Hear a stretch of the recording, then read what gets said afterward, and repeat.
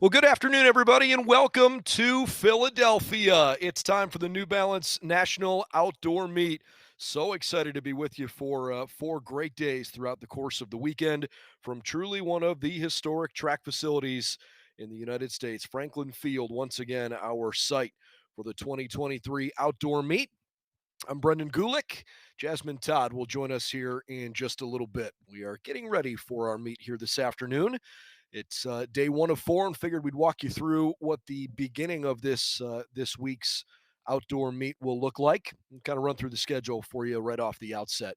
The girls' middle school shot put and middle school long jump events have already gotten underway just very recently, but they are getting ready on the track where we'll start our coverage with the middle school boys mile. The middle school girls mile coming up in about half an hour, 3:34 Eastern time on the schedule. The freshman boys mile, the girls freshman mile will come up shortly thereafter. We'll have the boys middle school shot put and long jump events that we'll dip into from time to time. Middle school boys 100-meter hurdles and girls 100-meter hurdles coming up in the middle of the 4 o'clock Eastern time hour.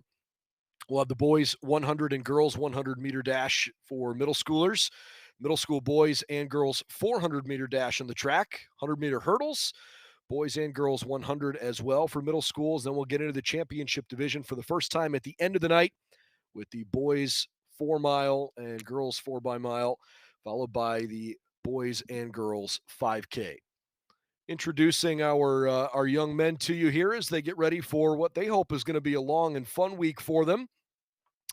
Going to look here at all of the guys that are competing, and they are listed there alphabetically, but not necessarily by bib number in that first section. So we will make sure to tell you exactly who's competing. There are a couple of heats, in fact, 3 total in the boys mile. William Pettis III, Jack Kranzler, Griffin Caprara, Riley Beebe, Max Tobar, Ryan Baum, Murad Algami, Brandon Ma, Eben Hine, Ben Levesque, Ethan Krieger, Emmanuel Grass, Solomon Jin, Matthew Crowley, Desmond Hill, Patrick Youngs, Julian Giebelhaus, and Joseph Steed.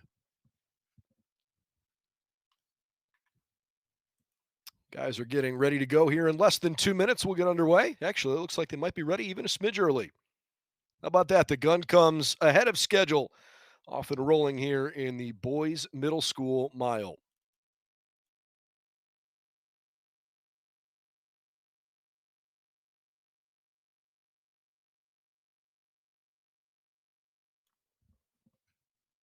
So we'll keep you updated along the way. But again, mostly track events for our coverage here this afternoon. We'll do our best to keep you updated on what's going on in some of the field events along the way. But a good start here early on for William Pettis, who is out at the outset, along with Jack Kranzler. Pretty good running conditions, all things considered, in Philadelphia this afternoon. Temperatures right around 80 degrees. It's a little humid. They're expecting storms to roll in tomorrow, but generally shouldn't be too wet throughout the course of the weekend, which is a bit nicer than we've seen over the last week and change. All the Midwest and East Coast has been drowning in rain, it feels like, recently. 3 laps to go, a nice start for Pettis and Kranzler in particular.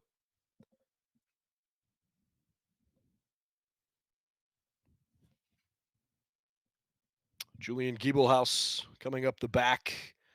Pettis leads the way, was a full second in front of Kranzler at the quarterway mark. Max Tobar, Ethan Krieger, and Griffin Caprara also toward the front of the pack.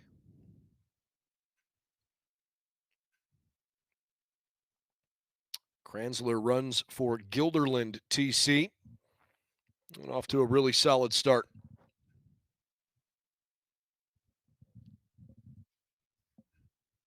So a timed final.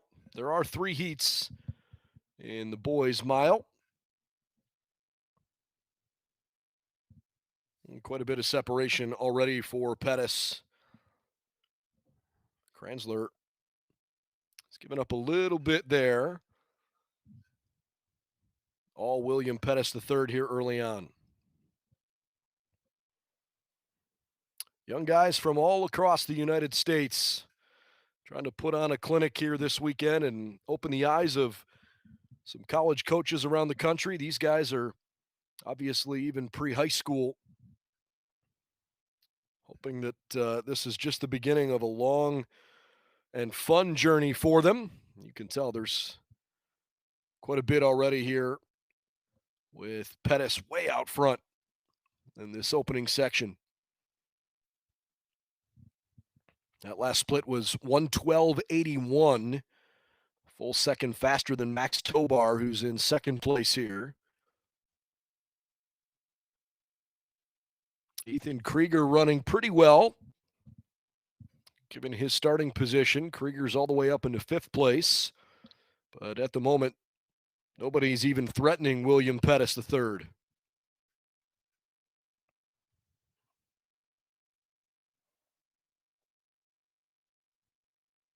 Crowd trying to get behind Pettis.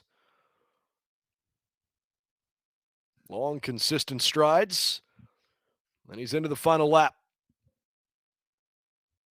3:40.57 through 3 laps. He is a full 6 seconds in front of Max Tobar, who is right there hip for hip with Murad Algami, Ethan Krieger, and Griffin Caprara running with Riley Beebe. That trio right now fighting for what looks like fourth place as Pettis tries to turn on the burners here.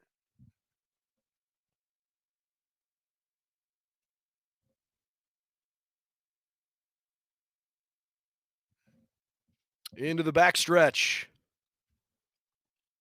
William Pettis III came in arguably as the favorite in this opening section. And he has made this a one-man show. Look at the distance. You just now finally see runners in second and third, Tobar and Algami. William Pettis III, this is going to be a tough time to beat. Really impressive. 4:50.24, his official result.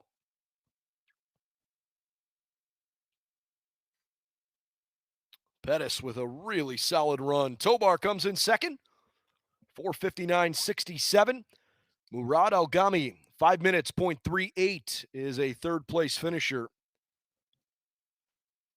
And William Pettis III puts up a really solid mark in the opening section of the boys middle school mile.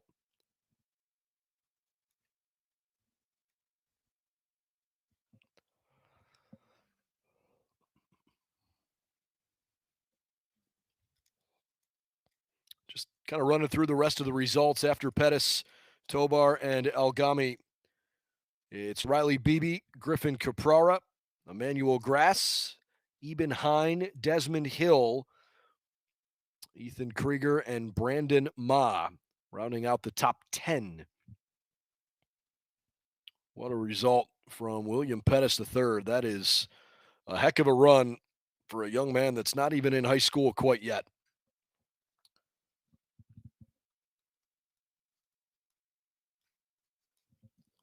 All right. I'm going to look at the rest of the guys that competed there on Section 1. And we are preparing for Heat 2.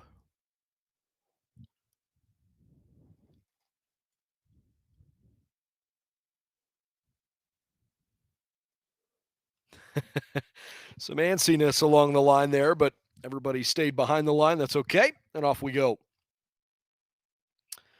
All right. Xavier Aguirre, Anathan Punchu, William Miller, Sebastian Bergstrasser, Matthew Jensen, Gavin Cluley, James Kerr, Tristan Acevedo, T. Harrison Moeller, Danny Garrison, Tashawn DeLong, Ethan Levesque, Luca Picarillo, Atticus Merriam, Christopher Yu, Rafa Dlot, Samuel Neal, and Daniel Vincent.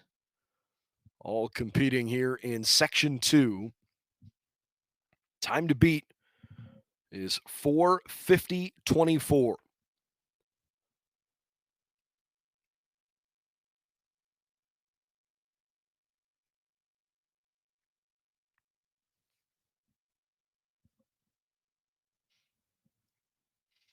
Well, nice start here early on at the top for Punchu, who goes 108.47.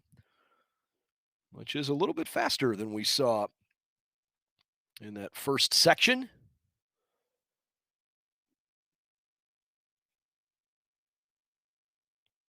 In order, it's Panchu, Miller, Garrison, Aguirre, Moeller, Kerr, Acevedo, all at the top. Everybody trying to run down Anathan Panchu. Not nearly the separation, at least at this point, here in section 2 that we saw in our first race of the afternoon. Good push there from Moeller, who's gone all the way up into second place now in bib number 9. Danny Garrison hanging tough.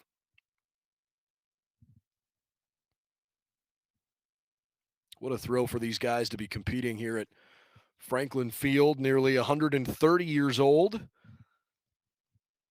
It is truly one of the great sporting events in the country. Got a little tangle there, but everybody stayed on their feet. That's the best news. And as they reach the halfway point, Panchu leads William Miller, but by ever so little. And T. Harrison Moeller right there, too. All three of those guys are right at the front of the pack.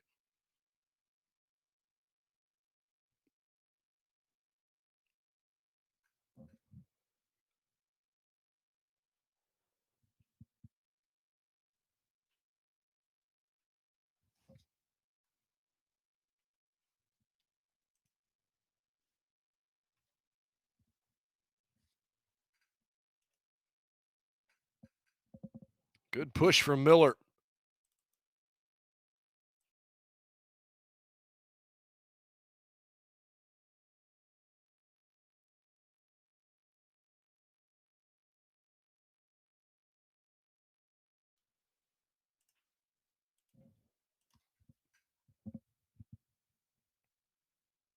Miller, Panchu, and Moeller all fighting there at the top of the pack. Obviously, a little separation here, and maybe a chance for James Kerr. Gonna have to make up some ground here toward the very tail end. Final lap.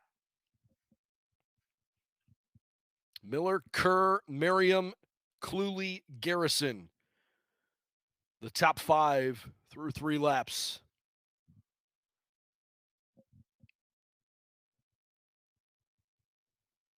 Well, not able to pass on the outside turn.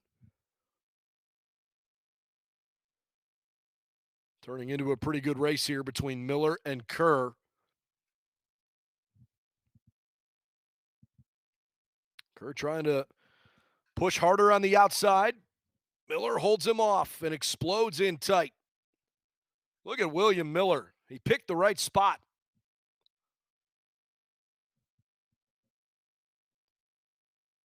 At this point, Kerr is trying just to hang on to second place.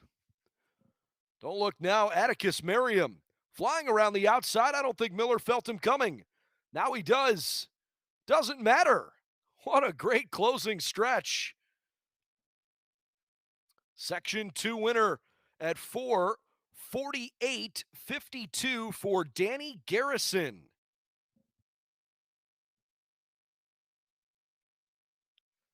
Miller in second, 4:49.16. Then Kerr, Merriam, Cluley, Yu, Aguirre, Jensen, and Levesque round out the top 10.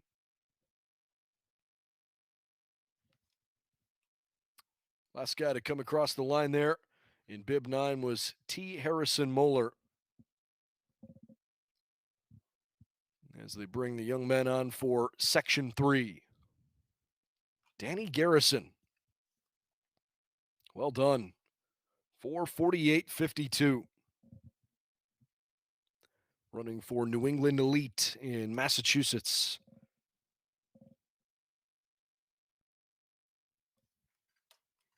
All right, so you get a look at the boys' mile middle school times in section 2, and we prepare here for section 3. Another 20 guys entered into this third section.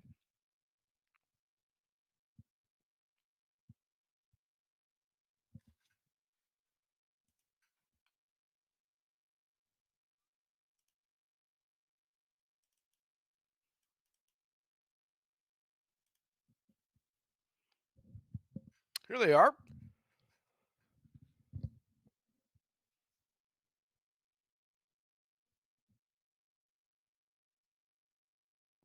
Unfortunately, there are 4 who have not started. Cam Cuss, Jackson Miller, Brandon Cumro, and Nicholas Katsoulis will not compete. So there are only 16 on the track as we get off and going. Rainey Farrell running in bib number 3, running unattached. And he is hoping to pull out a big victory here today. You can see Farrell way out to the front already. Rowan Carr, Jack McGregor, Benjamin Harwood, Aiden Garcia.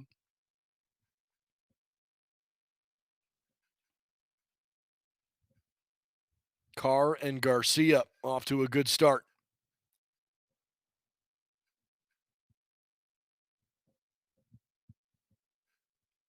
Out of Nashville, Tennessee, Gabe Guilmondugi, William Van Etten, Deshiel Seals, Marshall Brown, Cole Colbert, Jacob Roskovensky, Benjamin Farbman, Eli Aitken, Owen Heelman, Nathan Vo, and Connor Ryan.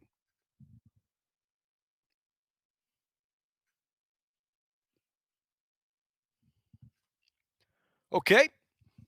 Opening times. Rowan Carr 106.18. Jack McGregor 106.57. Everybody running behind them. Farrell closest in third with Harwood and Seals just behind him. I apologize for mispronouncing Gabe's last name there. It's Gila Mondegi.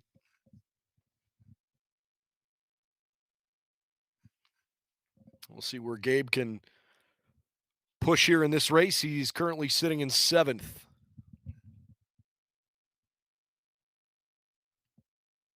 Well, so far, Rowan Carr has been the best middle school boys miler we've seen at this point. 106.18, that opening split. Far and away the best opening lap. He seems to be holding his pace just fine. Halfway home in the final section of the boys' 1 mile race for middle school. He basically goes 110 in the second lap. Jack McGregor goes 111 in the second lap. And the difference between the two is lengthening just a little bit. Farrell, Harwood, Seals, and Colbert all hanging behind him.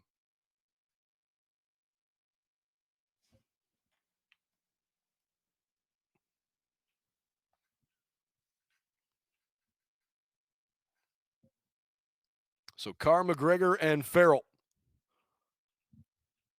Basically right from the outset.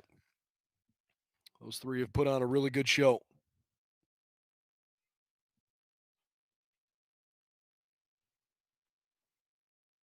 Fans are starting to get into it as Rowan Carr hits the backstretch on leg 3.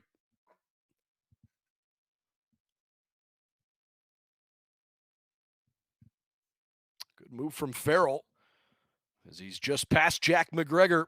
He's got a long way to go, though, to catch Rowan Carr. He's a full 1.5 seconds behind him as McGregor starts to run out of gas. Harwood, Kober, Farbman, Van Etten, and then Seals.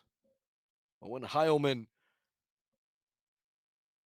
Look at the distance here. Rowan Carr just exploding. Beautiful strides into the back straightaway.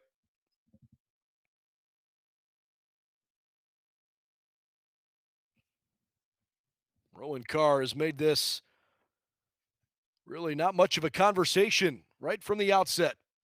Carr ran out front, said, "Catch me if you can." And the young man from Delco United, 106.18 in the first split, about 110 in his second, 111 in his third. Rowan Carr's put it on cruise control. Your boys' middle school mile national champion, Rowan Carr, 4:33.56.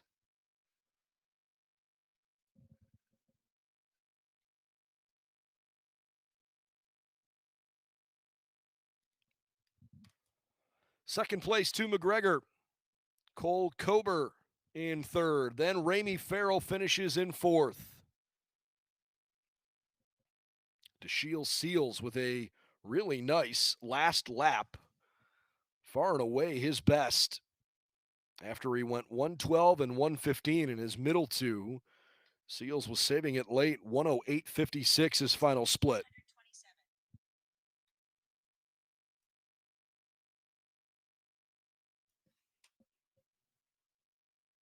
It's Aiden Garcia running for Cavaliers.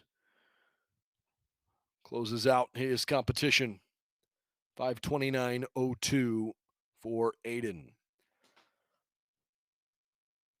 So congratulations, Rowan Carr, 2023 Outdoor Boys Middle School Mile National Champion.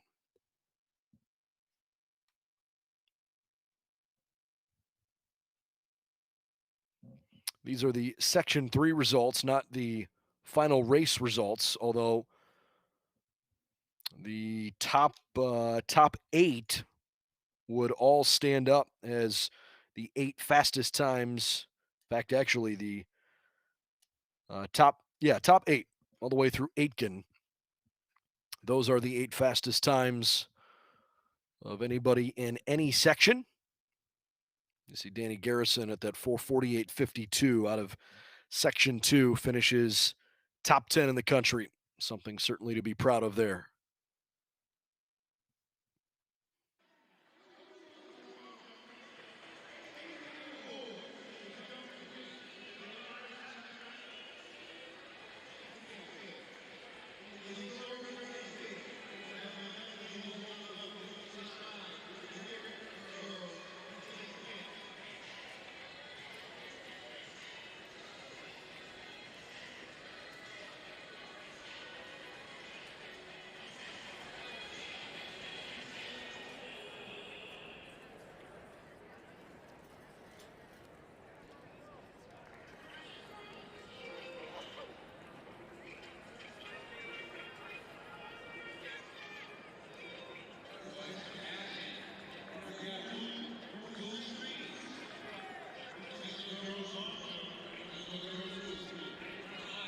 All right, getting ready for the middle school girls 1 mile race. This is a real thrill for these young ladies to have a chance to compete.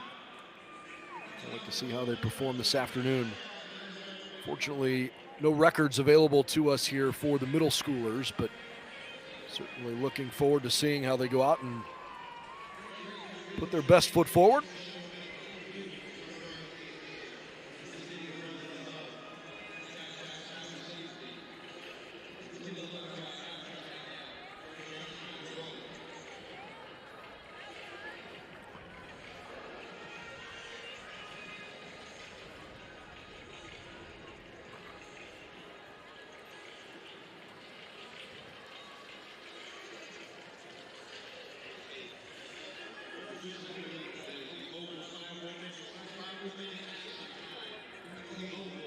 All right, let's meet the young ladies that are competing here in Heat 1. On your screen, you can see them in alphabetical order.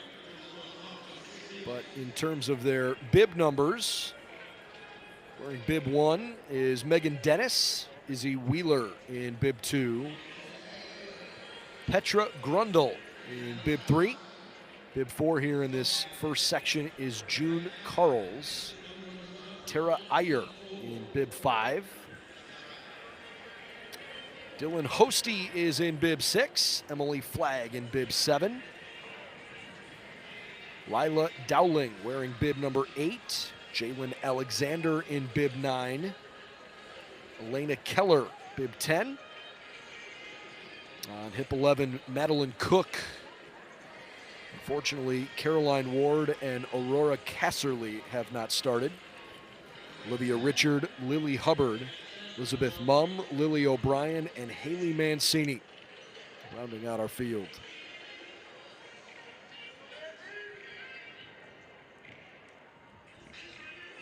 Getting some last-minute instructions. Famous last words, right? Knock on wood. The meet is running ahead of schedule in that this race was not supposed to start until 3:34. I get the impression that these young ladies are not going to stand here and wait for another 10 or 12 minutes. So perhaps they'll get rolling here sooner than later.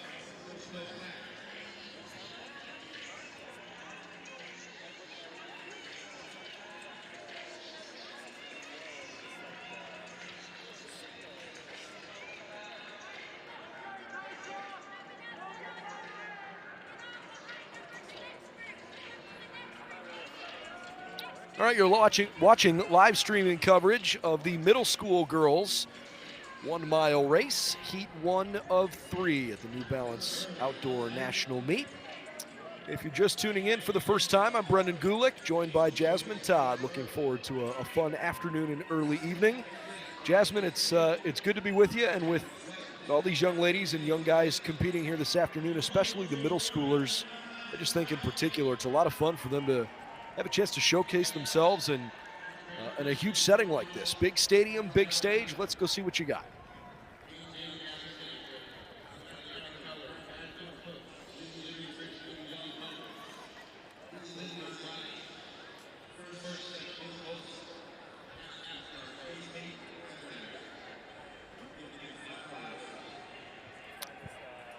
Well, we're working through some technical difficulties, but we'll get those situated here shortly. Apologize for that. In the meantime, young ladies competing here in Heat 1, Dylan Hosty, Elizabeth Mumm, Lila Dowling, Emily Flagg, Izzy Wheeler. Those are the top 5 here in the beginning of Heat 1.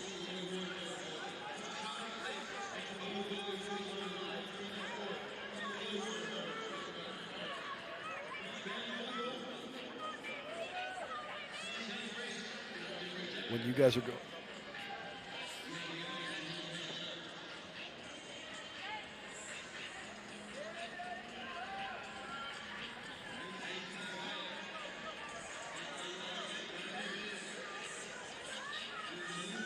About 2.5 minutes into the girls' 1 mile, we've got a little bit of a tighter pack here. A lot of paths crossing, and thankfully everybody stays up.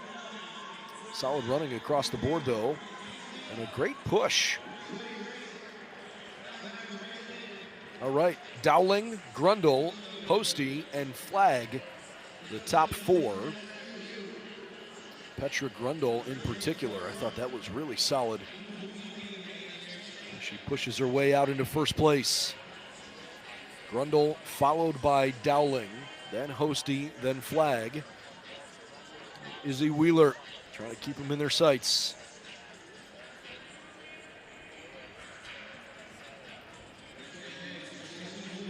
Dowling and Grundle back and forth. Easily the best, most competitive race we've had so far.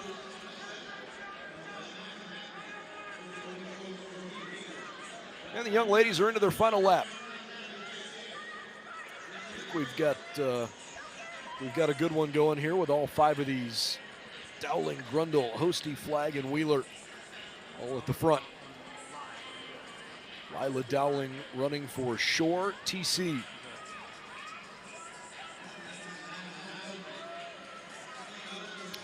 Dowling a good 3 or 4 strides ahead of the rest of the pack. And into the bell lap.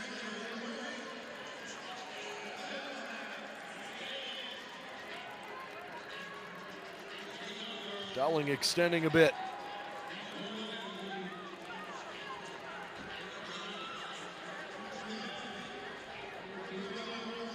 Petra Grundle in 3rd place behind Flagg. Tell you what, Grundle was rock solid in that 2nd lap, but lost a little bit in the 3rd. Still hanging tough. Izzy Wheeler, Dylan Hosty, Elizabeth Mumm, Tara Iyer, all in the conversation. We'll peek over the shoulder as Flagg has fallen behind a good bit now. Excellent closing speed from Dylan Hosty. Dylan Hosty with a good kick. She has opened up an impressive margin. Hosty went 1:19.97 in her opening split and then went for a nice little jog. 1:26.02, 1:25.06, the middle 2 legs. But Hosty has picked it up in impressive form. She will easily win the opening section of the middle school girls 1 mile race, closing in 1:15.79. She just ran the final leg 10 seconds faster than she ran the 3rd leg. Flagg finishes runner-up. Dowling in 3rd, Izzy Wheeler, a 4th place finish. And Grundle, Mancini, Mumm, and Carls round out the top 8.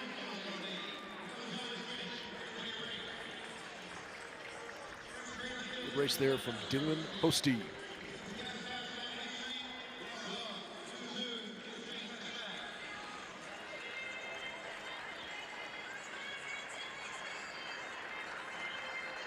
Hosty doesn't even look tired. Finally puts her hands on her hips. Little smile next to her from Emily. That was awfully impressive. Nice competition. So the time to beat, 5:26.82. Getting ready for section 2. I think we've worked out our technical difficulties here, so let's reintroduce to you Jasmine Todd. Jasmine, we got this working now here? Hey, you guys, I am here. We have it solved. I missed a little bit of the fun action. I'm rushing home from practice, but I am glad to be here today.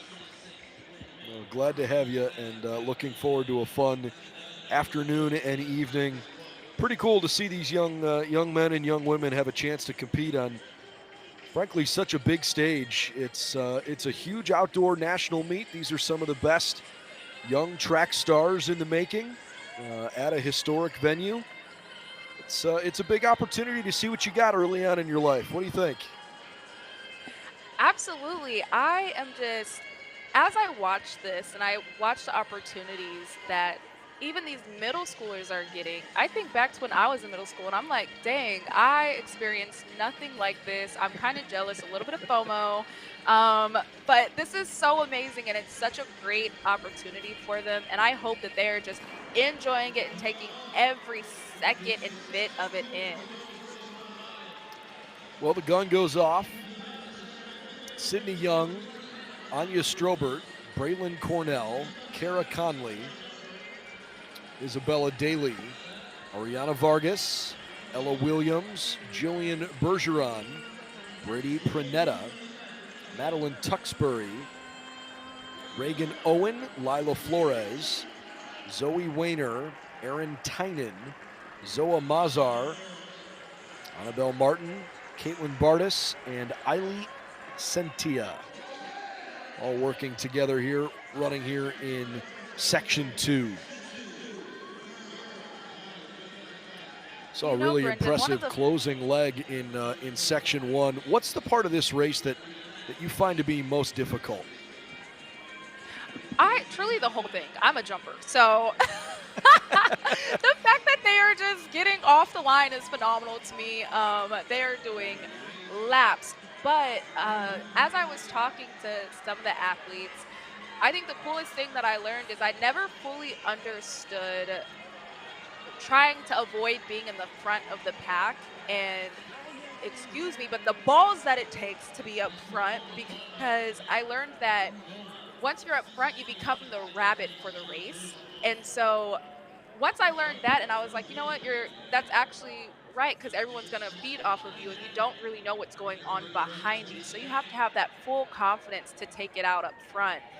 So I think that's the hardest part is who's going to be up front and what is going to be the strategy of this race. What about you? You know, I'm just impressed the way that they go out and everybody's got their own race strategy, and then they try to just kind of pick their own spots. You looked in Section 1. I mean, Dylan Hosty was really impressive in that she got off to a good start. She was in first place after the first lap and then said, all right, I'm going to just kind of conserve my energy here because lap 4 was 10 seconds faster than lap 3 for her. So I think there's a big element of trying to just stay within yourself and do what you know how to do. Conley, Young, Bergeron, Tuxbury, and Owen at the top 5 here. Like how do you go 10 seconds faster? No idea. It's beyond my comprehension, that's for sure. Sydney Young and Ella Williams, the first 2 across here in the second lap. And Conley, Bergeron, and Owen. That second lap coming in the fastest at 2:37.84 for 809 meters. Quite a bit of separation here from Sydney Young at the moment. Young, one of the first couple out of the gates. And she certainly hasn't looked back. At the moment, nobody really giving her any serious threat. She is a lone wolf out there by herself, and she is looking strong. So I'm not seeing it changing too much because she looks really good out there.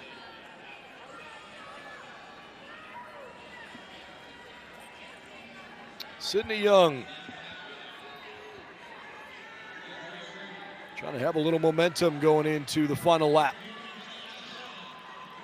If you just joined us, the time to beat out of the first section is 5 minutes, 26.82 seconds from Dylan Hosty. And onto that bell lap.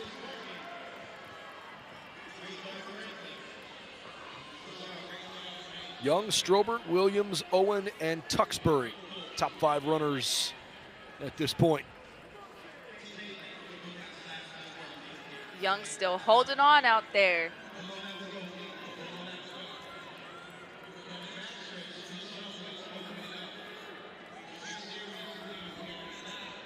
Sydney Young put the rest of the field way in her rearview mirror. These are the kind of performances you dream about, whether you actually end up winning a race or not. You want to put your best foot forward at a national championship caliber event. And when you come to a meet like this, do everything that you can to control the controllables. Sydney Young is clearly taking good care of herself. Put her best foot forward here this afternoon. Easily going to be the best time so far in the middle school girls mile. The final tally for Sydney Young, she crosses in 5:19.13. Wow. 4 seconds in front of Ella Williams. Madeline Tuxbury takes third. It's Braylon Cornell, Erin Tynan, Reagan Owen, and Isabella Daly. And Sydney will be that fastest time coming in with that 5:19.21, beating Williams with that 5:23.04.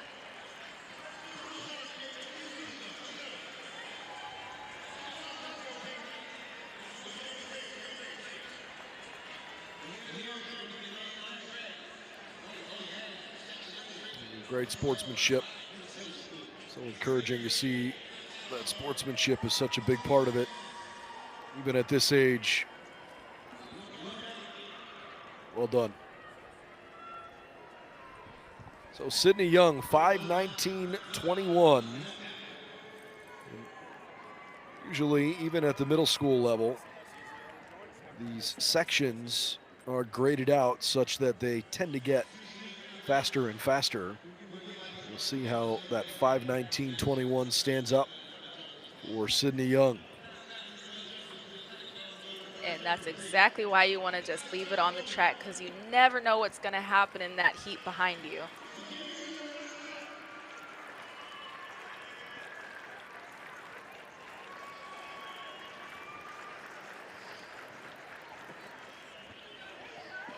All right, getting ready for the start of Heat 3.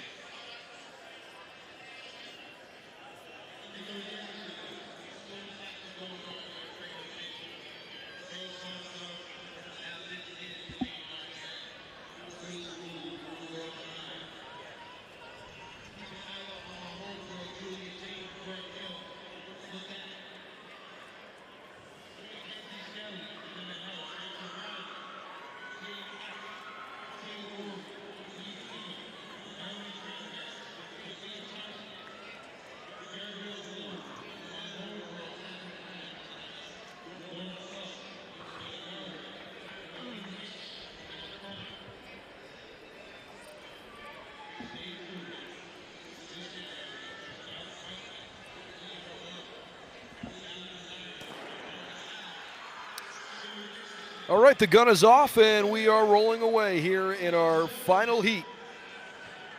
The middle school girls 1 mile race. Let's meet our runners. Bib number 1 is Mackenzie Skelly. Julia James in bib 2. Rachel Riley in bib 3. Bib number 4 is Caitlin Estep. Katie Morey in 5.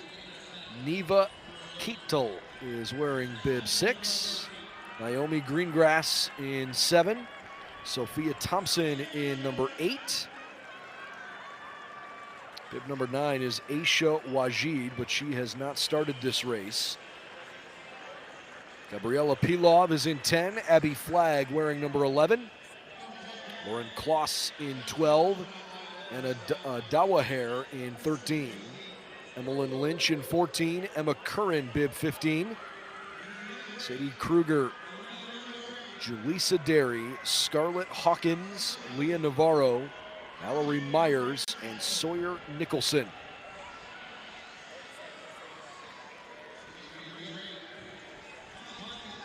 It is Hawkins out front with a 1:14.51.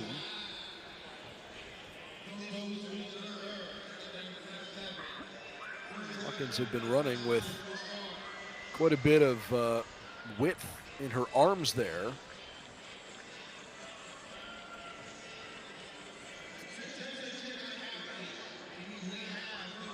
All right, Hawkins falls back in the pack just a little bit. Estep is running there too. Julia James, solid start for her. Sawyer Nicholson went out at 1:15.12.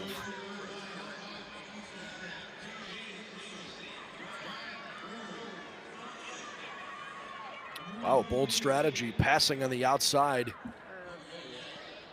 at that point in the race and early on. I mean, that means you got to be feeling pretty good if you're like, hey, let me just take it from the outside. So let's see what she's got out here. It is Hawkins leading the way, running for the BBN Knights. Just barely out in front of Mackenzie Skelly. Estep, Riley, James, and Maury in those top 6 spots. But it is the top 4 that kind of separated themselves a little bit. Starting to put themselves into a little pack up there. Every time I hear BBN, I think of University of Kentucky. I think of my co-worker, Caitlin Hutchinson, who is out there. She will be doing some in-stadium announcing, and that girl is big on BBN Nation. She is loud and proud, a Kentucky Wildcat. Love the passion, that's for sure. Had some great runners over the years. They've definitely had some great runners over the years. And I mean, even speaking of their runners, one of New Balance's own went to Kentucky, Sydney, 400 hurdler, and needless to say, I think that speaks for itself.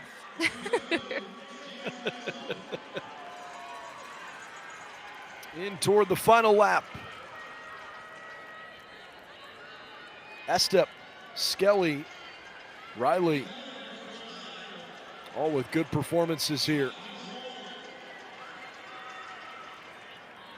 Estep and Skelly really separating themselves from this pack.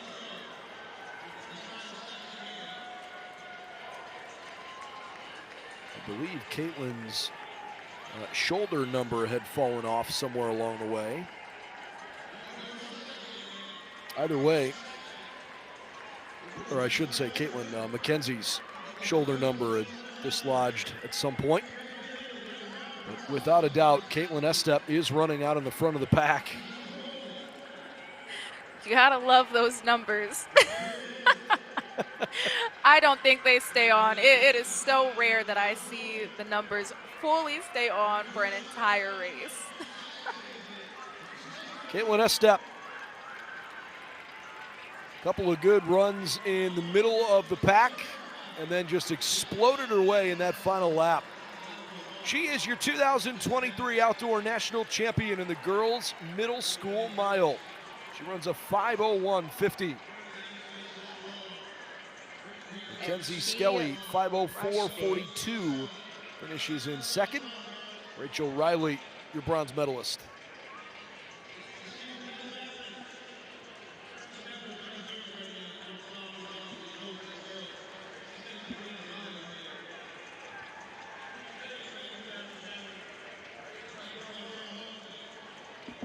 I know that this is their event, but I feel a little shamed. I'm feeling a little ashamed that I know that they would beat me in a mile. I'm like, gosh, Lee, these are middle schoolers. Yeah, they would kick my butt, that's for sure. That is for sure. Top 8 times in the middle school girls mile all come out of the third and final heat. As we get a look at the final section results, and then we'll show you the overall standings. Caitlin Estep, your 2023 national champion.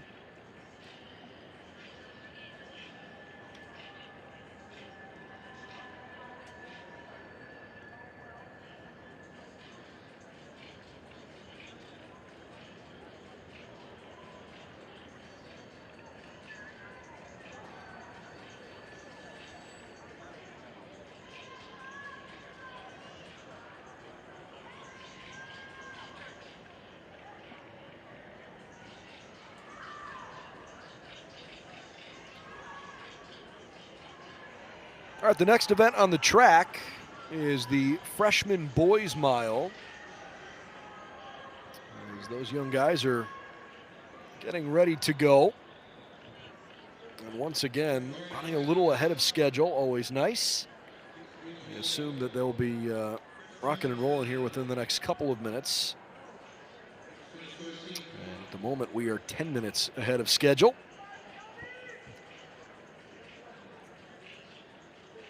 I love when we're They're also getting ready on the, what's ahead? I said I love when we're ahead of schedule. I love it. Doesn't happen often, but it's great when it does. That's for sure. The middle school boys shot put is scheduled to get started here in roughly 10 minutes or so.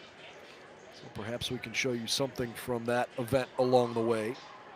But we will keep all of our primary attention on the track here as we get a chance to meet the young men here in Section 1.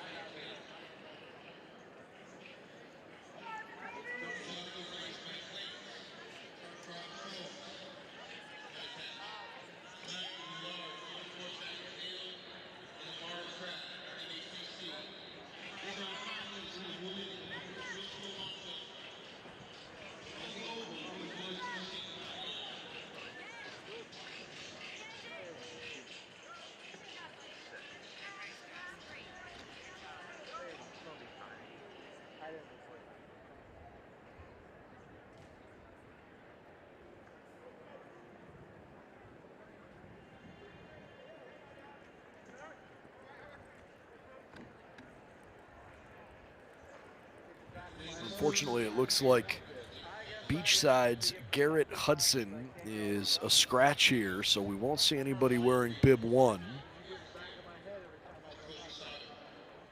But everybody's taking the line. Is that a frog? I love it. Robert Budzinski trying to get off the line like a frog there. It's feeling ready to go. Gun goes off, and here we go in the men's freshman boys, I suppose I should say, 1 mile race, section 1 of 4.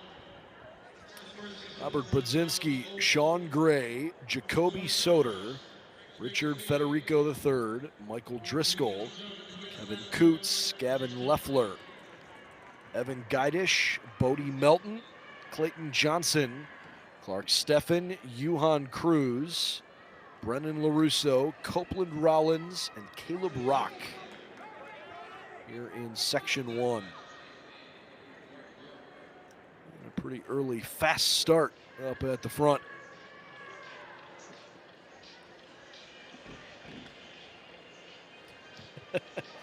Budzinski and his frog attire pulling up the back of the pack at the moment. Everybody trying to chase down Johan Cruz. Work from Sean Gray. He's in 3rd place. Kevin Coots in 2nd at the moment. I'm sure these guys are really thinking they got to put some good times out here. in order to hold them, because we've got 4 heats. There are a lot of guys scheduled to run this race between all 4 heats. We're talking about nearly 80 competitors. So if you emerge as the national champion in the freshman boys 1 mile, you really ran a good race.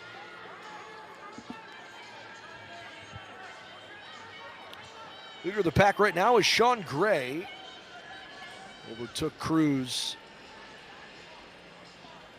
Cruz now sitting back in 4th place.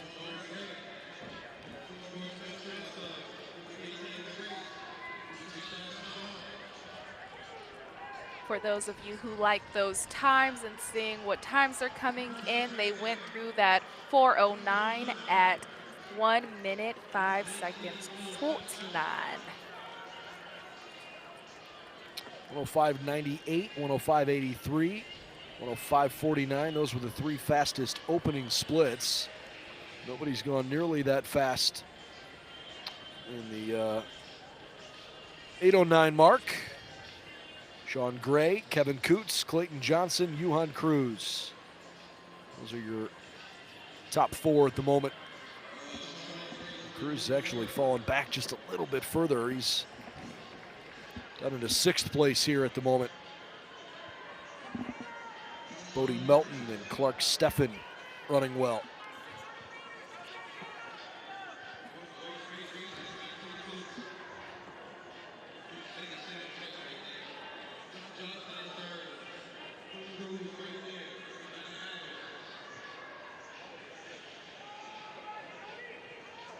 Sean Gray continues to run well. Kevin Coots pressing him. Clayton Johnson not giving an inch either. In fact, it's Johnson that wants to try to make a move on the outside. He just can't quite get there as Clark Steffen holds him off. Bodie Melton, Brendan LaRusso right there too. Into the final lap.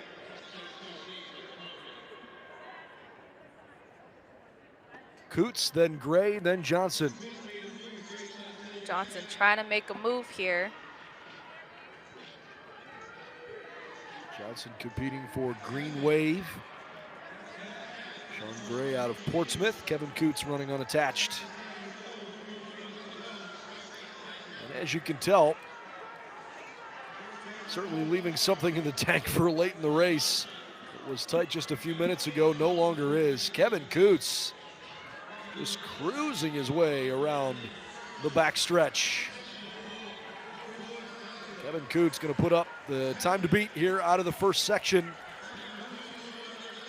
Exactly bringing it home, walking through that line. I don't blame him. 94. Good run for one of the better freshman distance runners in the country. Kevin Coots. Gray, Johnson, Rollins, LaRusso, Melton, Steffen, and Driscoll right out the top 8 behind Kevin Coots.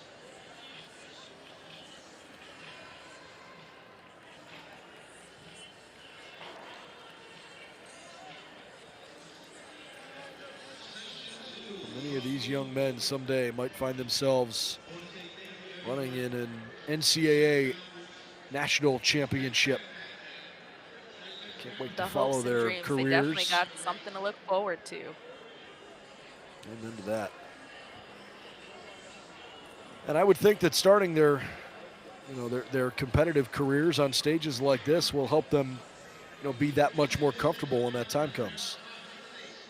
Absolutely. That's one of the reasons why I'm like, dang, I kind of wish I got these experiences in middle school, because the more that you're out there, it does take time to get comfortable and used to being in these environments. And so just to be in a stadium that big in itself can be very nerve-wracking. And so them getting used to being on these type of stages, and then especially once they get into the college level and seeing how filled these stadiums are going to get. So it's definitely great preparation for them.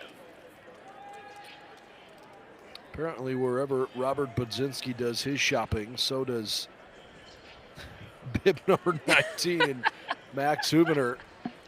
Frogs are taking over here in the freshman boys mile. Our only competitor not starting in this race is Stephen Heckler. The referee says, back up you go.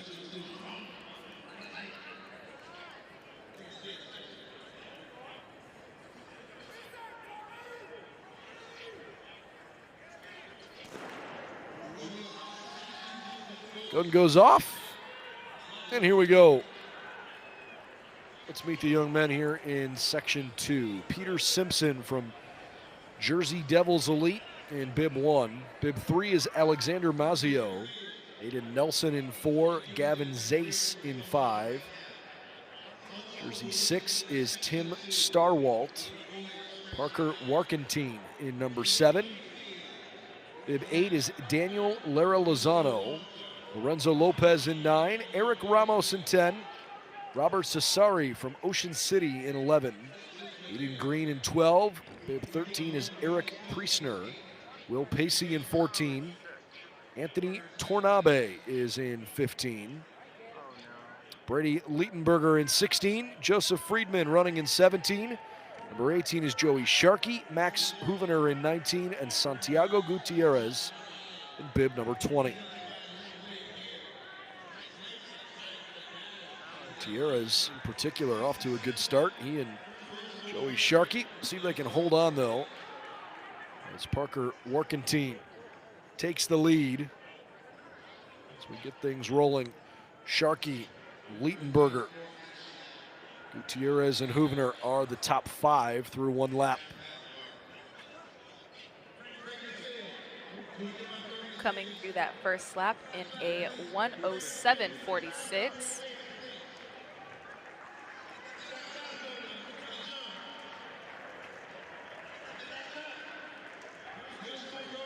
Parker Warkentine.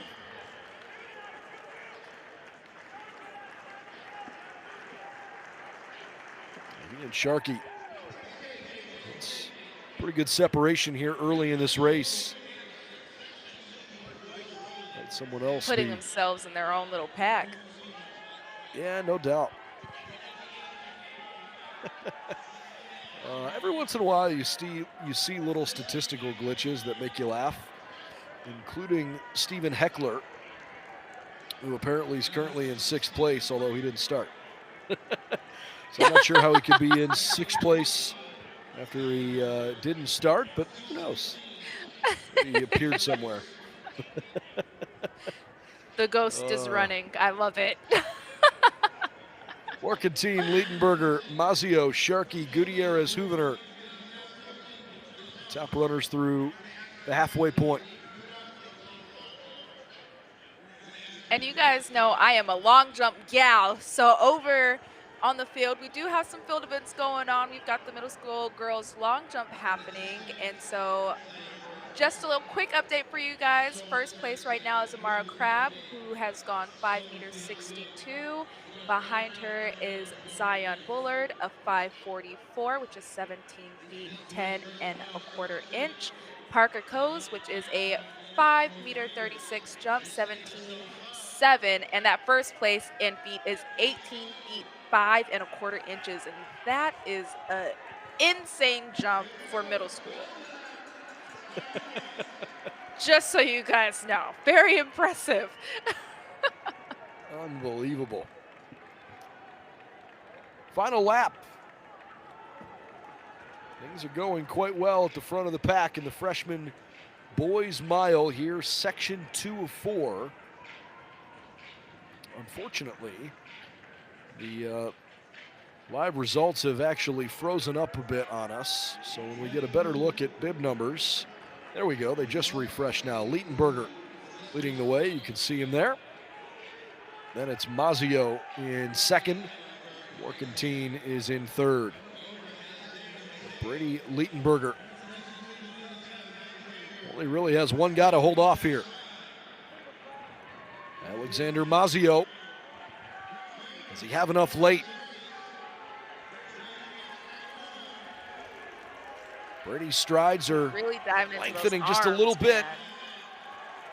Pumping like crazy, coming down the final stretch. Well done.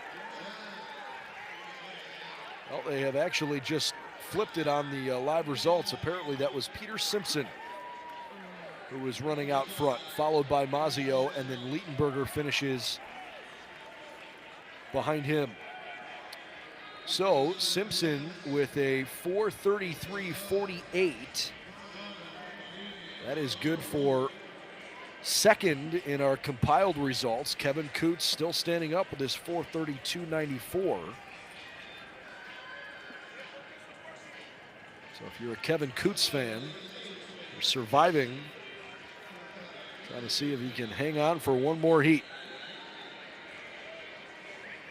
I mean, the fact that they're just able to walk after after running is always so impressive to me. They don't even look tired. These are wicked good times for guys who are 14 and 15 years old as freshmen in high school.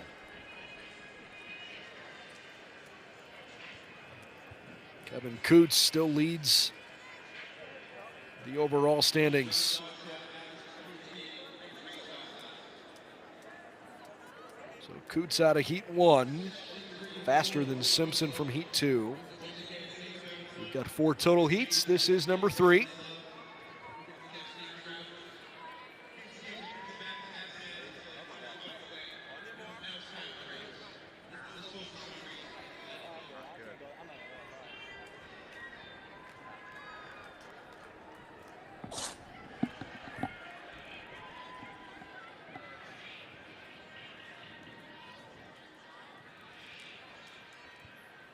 Getting a little direction there on the starting blocks. Looks like everybody that is supposed to be running in this heat has shown up, so that's good news. Let's see all the names there in alphabetical order. We'll tell you by bib number in a moment.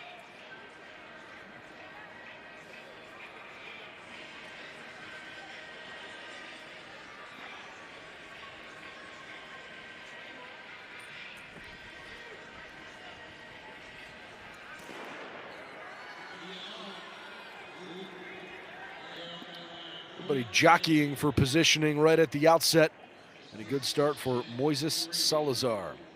All right, bib number 1 is Noah Bontrager. Brandon Haas from Brownsburg distance is wearing number 2. Alexander Jones in 3, Nicholas Mazzio in 4. And Brasfield wearing number 5. Miles German is 6. Number 7 is Trent Thibault. Anthony Sorrow, number 8. Carl Arnold wearing bib 9. Mentioned Salazar. He's wearing bib number 10. For as fast as he started, he's faded a good bit already here. Troy Zorick in 11. Alex Fisher in 12. Michael McNew is in 13. 14 is Henry Nichols. Then it's Jackson Geikenheimer. Jackson Gackenheimer. Nathan Gehrman, Connor Poland, Benjamin Berman, Luke Cushing, and Samuel Placio. Everybody running down Gackenheimer at the moment.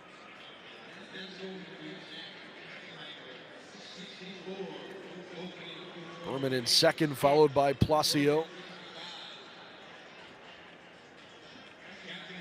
Jackson Gackenheimer comes through that first lap in a 1:04.51. Really putting that He leads distance the rest of the field right now by about 20 meters. He said, I'm going to put it out there, and he is putting it out there right now. So let's see if he can hold on to that. I would imagine that it's a pretty tough thing early on to not go out way too fast. Part of what I think you'd be learning at this stage of the game as an athlete, you're learning to manage the adrenaline that comes with competing in big events like this. And you know, maybe your mind tells you one thing, but your body's saying another. Oh, absolutely. Sometimes you're like, hey, I'm going to go out here and kind of relax. And your body's like, nope, that adrenaline's taking over. Let's go. I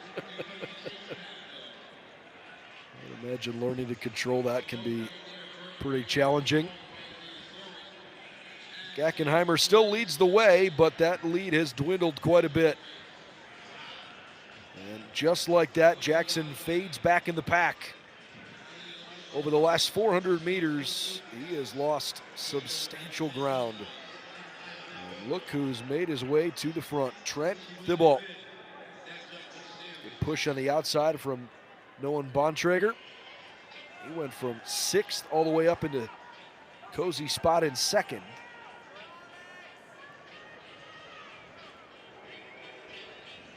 Unfortunately, Jackson has faded back. He is right around 10th place at the moment.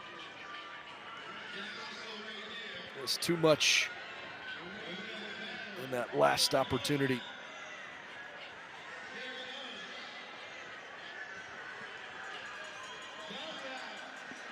Trent continues to lead as we go into the final lap.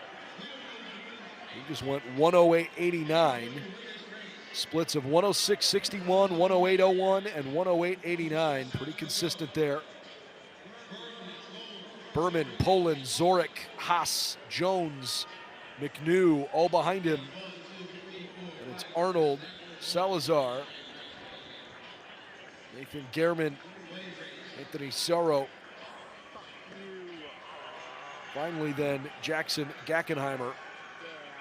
He gave up 5 seconds in his 3rd lap and drops from 1st to 12th. Good work at the front of the race. Trent Thibault has faded back a little bit. I want to talk about managing the moment. How impressive is this? Good move down the stretch. Who's it going to be? Connor Poland or Benjamin Berman? Good run from Benjamin Berman. He closes in 104.19. Now leads the freshman boys mile national championship chase. Poland in 2nd, Bontrager in 3rd. In fact, the top 6 in this heat are the 6 fastest times. I mean, they definitely had a good rabbit out front because they had a great speedy little lead there, and seeing them come in for that last 200 and battling it out, I wouldn't have expected anything less. Those guys are really utilizing their arms coming in to that home stretch. Well, congratulations to Benjamin Berman out of Bronx Science. That's an impressive run, 4:27.99. And that last lap in sub 105.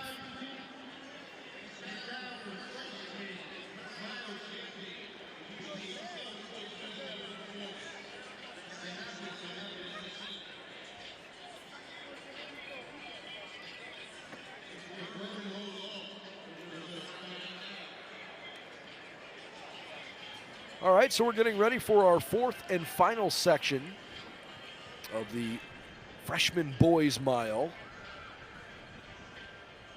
Unfortunately, looks like we have a few scratches here. Ooh. That's always disappointing. 4 of them: Justin Landis, Josiah Bowman, Noah Thayer, and John Bianchi. All of them have scratched in this final section. All right, time to beat. Benjamin Berman, 4:27.99. Trying to do that. In bib 1, Caleb Winders. George Lawson in bib 4. Claudel Cherry wearing number 5. It's Michael Gomes wearing 6. Jackson Davis is in 7. Bib 9 is Hunter Bates. Number 11 is John Nathan Lawrence. Owen Horeni in 12. 13 is Owen Reese. 14, Jackson Lamb. Number 15, Nathan Lee from Brunswick School. Ryan Toohey is in 16. Number 17 belongs to Atlee Finney. Mateo Chisara wearing number 18. 19 is Aiden Janowitz, and Dimitri Myers wearing number 20.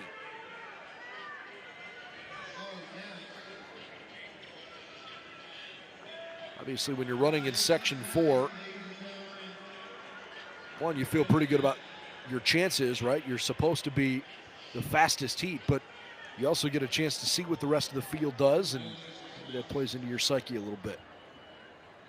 Oh, absolutely. And then it's scary for that third heat because you're sitting back like, all right, what are they going to do? How fast are they going to run? But definitely being in that fourth heat, you have an advantage because you know the times that you have to hit. You know what the race is going to look like or what it should look like in order to come out with the win.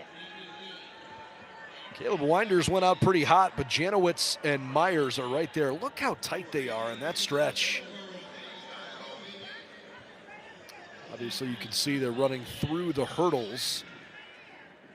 We'll have the girls' freshman mile before we move into the middle school boys' 100-meter hurdles. That's coming up in just a little while. On the girls' side, there are a few heats. Get you all caught up on that when time allows for it. Caleb Winders.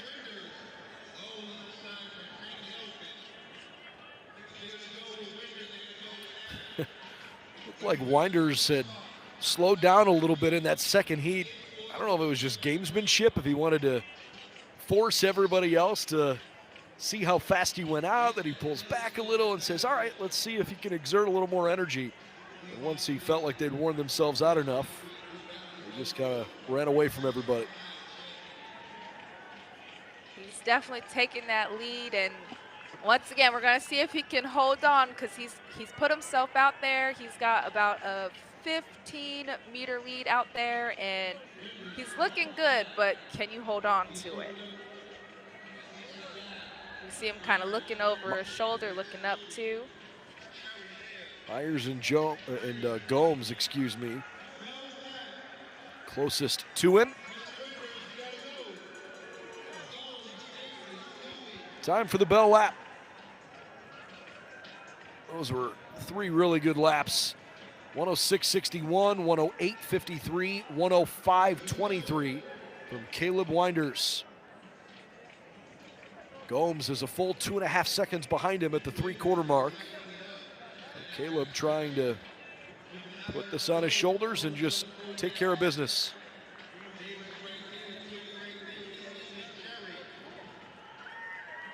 Gomes and Davis. Does Michael Gomes have what it takes? Gomes is trying to close in that gap. Gomes from And Team he is Genesee. working that curb.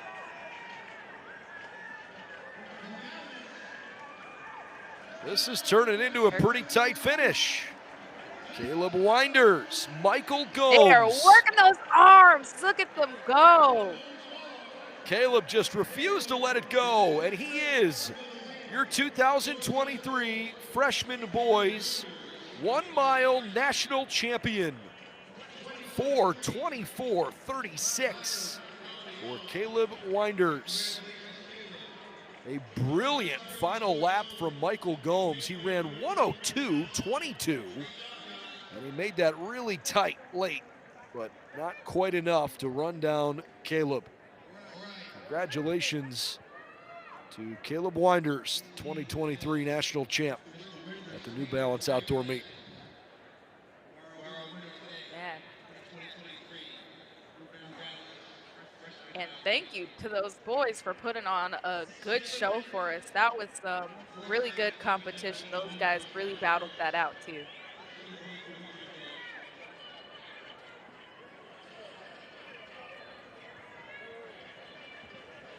Outstanding.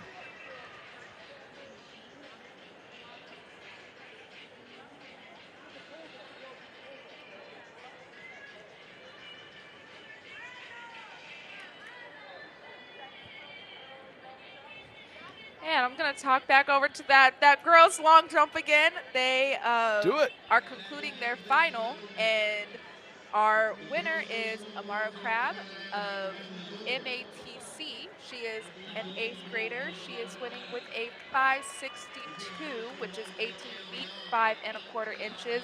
She did that jump for her second round, and she passed all of her jumps in the final. All of them. So very confident that she was going to take away that win.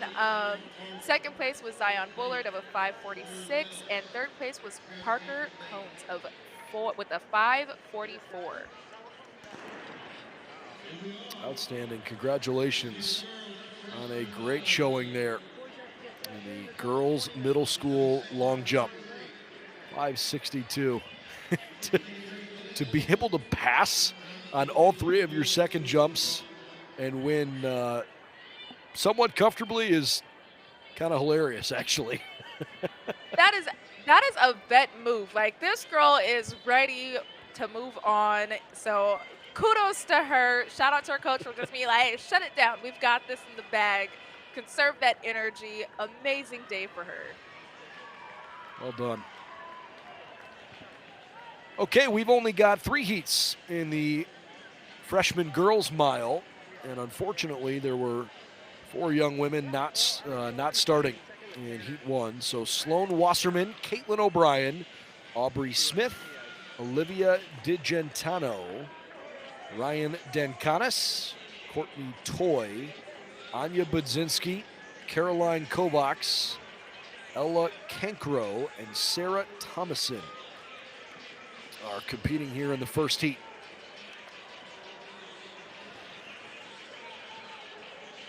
For what it's worth, at the championship level, because again, this is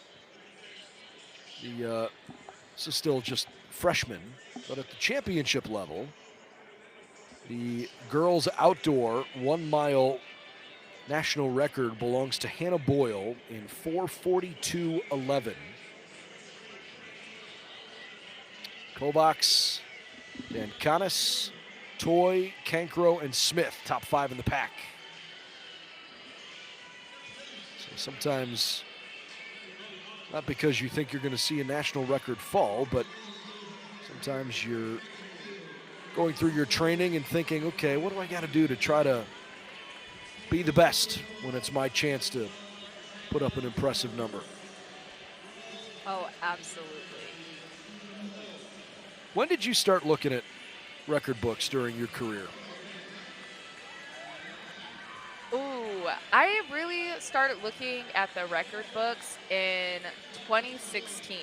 I was a person who did not want to, I didn't really care too much for track and field. I knew that it was paying for my school. So, of course, I was like, perfect. But then once I made my first team in 2015, I was like, oh, I could really do this sport. This is something that can be a profession. So let me kind of lock in and do it. And then I started looking at records and getting to know the athletes. I remember, rest in peace to Tori Bowie. I remember seeing her in 2015, asking my coach, like, yo, who is this girl? Who is this girl that's taking my blocks right now? And it happened to be Tori. Learning about Tiana and Brittany and Jackie Joyner-Kersey, and having the honor to meet somebody who holds the American record. So yeah, really taking it in. It took me a while to start looking, but I know there's some athletes that they've been in the sport since they were really young, and they pay attention to those records, and they've always had those. I know Noah Lyles is one of those guys who, he was in the sport since he was young, and he knew what he wanted to achieve. So he really, this is also why he's great. He has studied, he's looked into the sport, he's looked into technique, he's studied all of these athletes from before his time, and he knows their names, their numbers, what they've done in the sport. And I thought that was amazing, because I'm like, I didn't start that until I was actually in the sport, and I'm like, this is my profession, I need to learn about it. Well, it's great to have colleagues that help bring out the best in you, that's for sure. You can learn a lot of that from fellow competitors. We are into the final lap in the first of 3 heats on the freshman girls mile. Wasserman, Dankanis, and O'Brien continue to be at the front here. Caitlin O'Brien has actually slowly made her way from the back of the pack moving forward, but right now Sloan Wasserman is a good bit ahead of Ryan Dankanis. Her braids remind me of Jordan Hasse. Yeah? Yes, Love it. 100%. I'm like, "Oh," and then she's little too, and Jordan's kinda short too, so I don't know, this is a really cute moment for me right now. Love it. Sloan is turning on the afterburners. Nobody's going to catch her here.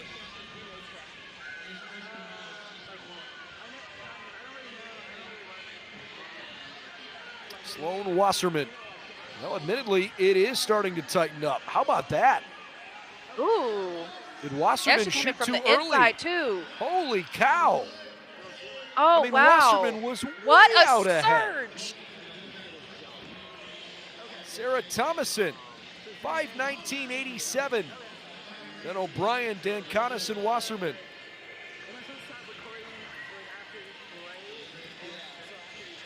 Well, Wasserman's numbers across the board were pretty steady. I thought she looked like she was in control, and all of a sudden, an incredible late push from Sarah Thomason. Started that final leg in 4th place. She ran it 9 seconds faster in the final lap, 1:15.43, and snuck on the inside. Young lady from Monmouth gets it done. Bib number 11, That Thomason, is impressive. Section 1 winner.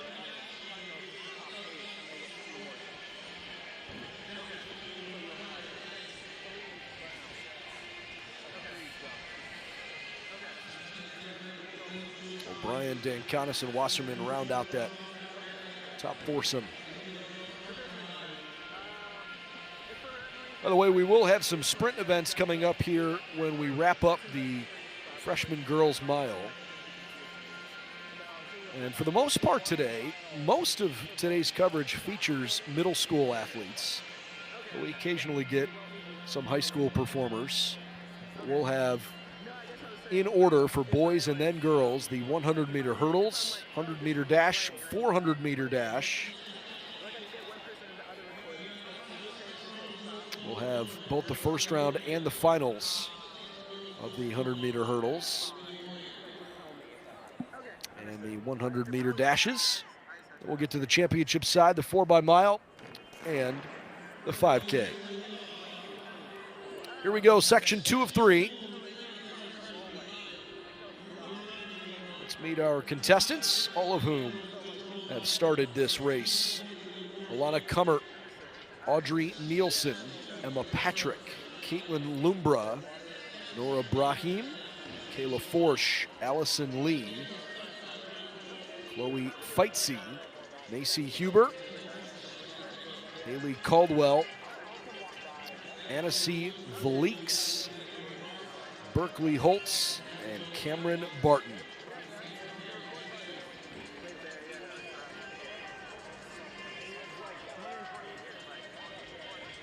Time to beat belongs to Sarah Thomason, 5:19.87. Man, that surge was absolutely amazing to watch.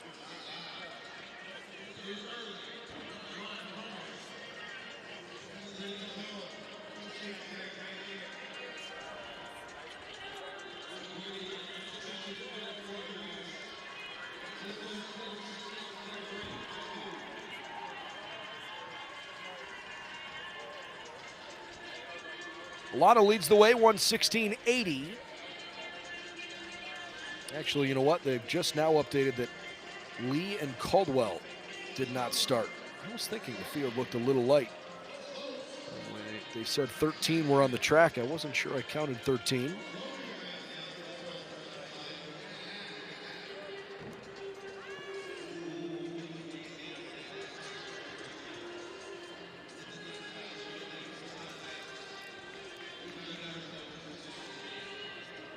Emma Patrick, good little work there in bib 3.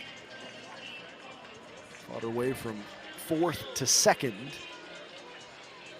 Chloe Feitzy in bib 8, keeping it tight on the outside. Have to exert a little extra here, going around the bend.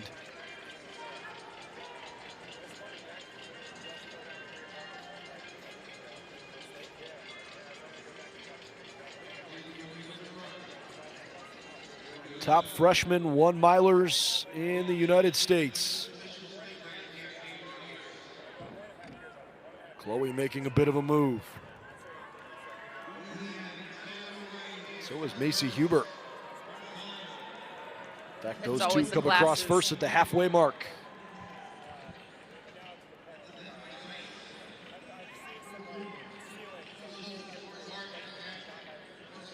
And they come through that second lap with a 2:40.54.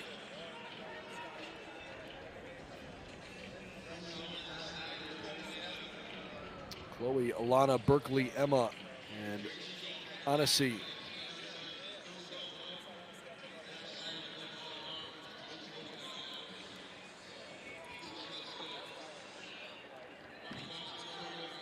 Macy Huber. Way out front.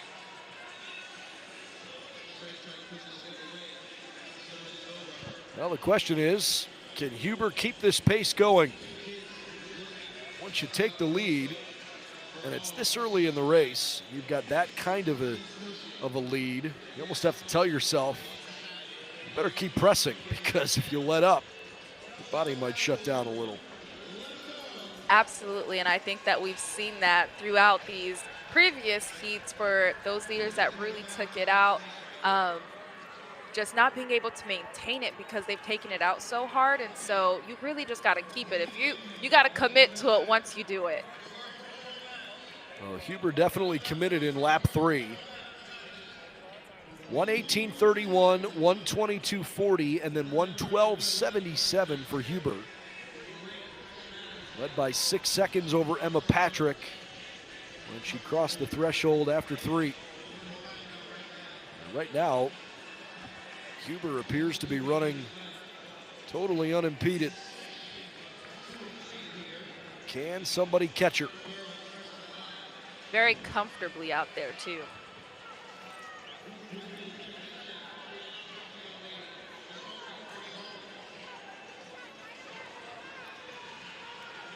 Huber running unattached.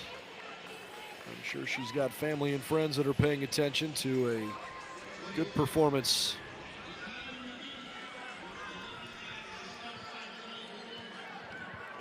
Macy Huber trying to post the new best time, and it appears she's going to do that substantially. Well done. Macy Huber wins the second section, 5:15.55. Alana Comer from Stone Ridge Sacred Heart finishes in second this heat, and it's Emma Patrick, Berkeley Holtz, and Chloe Feitze behind them.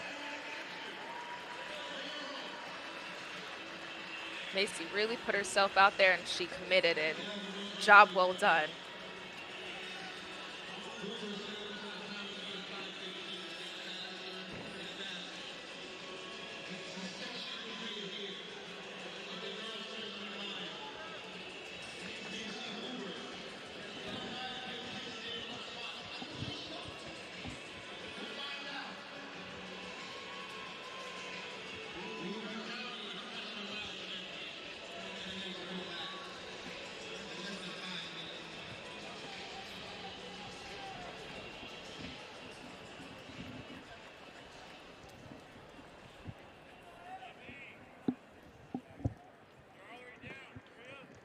Okay, third and final heat now in the freshman girls mile.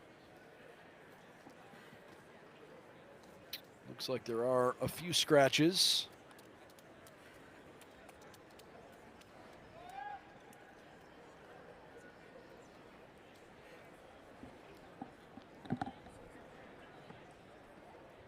Quite a few scratches, wow.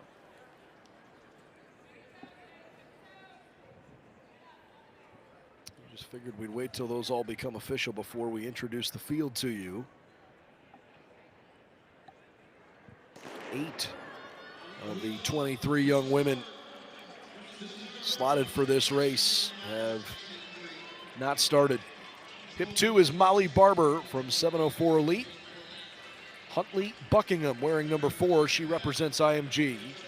Elizabeth Trant, number 5. 6 is Jaslyn Garmer. Emma Tuxbury. There's number 9, Sophia Zlosi. Number 10, Callista Garmer is wearing 11.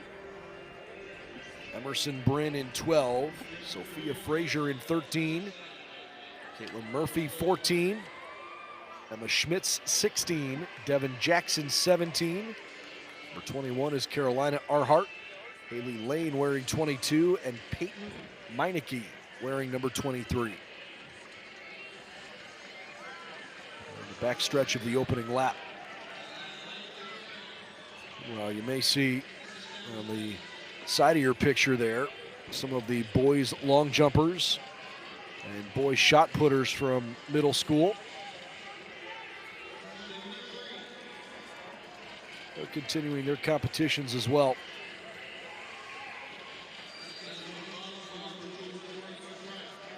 And that is all right, Molly Barber leads the way, 113.69.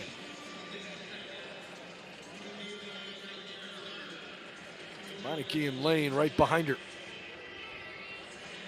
You always find it harder to start on the inside or the outside when you're in some of these races? I didn't do any of these, so. You've never run the 1 mile in your actually, life, even when you were their age?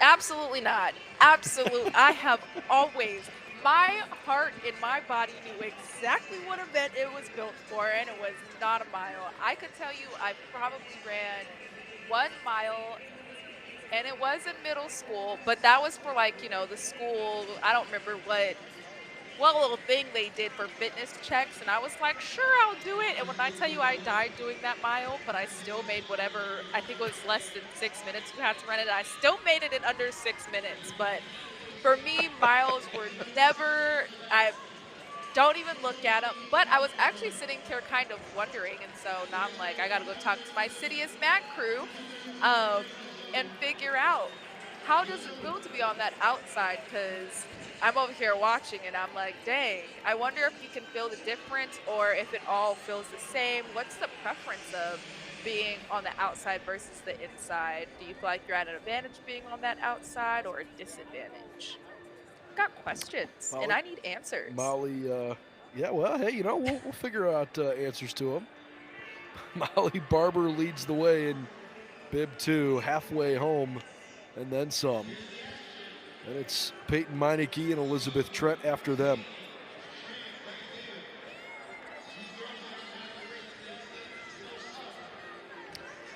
Molly started really far inside. Peyton was the furthest outside. Both of them are trying to find a way to make it work. Trent keeping it tight. Haley right there in the mix too.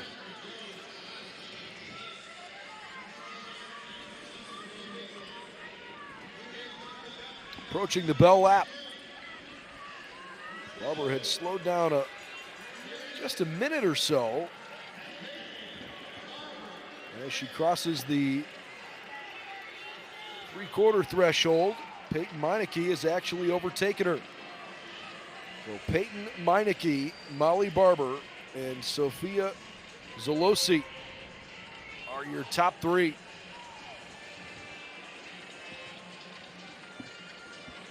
These ladies keeping it close in range within this pack. See the time to beat, 5:15.55 from Macy Huber.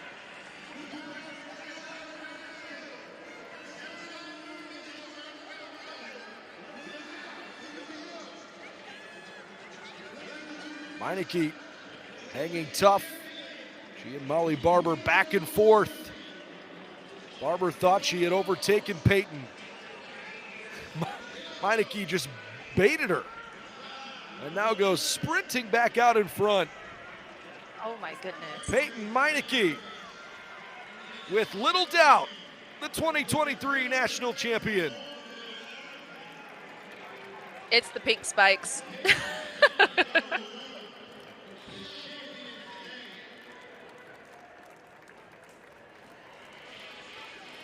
Meineke, Barber, Arhart, Zalosi, Jaslyn Garmer. Those are your top 5. The 8 fastest times in this heat are the 8 fastest times overall as well, as Peyton Meineke wins a national championship in the girls freshman mile. Congratulations to Peyton.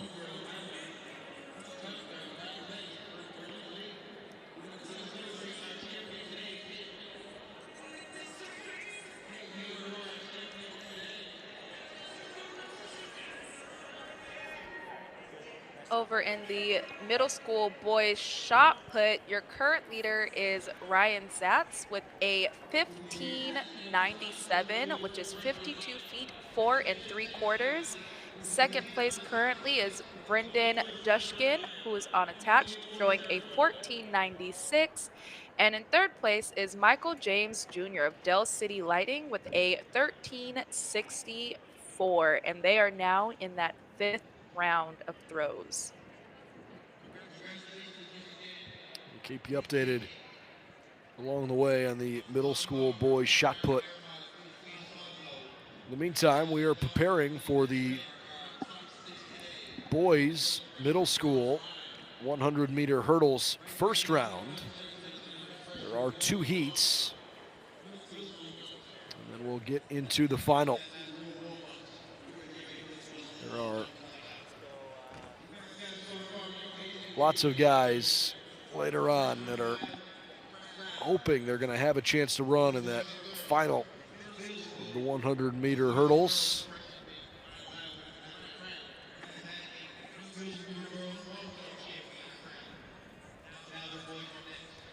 And we will have 2 heats for the boys 100 hurdles, and they just got to give it their all. The hardest part is always making it to the final. That is always the hardest part. Those guys are all stretching out and getting ready to get rolling over there.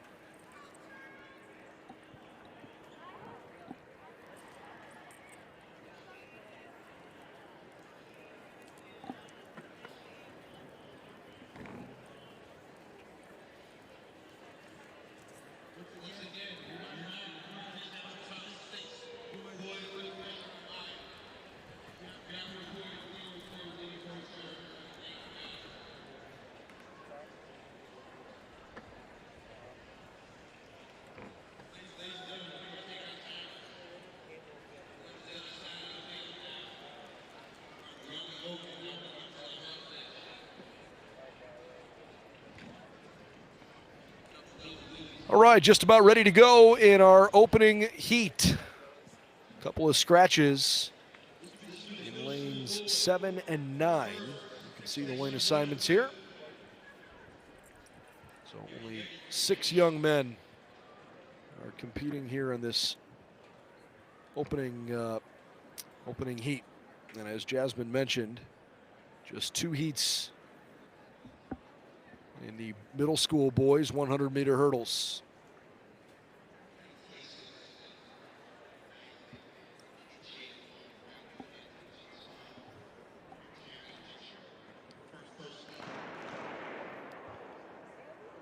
Double gun. So a false start somewhere. You hate hearing and seeing that right away.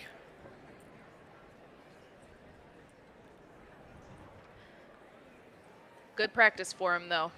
Got to go back, shake it off, reset their minds, refocus, and get ready to do it all over again.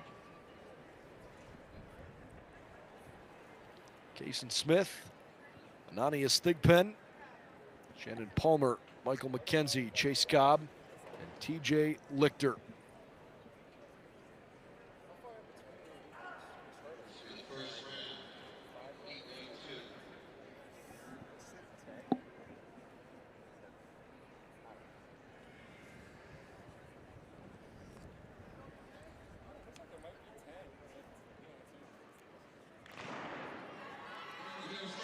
Good clean starts across the board this time. An excellent start in lane 8 from TJ Lichter.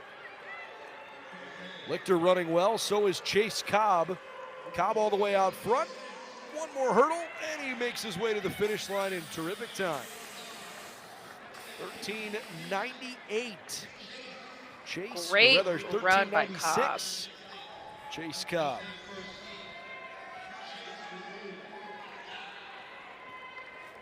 And MATC.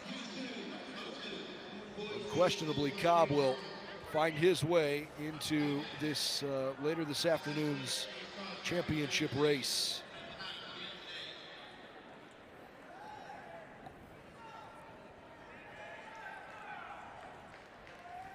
Thigpen and Lichter both ran well in addition.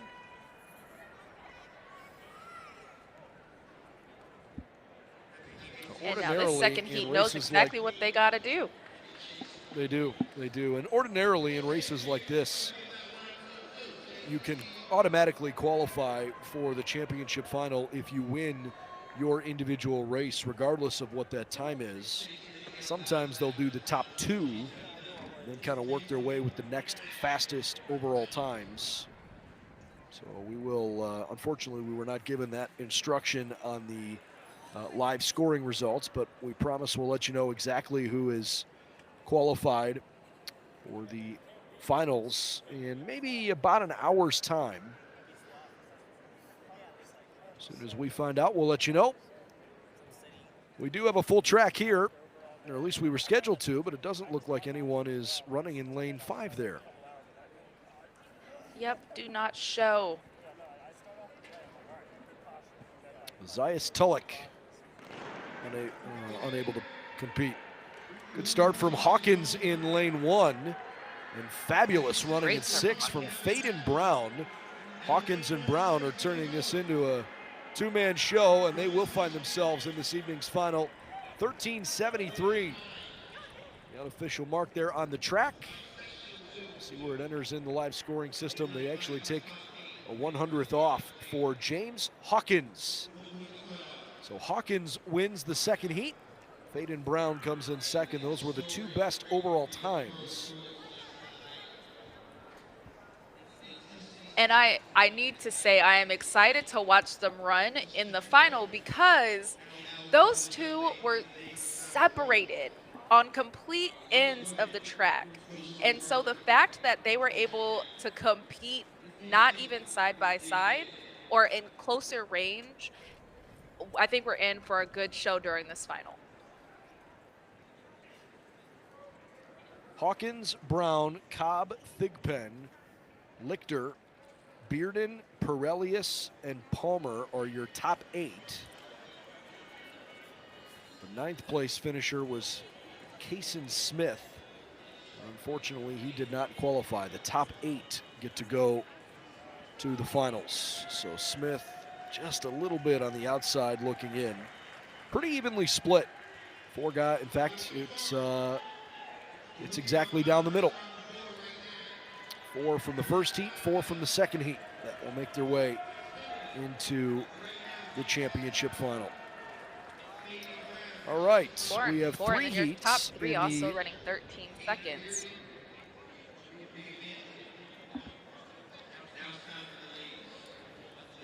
And now we are on to our girls 100-meter hurdles, and we've got our first heat going. We are waiting to see if there are any scratches. As of right now, it is looking like all the ladies are there. I'm looking to see if lane 1 is in. Oh, there's no lane 1, lane 2. So yeah, it looks like we might have a full field here. Aviana Boyd, Gabrielle Davis, Jasmine Jackson, Kalia Hart, Amara Crabb, Gabriella Smith, Aaliyah McDonald, and Ella Susi. 3 heats in the middle school girls 100-meter hurdles. 8 total spots available. And that lane 6, Amara Crabb, is our long jump winner. So she is now coming over from that long jump, should be nice and warmed up, which probably explains why they took those passes in the final. That certainly explains it. Would be awfully impressive if she said, okay, I knew how to win a national championship in one event. Well, let's see if I can do it a second time. Let's come and do it again. I'm excited to watch her run. The girls' middle school 100-meter hurdle finals are scheduled for a little over an hour from now.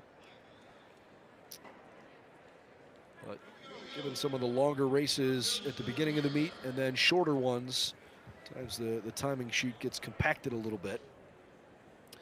All right, nobody here in lane 7. Gabriella Smith not running. Lane 2 is on the far inside of the track from the way you look at it. Boyd, Davis, Jackson, Hart, Crabb, McDonald, and Susie. Wow. How about that impressive performance from Aaliyah McDonald? I mean, just torching the rest of the field. McDonald and Susie go first, second.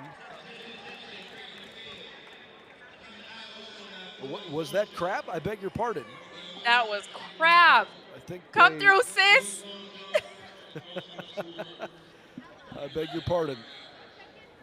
Mara Crabb, then McDonald in first and second. A lot of folks standing along the edge of the track there.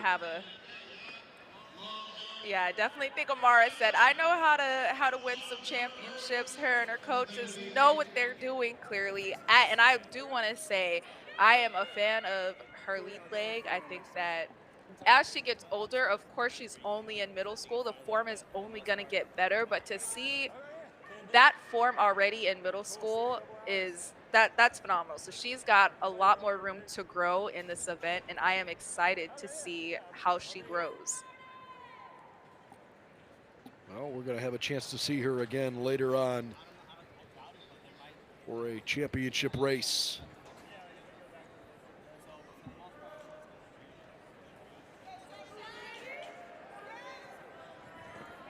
Okay, time for our second heat. The scratches are coming in late. Looks like lanes 3 and 4 early on. Oh, geez. I hate seeing someone fall here. It's tough.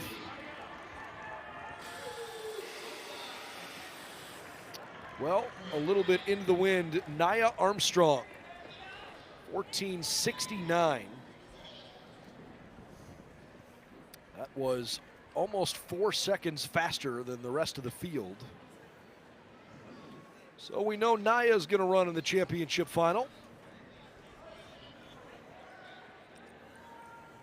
Nobody else ran this race in faster than 18 seconds. Holy cow. Wow. Armstrong says thanks for showing up.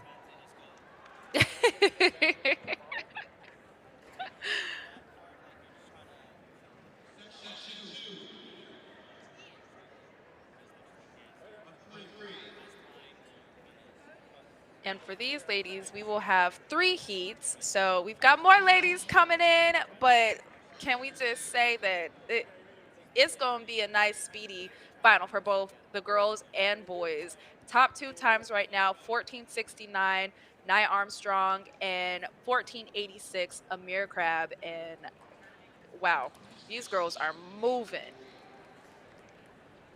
Those were 2 really impressive runs, especially for middle schoolers. Goodness gracious. Yes. All right.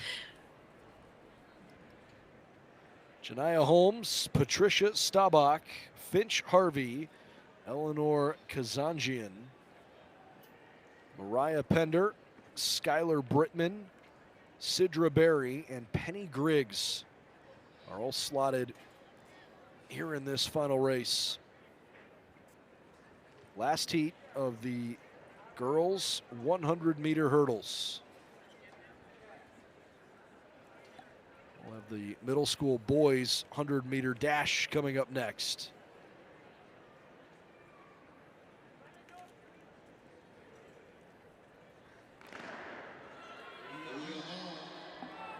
Great look here, running straight down the track. Excellent work from Kanzian in the middle in lane 5. And she's going to win this going away easily. Eleanor Kazanjian, 15:15 with Skylar Brittman, her closest competitor, 15:56.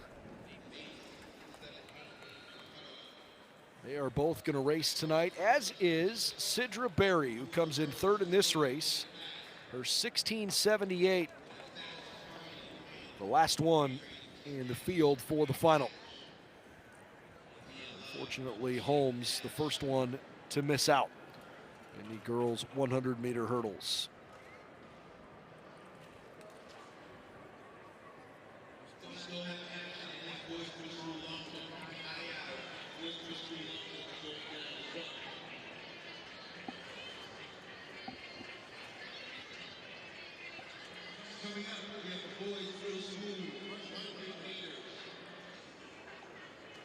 And coming up here shortly, we will have the boys middle school 100-meter dash, and we will have 8 heats of these boys. So let's see if they can heat up the track.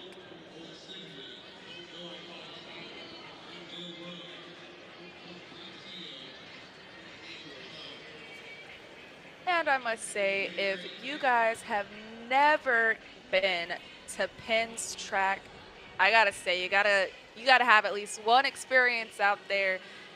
And of all the meets, Penn relays. If you never got out to a Penn relays, make sure you get out to a Penn relays.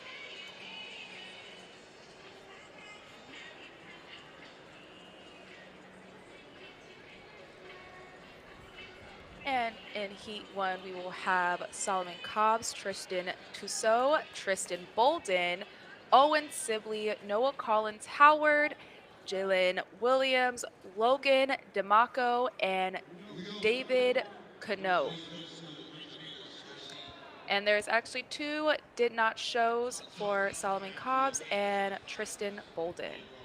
So that will be lanes 2 and 4.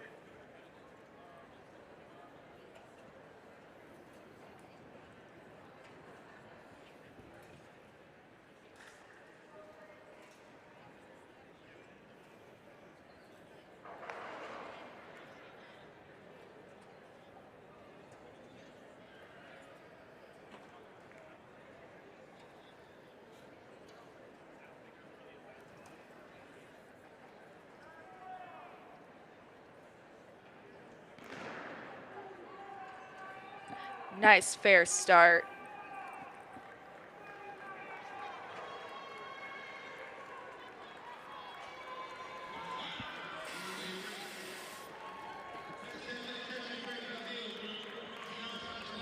And that will be Jalil Williams with an 11:68, followed by Noah Collins Howard with an 11:73, and third, Owen Sibley with a 12:38.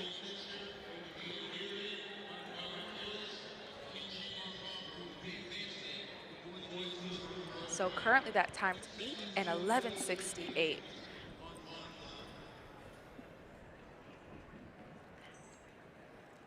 There's a part of me that misses running the 100. Maybe one day I'll hop back in, you guys.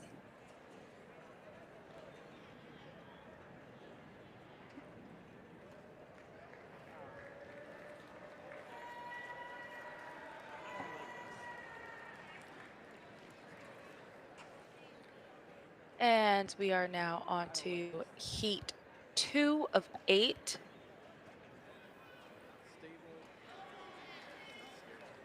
Looking like we have some no-shows here in the field.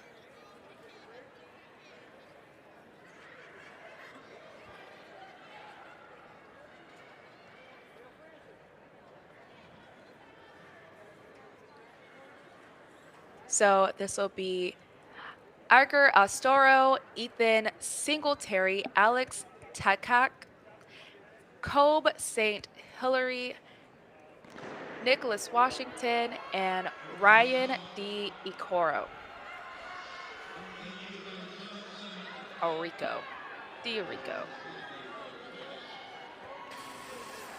And that was a tight finish. Kobe St. Hilary will take that with an 1170 followed by Alex Takak with an 1175. Ethan Singletary with an 1181. So far, that time to still beat up there in first place is an 1168, sitting in 8th. The true time to beat to make it into the final right now is a 1238, and that is Owen Sibley holding on, crossing fingers, hoping that he can make it onto the final. We are now on Heat 3.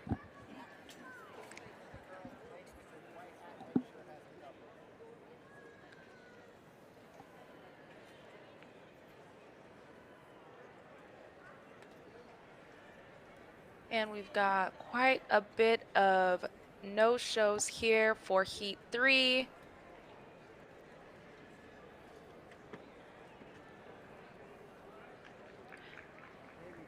So this race we will have Jaden Antone, Zaire Collins, Cadell Barlford, and Samuel Antalu. And that looks like that will be Cadell taking that win with an 1187, followed by Zaire with an 1194. That puts Cadell in 6th place position, and that moves Zaire into that 8th place position with an 1194. So now these boys must go sub 12 to make it into the final.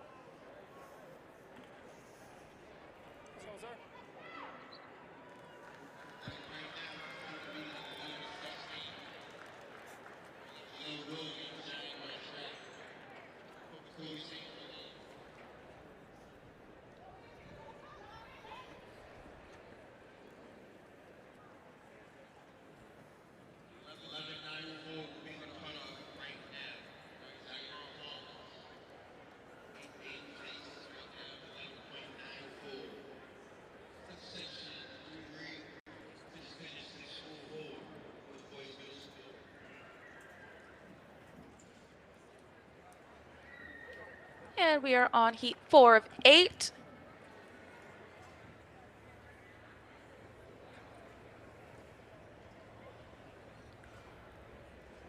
Mapar Quasi, Mason Harris, Eric Stevens, Joseph Cintron, Jesse Wright, Isaiah Vickers, Jaden Jones, Arrington Jahir, Ensign Enoch.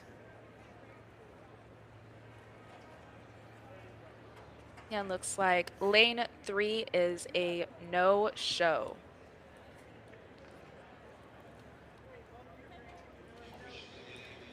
Brendan's back. Oh, shit.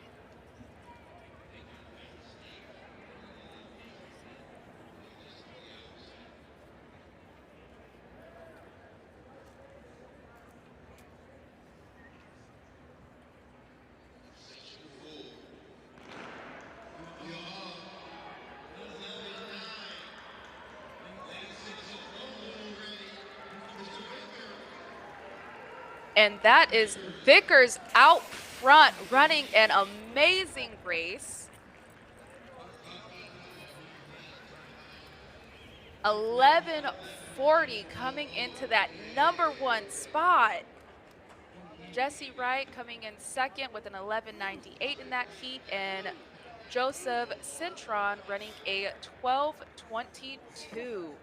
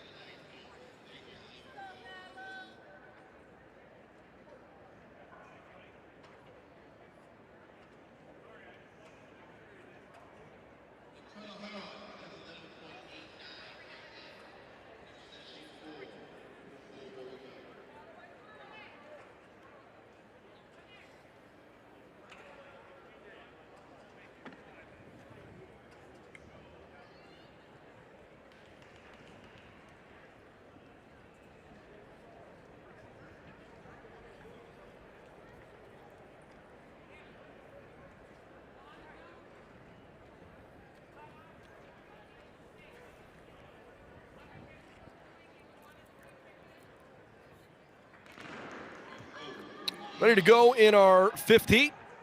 Got about half the track full. Looking solid in the middle of the track. A couple of good runs there in lanes 6 and 7. Jashawn Staples, 1196.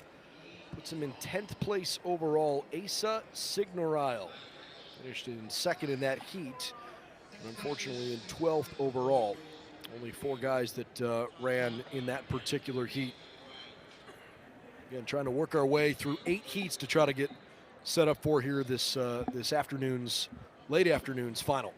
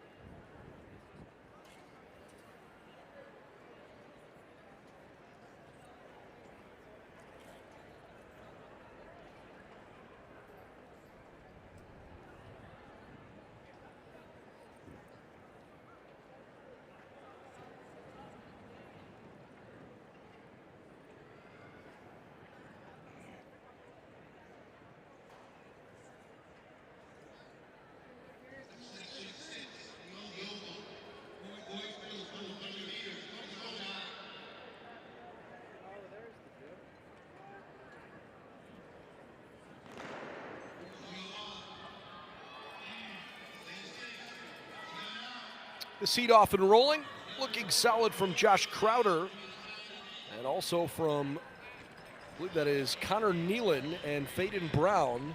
It's Brown across the line first, 11:23.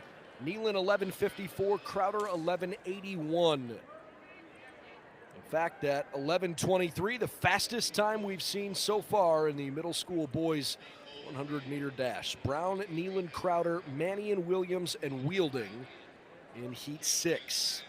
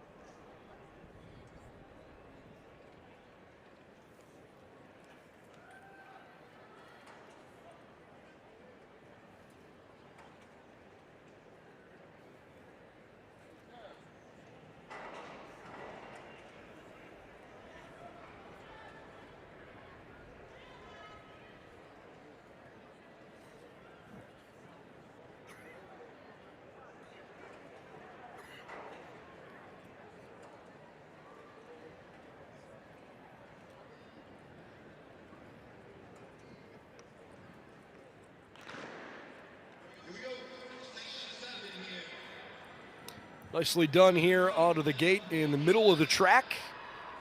Hickey, Schramm, Bolu, and Ailes all fairly tight, but none of them can catch up to Anderson Lambert. 12:22 in heat 7 for Anderson Lambert. Certainly not the fastest heat we've seen so far, but Lambert should feel good about winning his heat. And we move into our 8th and final heat. You get a look there at the final numbers: Lambert, Ailes, Hickey, Bolu, and Schramm. All right, so Faden Brown continues to lead the way. Isaiah Vickers from Tallahassee Zoom, and Connor Nealon, the top 3 fastest times we've seen so far. We'll see if someone else can squeak their way in. We've had young men so far from heats 1, 2, 4, and 6 find their way into this final. Heat 2 was the fastest, with 3 of the 8 coming out of that second heat. And this is our 8th and final Preliminary heat in the middle school boys 100-meter dash. Gabriel Otz, Brady Riccardi, Wesley Wurr, Liam Hamlet, Brian Porter, Brody Hopkins, Braden Gautier, Ryan Corrigan, and Chandler Johnson. But there are a couple of scratches here, unfortunately. Gautier, Johnson, Wurr, and Riccardi all no shows. So lanes 1, 4, 5, 6, and 8.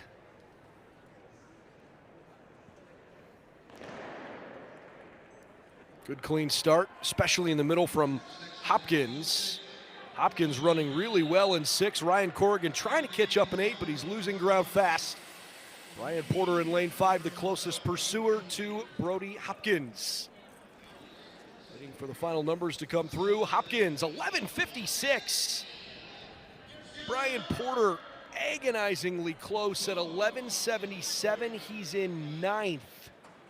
And by 2/100ths, will not finish top 8. And so your 8 qualifiers, after you see Hopkins, Porter, Corrigan, Hamlet, and Otz, your 8 qualifiers for the boys middle school 100-meter dash are Faden Brown, Isaiah Vickers, Connor Nealon, Brody Hopkins, Jaleel Williams, Kobe St. Hilaire, Noah Collins Howard, and Alex Takich.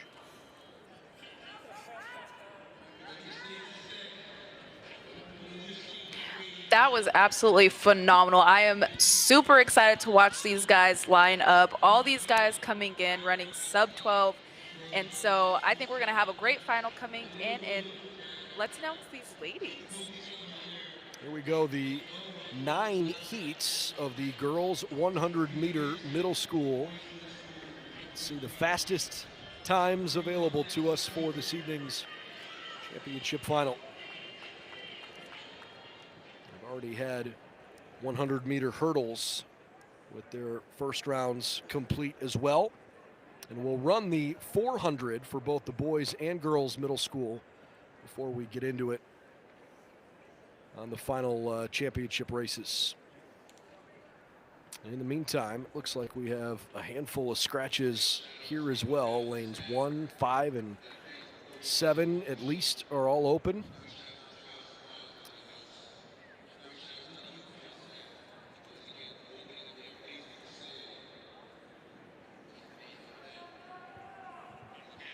All right. Kayla Miley, Peyton Linekus, Trinity West, Nariah Harley, Nadia Rampersant, and Abigail Bilodeau.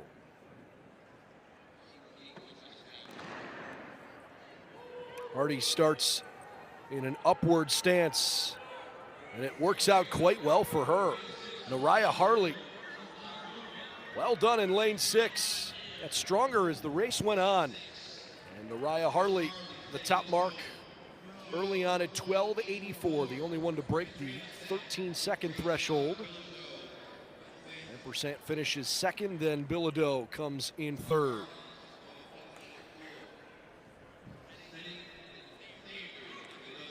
The final Heat 1 results, Harley the top time to beat.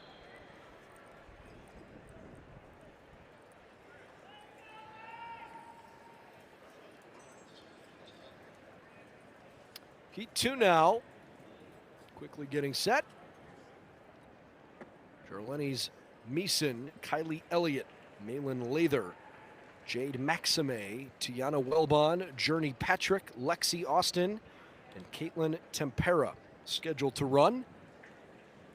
We have a scratch in lane 6. Welbon does not appear to be there, nor is Jade Maxime in lane 5. Okay, so only 6 athletes on the track here.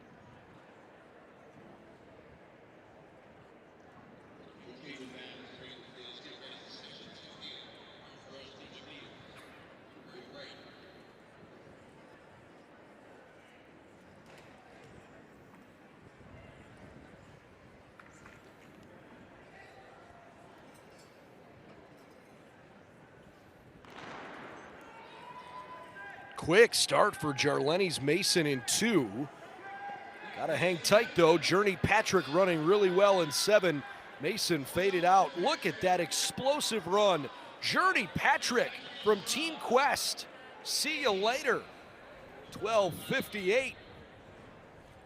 Journey Patrick, the fastest mark so far. Lexi Austin finishes at 13:29. Finishes second in the heat. Unfortunately, I have a hunch that probably won't hold up. But Journey Patrick at 12:58, I think, has a good chance to run in the final. Okay, lots of scratches here in Heat 3.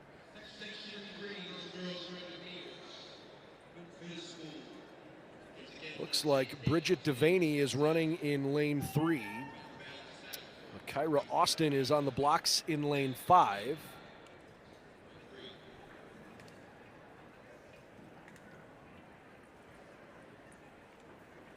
Is it just those two? Actually, you know what? There are a whole bunch of scratches. Sometimes it's tough to tell when someone's standing behind the blocks or in front, whether they're here in this particular heat with everybody all lined up over there. It does appear that Evan Burnett and Betsy Terrio in lanes 8 and 9 are running. Okay, so we got half a track. Devaney, Austin, Burnett, and Terrio.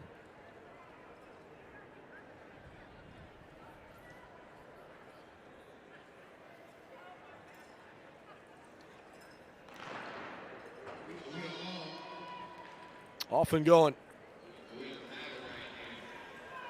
Kyra Austin, 12:58, the time to beat at the moment. She's getting passed on the inside by Burnett.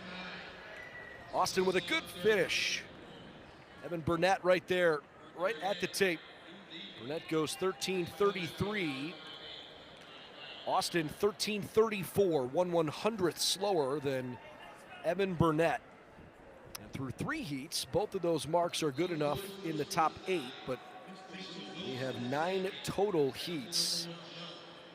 I would think you probably, by the end of this, if you run something beyond 13:2, it's going to be a bit of a nervous wait. We'll see. Journey Patrick, Nariah Harley, sub 13 second results. So far, they are in first and second place.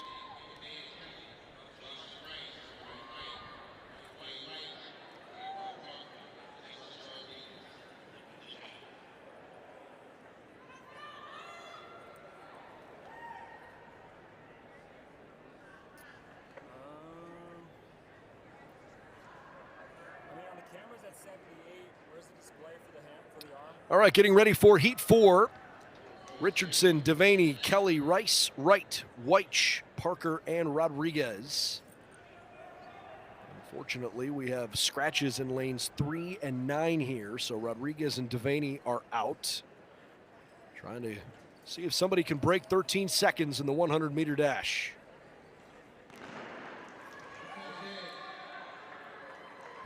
Good grouping. Look at the run down the middle from Jocelyn Rice. Trying to hang on Orlin Wright.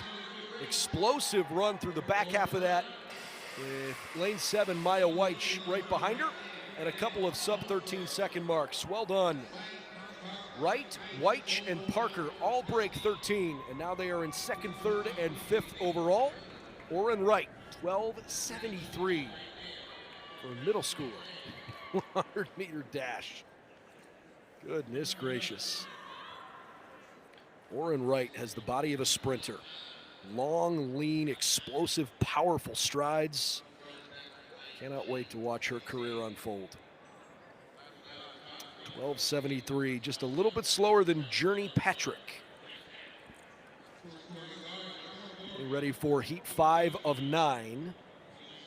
Cayman Stanley, Lila Cott, Haley Muskell, Janelle Carter, Sakori Gardner, Fine Swain, Cassie Johnson, and Kaylee Jones. All scheduled here in Heat 5.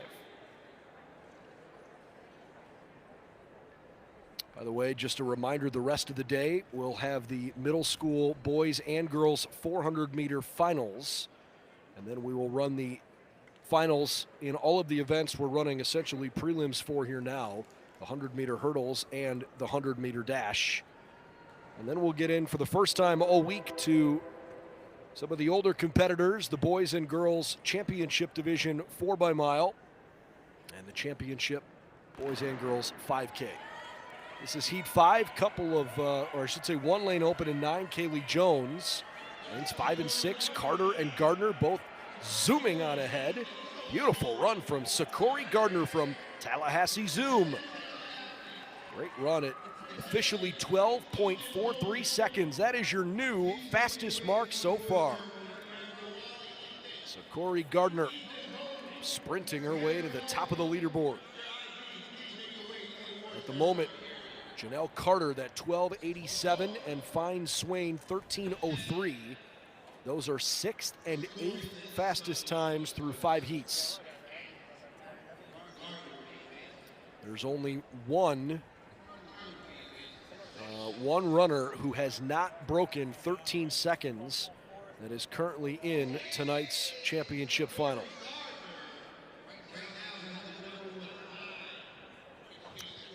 So you know what you got to do if you're in one of these final 4 heats. Ready for heat 6, starting with Leah Ryder from Ohio Speed in lane 2. Lane 3 is Jasmine Page Bennett. A scratch in lane 4, but the rest of them are there. Gabrielle Davis, Ada Joseph, Skylar Brittman, Emery Terrio, and Janiyah Stokes.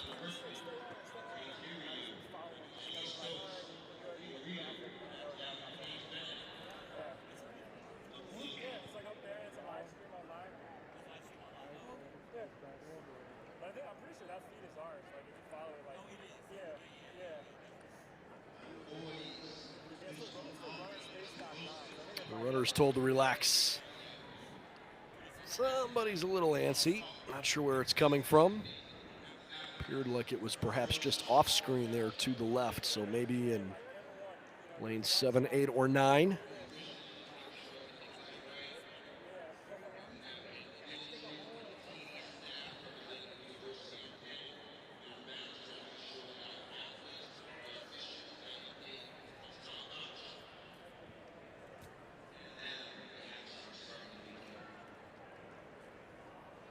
Referee goes over to Leah and asks her to check her hands. Off we go. Boy, you want to talk about exploding out of the gates. Look at Ada Joseph from USAJA in lane number 6. Right from the get-go, Joseph, crazy fast run. Second best of the day, 12:47. Skylar Brittman runs a 12:91.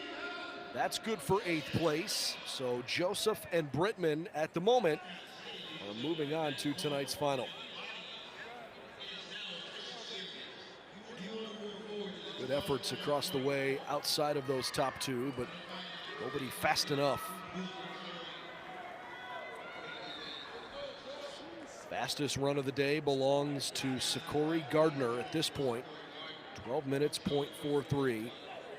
And we now have at least one mark, sub 13 seconds, that will not qualify for the championship race.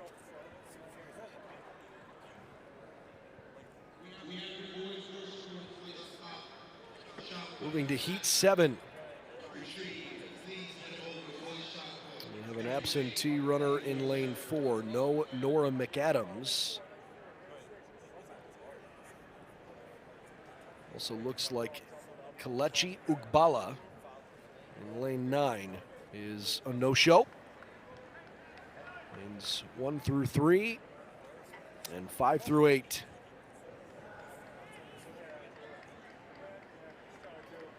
Here I had Peyton Richardson in lane 2. Richardson a little slow out of the blocks, trying to make up time. Parker Coes in lane 6. Nice performance so far. Caitlin Lai right next to her, the closest pursuant, but it is Parker Coes who cruises to victory. And her time officially 12:36. Parker Coes, the new top mark in the middle school girls 100-meter dash.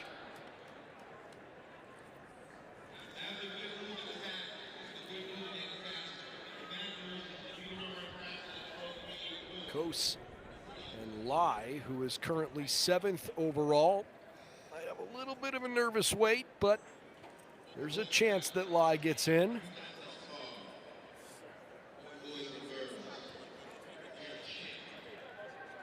At the moment, we've run 7 heats, and of the 8 top fastest times, 6 of them belong to heat winners. The other 2 are heat runner-up.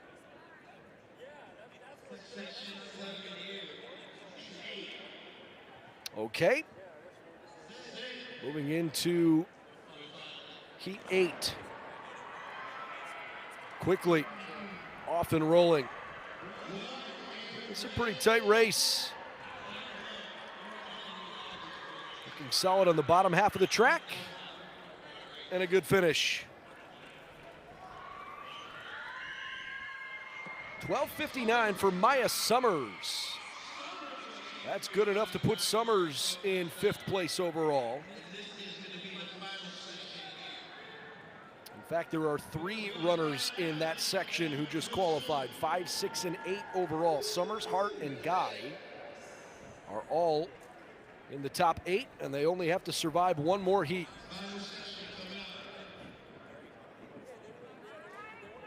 We'll look there at the 8 fastest runners across all heats so far. Isabella Wilkins, Jalia Peoples, Kylie Davis, Ella Susi, Amaya Brennan, Skylar Cunningham, Jasmine Jackson, Luciano Damiano, and Jocelyn Twiggs.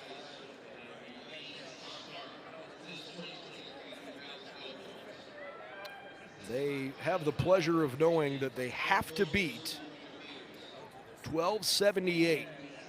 And if more than one of them do it, you probably are more comfortable if you run sub 12:7.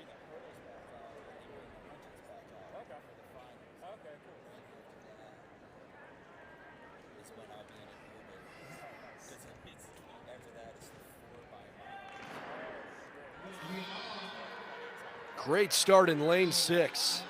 Skylar Cunningham putting the rest of the field way in her rearview mirror. Look at that from Skylar Cunningham.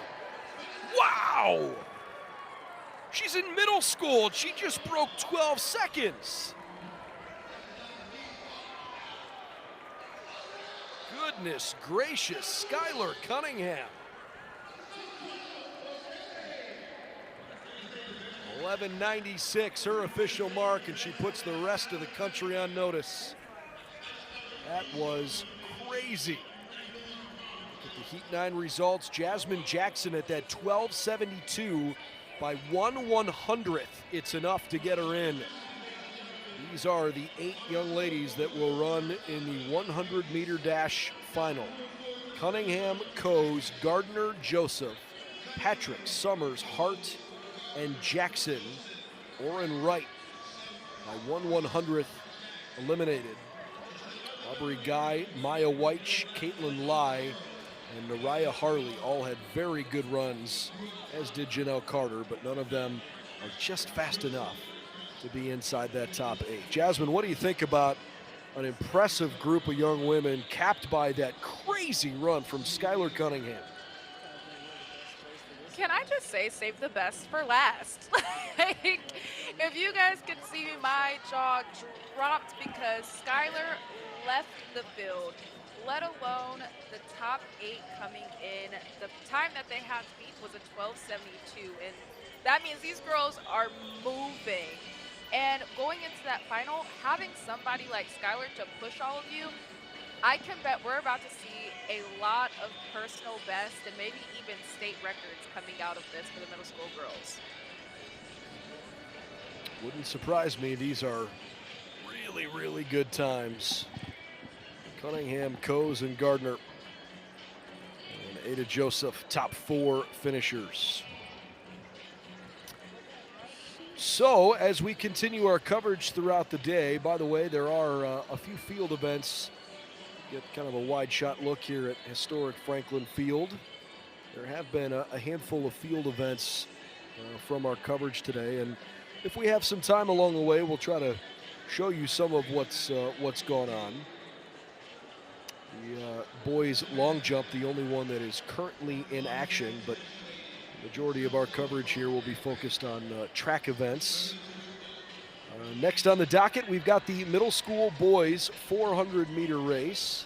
And we'll do the same thing on the girls' side. This is a final, but it is a section final, and we will have quite a few races. This is heat 7, or I should say a 7-heat final for the boys. And on the ladies' side, we have 9 races. So the guys are getting ready.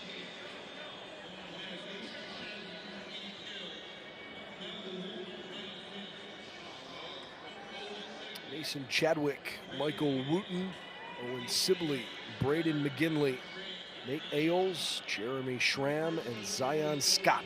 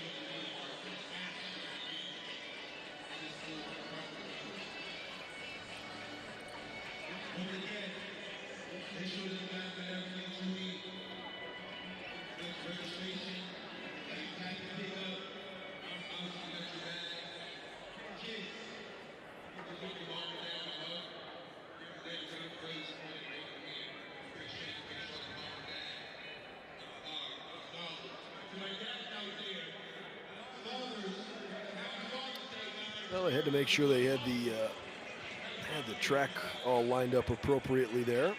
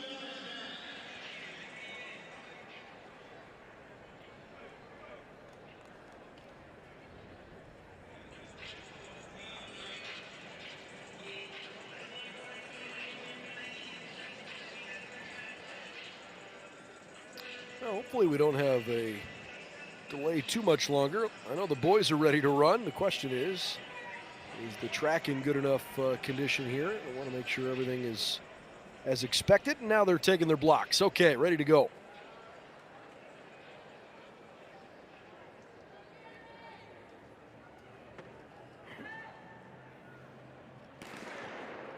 We do have a scratch in lane 4. Michael Wooten not running this race. So Chadwick, Sibley, McGinley, Ailes, Schramm, and Scott.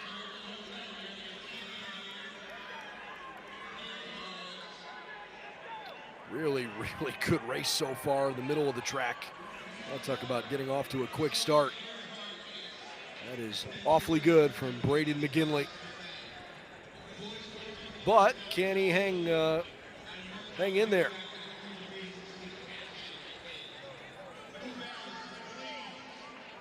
Chadwick, not too bad there in lane 3. Sibley running well in lane 5 too. And we're turning into a pretty solid race. Zion Scott on the outside. Braden McGinley in 6 is losing steam. Next to him on his left, Owen Sibley coming on strong. It's Sibley and Scott all the way to the finish line. And officially, Scott 58-51. 6/100ths ahead of Owen Sibley. So Sibley there on camera finishes in 2nd. Zion Scott Bib number 9 on the outside, your Section 1 winner. This is a timed final. We'll have 7 total heats.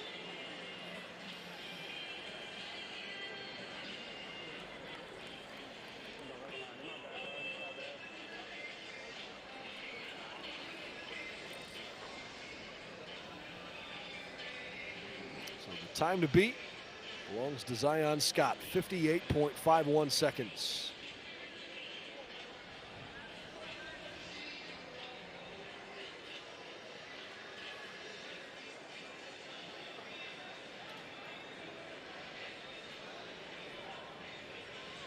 All right, getting ready for Heat 2. Christian Miller, Milan Diem, Xavier Kleps, Jamar Grissett, Brian Wilson II, Xavier Rodriguez, Christian Cleary, Jaden Smith, and Gideon Martin. But looks like there are a couple of empty lanes there.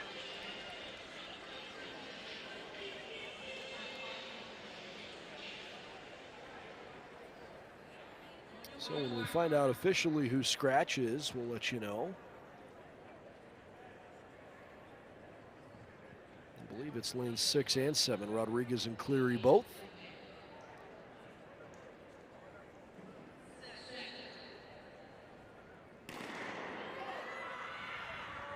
Here we go.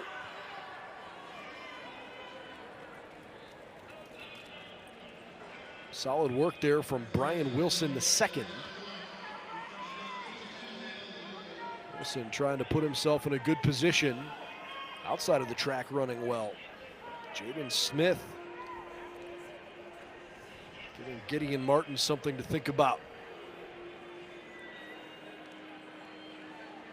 It is Smith and Wilson from S&E and Gamecocks leading the way at the moment.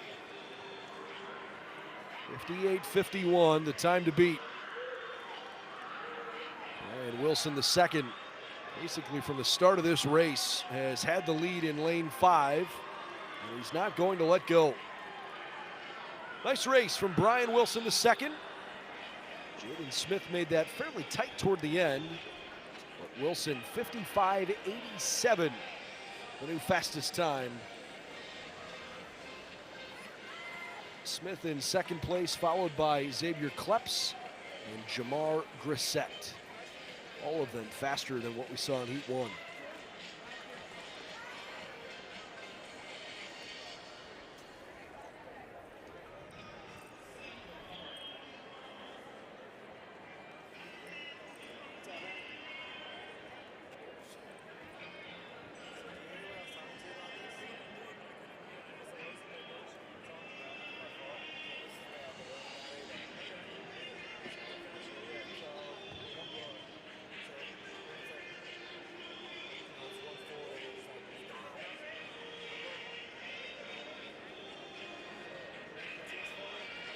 All right, getting ready for Heat 3 of 7.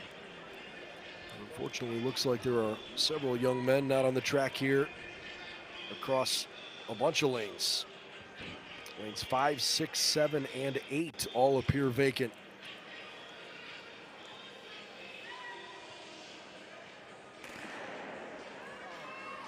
So we have runners in 1, 2, 3, 4, and 9.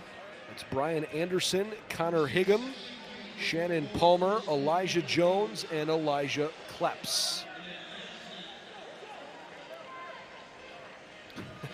With such distance between lanes 9 and 4, it's kind of hard to tell exactly how Kleps is running compared to the rest of the field here.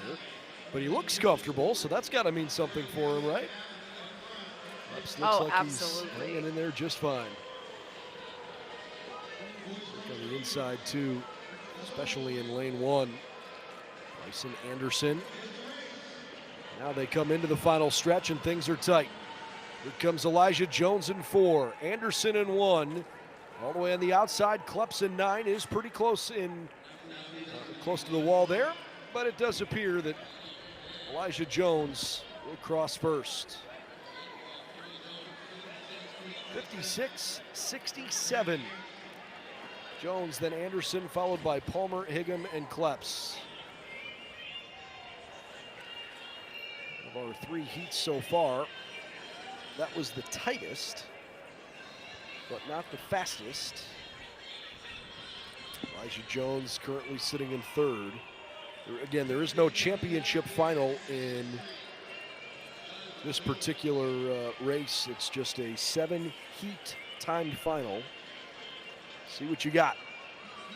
Ooh, I'm like, my goodness, 7 heats timed final. That is, you just got to give it your all.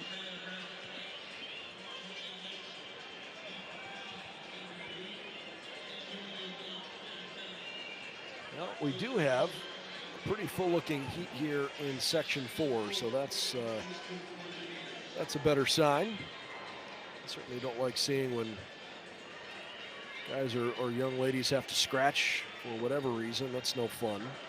Samuel Johnson, the only one in lane 2 here not running.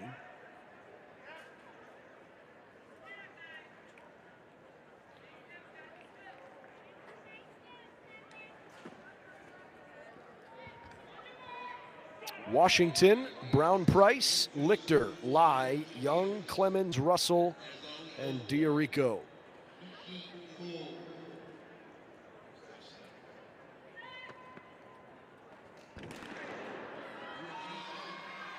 Well, not a great start in lane 5. Ethan Lai was really slow off of his start line.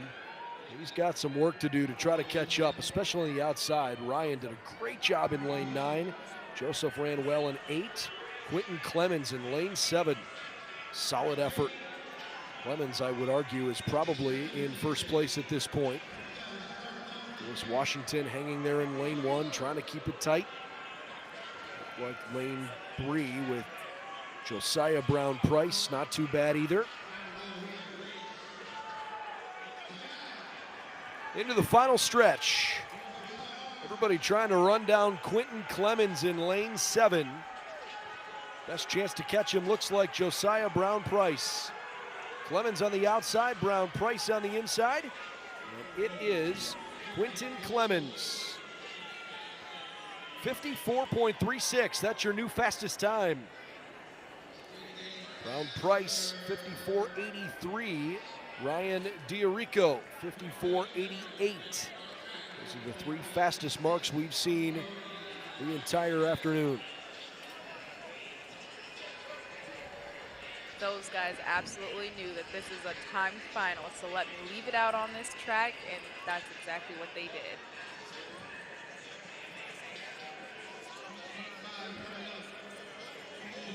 Moving along now to heat 5.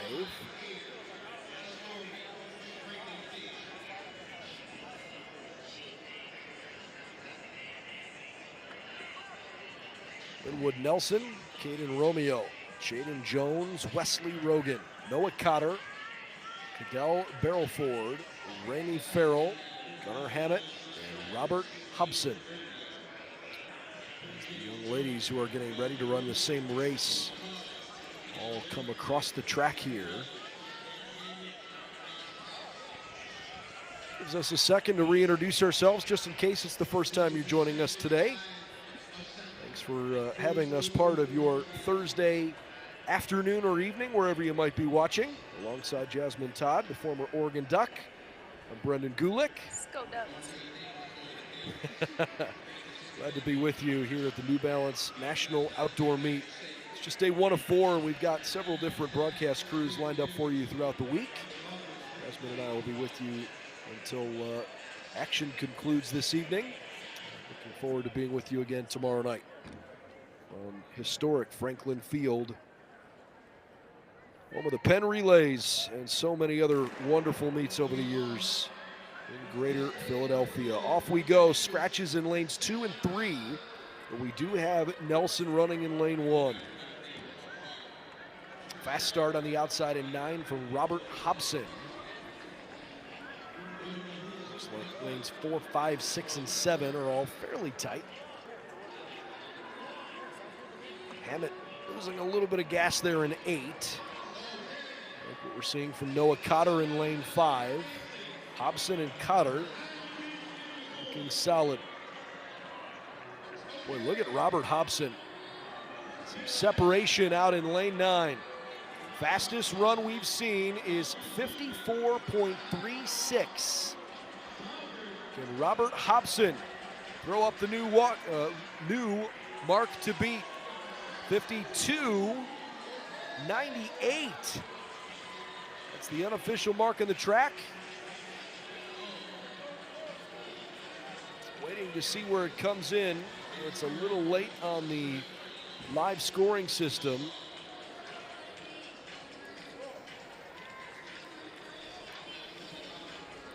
Hobson won the race. He's just not listed there yet because his start hasn't gone in unless something happened. There we go, 52.98. It's now official.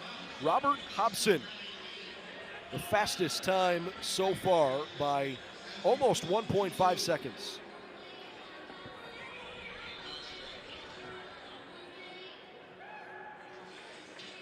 And coming out of lane 9, that is very impressive. Hobson saw a chance and literally ran away with it. I love being on those outside lanes because I'll just run scared.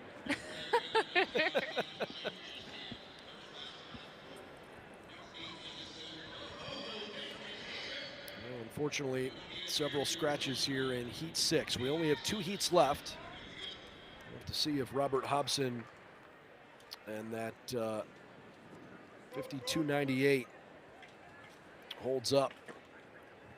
Ethan Gallagher, Derek Bellamy, Joshua Akakbo, Samuel Wallach, and Jordan Lee. 1, 3, 5, 7, and 9 on the track, so spaced out.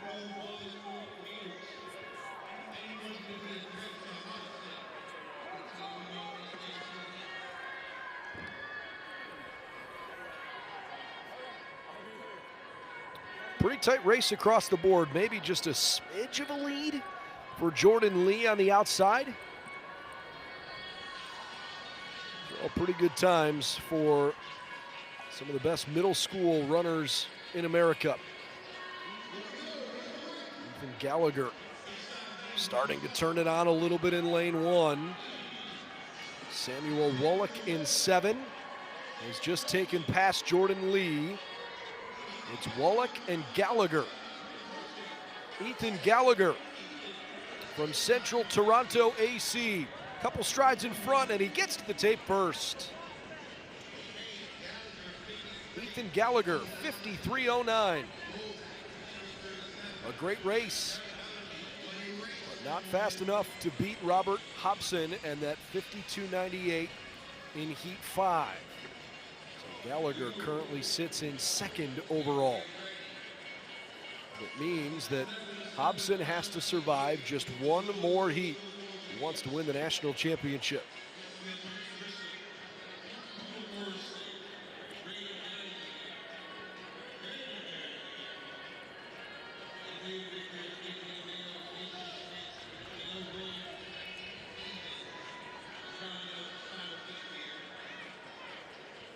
Couple scratches in this final heat. Fortunately, quite a few of them actually.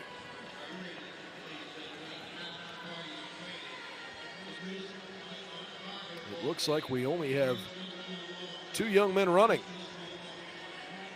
Malik Grissom and Jaleel Williams. They're gonna move Grissom from lane 1 to lane 7. Williams will stay in lane 8, but that way they can run next to each other. Have a better idea and frankly a more fun race when you do it that way. Absolutely, I'm so thankful that they did that.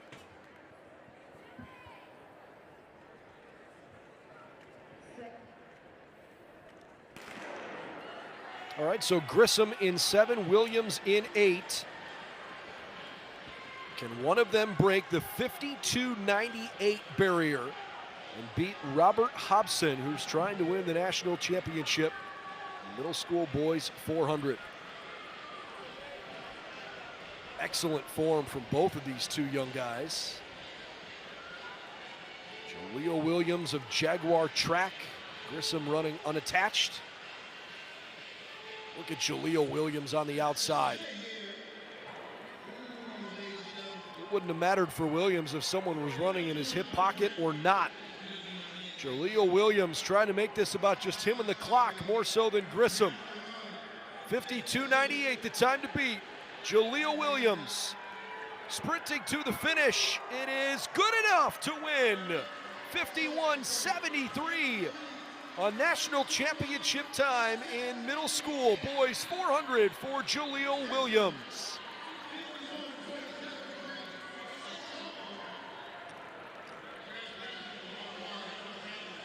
Holy cow.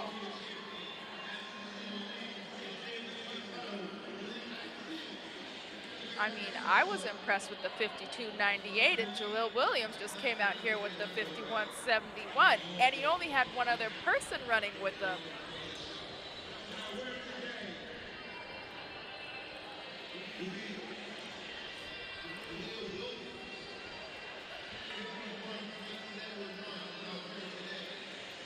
Outstanding. Congratulations, Jaleel Williams. Winning the national championship in the 400.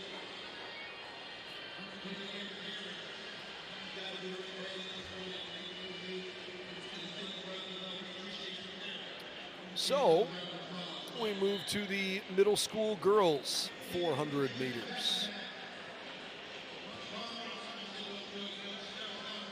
We have 9 different sections of this timed final.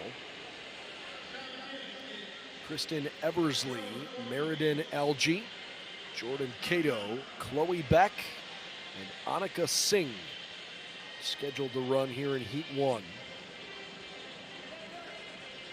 We'll have 4 pretty quick events after these young ladies wrap up the 400 because we just have one race for the final in the 100 hurdles and in the 100-meter dash for middle school boys and girls.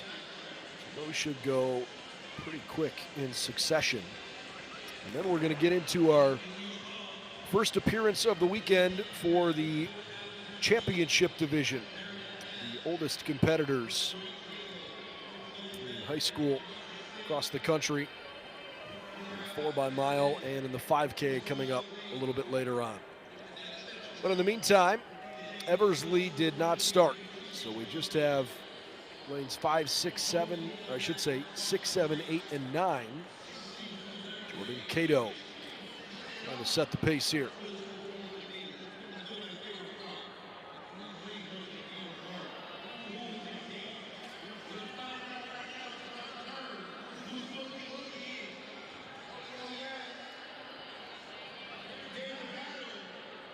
Cato still running well. Meriden Algie closing in on her in lane 6. Cato from WETC losing steam. Algie, good closing stretch. And Meriden wins the first section, 1:02.58.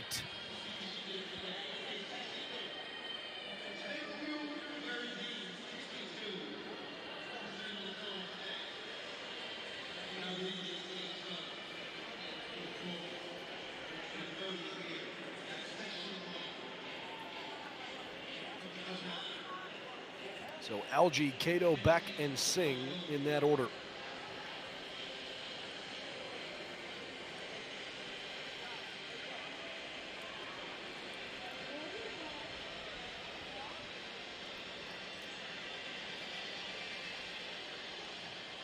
Again, if you joined us a little bit late, the weather's been pretty cooperative today. It's warm, it's a little breezy, just a little humid. I think maybe if you were being picky about it, you'd love to see, I don't know, 10 fewer degrees, but nothing wrong with 80 and sunny. I think the sprinters should love the heat. It'll be more the distance runners are like, it's a little toasty out here for me to be running. No doubt about it. Scratches in 1, 2, and 4. Caitlin Tempera, Zarina Adwamuni, Skyla Mahipith, Jordan Spence, Charlotte Montez, and Holliana Draper. Draper, explosive work leading up to this national championship meet. Well, she had high hopes, but not near the front of the pack. Instead, it's Spence in lane 7 and Adewunmi in lane 5 at the front, and Zarania 103.04. Zarania Adewunmi from White Plains Future Stars with a Section 2 win. Second fastest mark so far.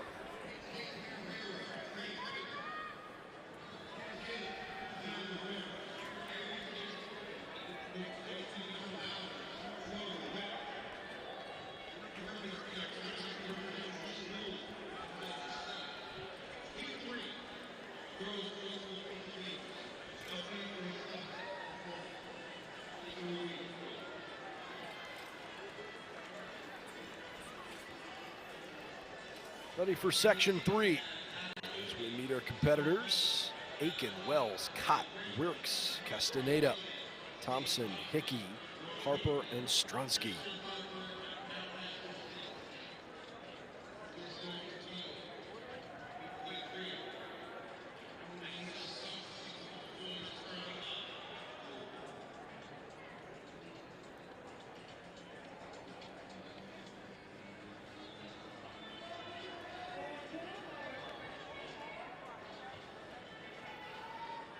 Couple of teammates and Sadie and Isabella running next to each other.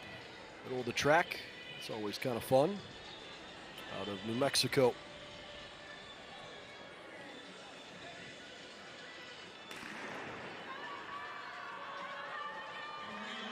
Good clean starts. We have a full track. 9 runners competing here. Nyla Aiken. What a great start for her in lane 1. Nice to see Harper and Stronsky. Tight competition on the outside too, but my gosh, Nyla Aiken just outside your frame to the right. Lane 1 is cruising here, halfway through, easily in first place.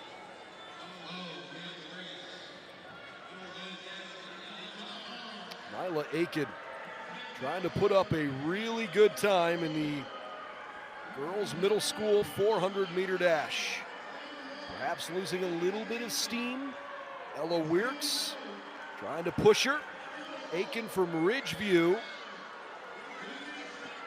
losing gas a little bit. Wirks pushing hard, and Ella Wirks with enough to overtake her at the end. 102.32.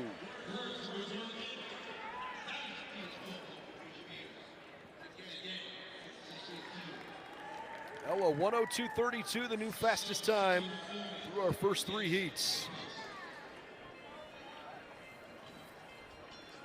Great composure. Very great composure. I love the way that Nyla got out on there. She was not afraid to tear that stagger up. And she definitely got to reap some of those benefits. She still ran a 102.77, but definitely an excellent race.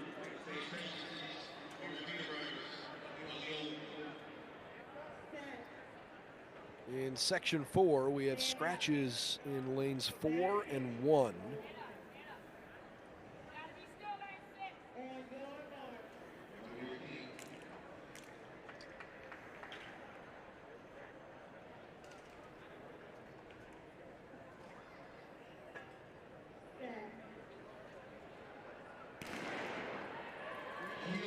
Agana Samuels, Kalechi Ugbala, Adrienne Mitris, Jordan Nichols, Liliana Eggleston, Ava Mahova, and Jayla Weaver all out on the track.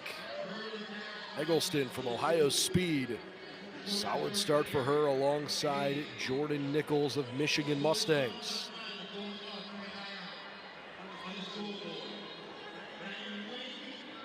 Right now it's Nichols and Eggleston leading the way. Samuels trying to make something happen in the inside. No outside smoke here.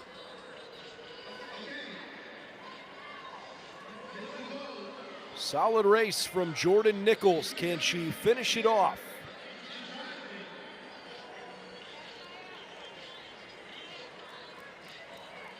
Jordan Nichols.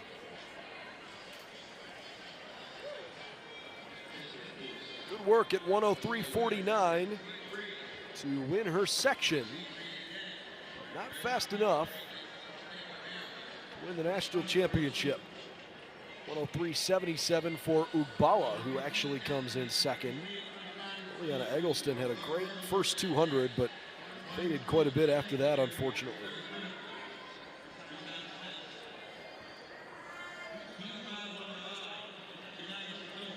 103.49 from Jordan Nichols. It's good for 6th place overall in the first 4 heats.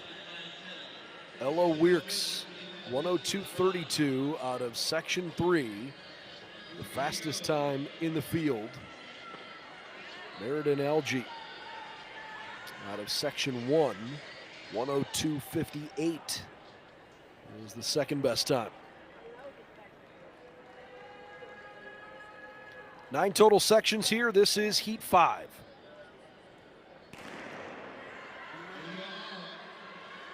Clean start. With a scratch in lane 5, no Peoples, but Janiyah Stokes, Caroline Horn, Amaya Jones, Ava Sherry, Skyhee Seaman, Dana Bella Jackson, Maya Kelly, and Isabella Miller.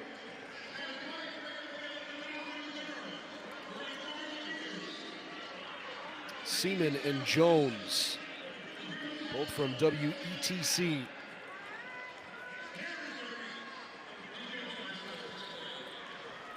Maya Kelly on the outside running well.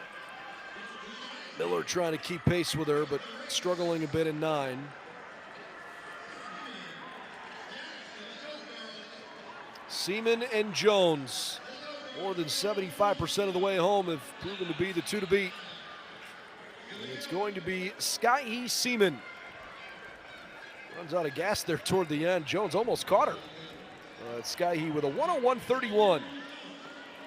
1/10 faster than Jones. Those are your 2 fastest times, and as it turns out, Maya Kelly also broke 102. Maya Kelly with your 3rd fastest result. And I mean, 2 teammates to take that 1-2 right now is amazing. Says a lot about their program, and it was probably comfortable for them because they get to train with each other every day. That'll be fun to compete with teammates on a platform like this. Oh, absolutely.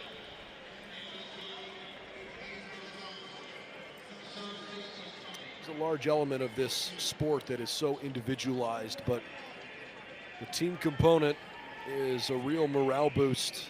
Sometimes it's exactly what you need to mentally lock in tough moments.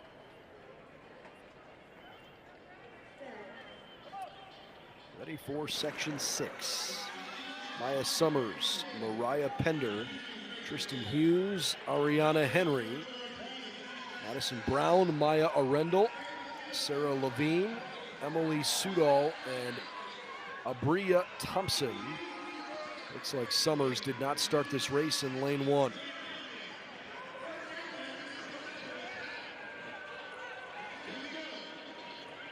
Bib numbers flying off there in the middle of the track. Ariana Henry in lane 4. Looking solid. Henry right now is probably in the best position. Great kick here from Arendel in 6. Also from Levine in 7. It's Levine out in front. Arendel charging hard. Henry losing steam. Sarah Levine from Northern Lights RC wins the section. 1 minute, 0.85 seconds, the new fastest time through 6 heats. Sarah Levine.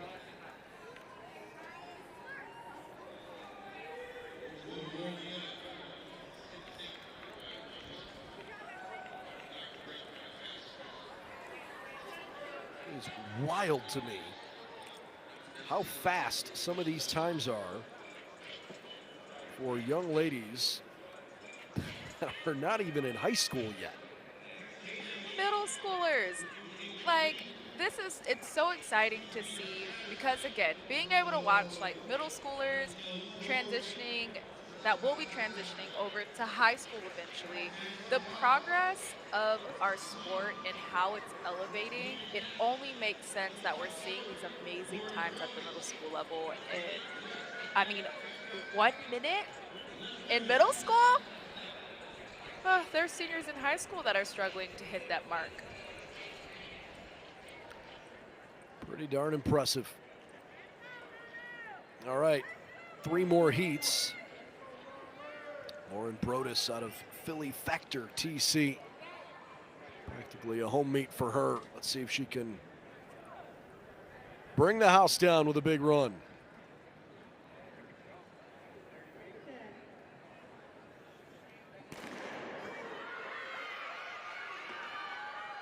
Scratch in lane 6 and in lane 2 in this race. Lai, Goring, Ross, Jackson, Brodus, Colette Weirks, and Gabrielle Cuffey. Ella Weirks, for a while, had the top fastest time, and since then it's been knocked off a couple of times. Things are getting a little bit hotter here at Franklin Field. Look at Lauren Brodus in lane 7.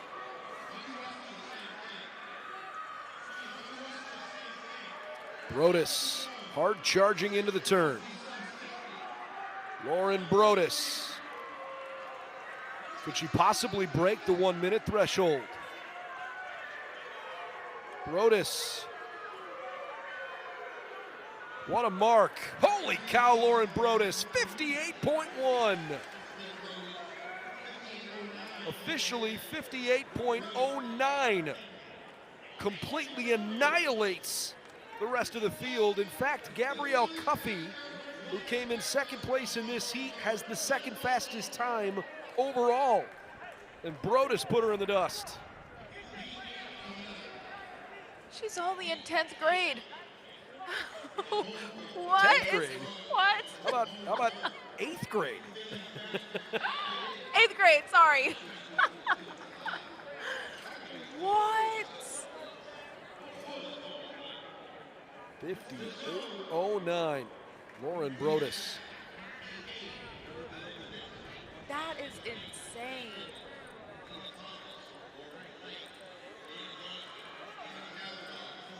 Did we just see the national championship winning race, or will somebody in one of these final 2 heats knock Brodus off?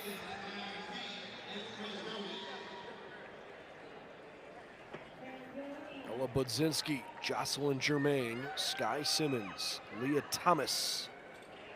Look there at Ava Kavanaugh. Simmons and Budzinski have actually scratched here in 1 and 3.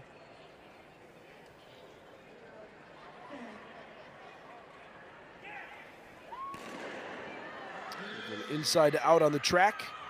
Germain, Thomas, Oren Wright. Jada Johnson, Ava Kavanaugh, Sydney Sherrod, and Salil Kelly.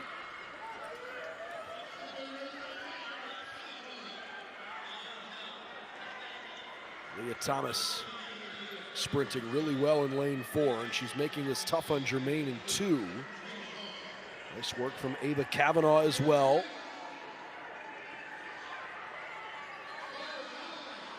Lauren Brodus from Philly Factor TC just ran 58.09. Any chance we could see that broken here? Down the stretch they come. Certainly possible. This is the fastest heat so far. Ava Kavanaugh racing to the end. 58.09 is in danger. 57.74. Officially add 1/100th. Sherrod 57.76. The photo finish from Kavanaugh and Sherrod, it is Ava Kavanaugh. Wow.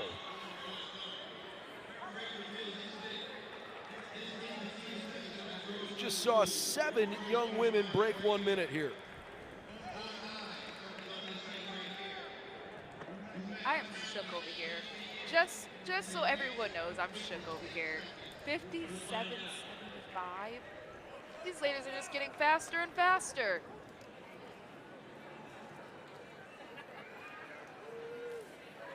Kavanaugh and Sherrod with great runs. Fun performance there, closing right at the very end. So, perhaps we could see some fireworks here in Heat 9.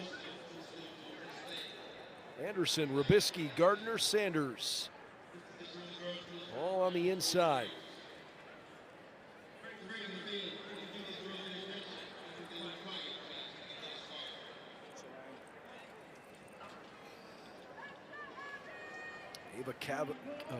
Ava Kavanaugh, by the way, is from Haverford, TC. This is Zion Bullard.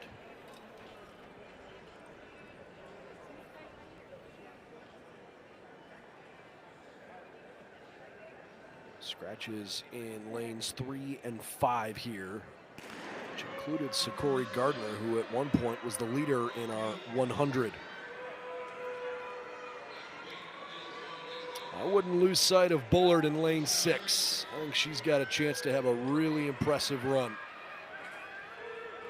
Anderson and Rybicki, stride for stride pretty much on the inside. They got some work to do though. Justice Sanders, nicely done. Sanders and Bullard at the halfway point both look solid. Good long sprinting strides from Janae Coleman in lane 9. Janae Coleman from Motor City Track. This is the final section. The national championship time will either be 57.75 or something faster from one of these young ladies. Here comes Bullard. Zion Bullard blasting her way to the finish. Not in time from Janae Coleman though. 56.42. Coleman, your national champion.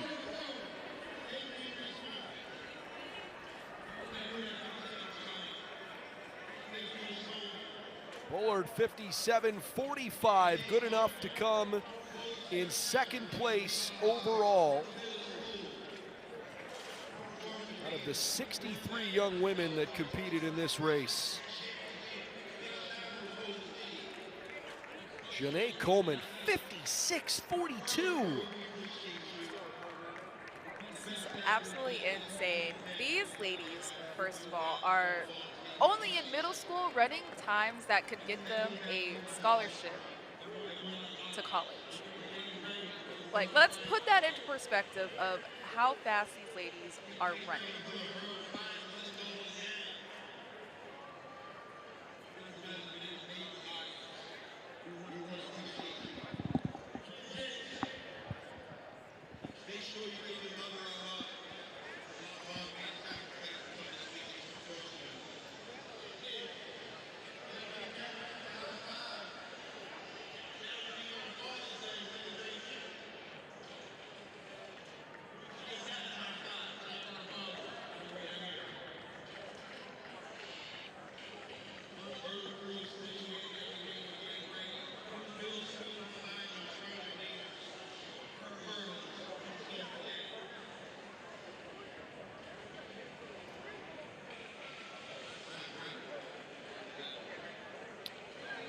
All right, the next event on the track will be the middle school boys 100-meter hurdles.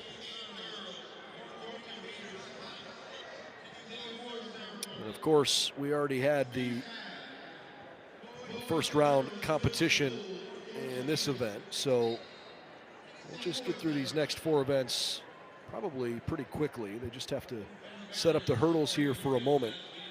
But the boys and then the girls 100-meter hurdles, followed by the boys then girls 100-meter dash. And those will be the final middle school events on our opening day at the New Balance Outdoor National Meet. We'll get into the championship contenders. Boys 4x mile, girls 4x mile, boys 5K and girls 5K.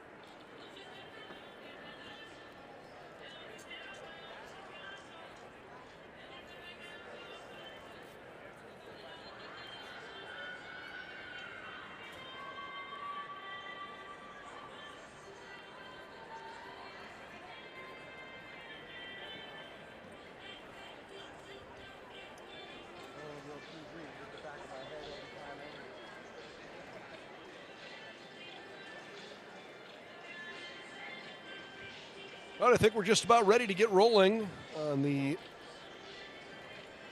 middle school 100-meter hurdle finals. It appears that the young ladies are actually going to run before the guys do. It's a little out of order on our programs, but that's okay, no problem. Jasmine Jackson, Skylar Brittman, Eleanor Kazanjian, Nia Armstrong, Amara Crabb, Aaliyah McDonald, Kalia Hart, and Sidra Berry all have a chance here to try and win a national championship in the middle school girls 100-meter hurdles. Crabb already a national champion earlier today when she won the girls long jump on her second jump. She didn't even bother to try on her final 3 attempts. She was so far out in front, she was saving up for this event. Forward to seeing if it pays off for her. Tell you what though, Nia Armstrong in lane 5, she was wicked impressive in prelims. Those are your 2 favorites, Armstrong and Crabb.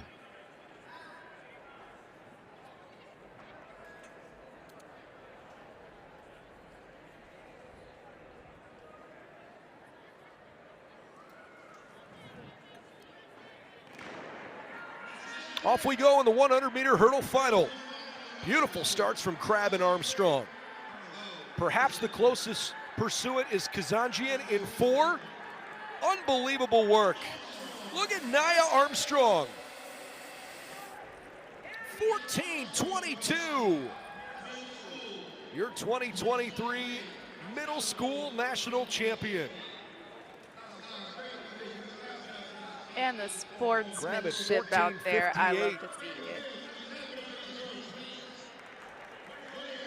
Man, Armstrong really got out of those blocks, and her form is good. Chef's kiss for how young she is. Armstrong and Crabb. Nia Armstrong from VAST. A really impressive run in the girls' 100-meter hurdles.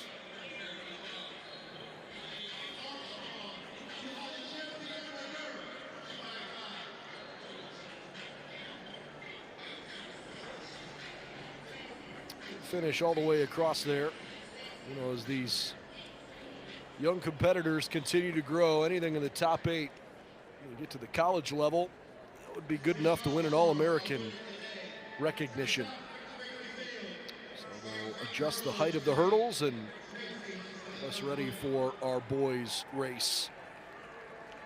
Marvin Perelius TJ Lichter, Chase Cobb, James Hawkins Jr., Faden Brown, Anias Thigpen, Hayden Bearden, and Shannon Palmer.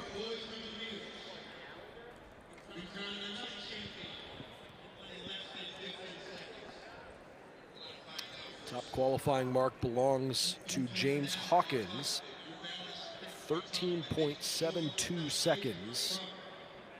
And then Brown at 13.78. Chase Cobb, 13.96. Those were the only three that broke the 14-second threshold during prelims. So we'll see if that holds up.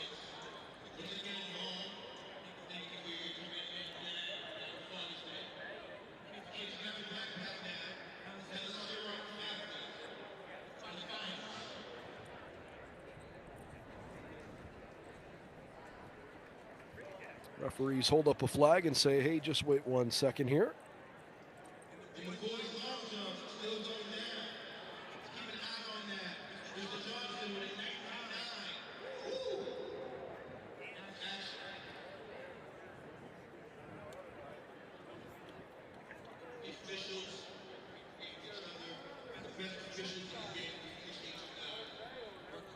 Okay, white flags. Here we go.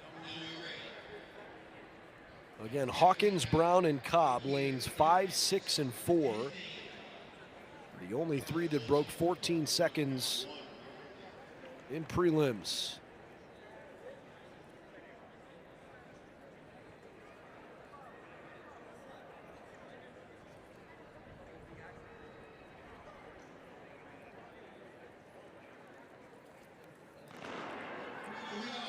All three of those young men off to great starts, in particular Brown in 6. But look at Hawkins, the way he's coming on. Don't sleep on Cobb, trying to close strong. Hawkins, Brown, a sprint to the finish, and it is just in the nick of time. James Hawkins, 13:33. Faden Brown, 13:49. Jace Cobb, 13:57. Those three smoked the rest of the field. But from the high-level TC, James A. Hawkins Jr., a middle school champion.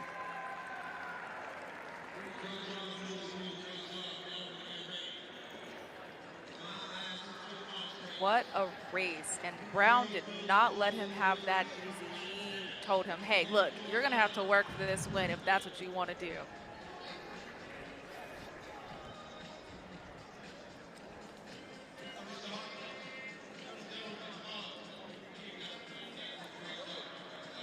And Hawkins hit that hurdle. It looked like he hit the second or third hurdle coming down that stretch.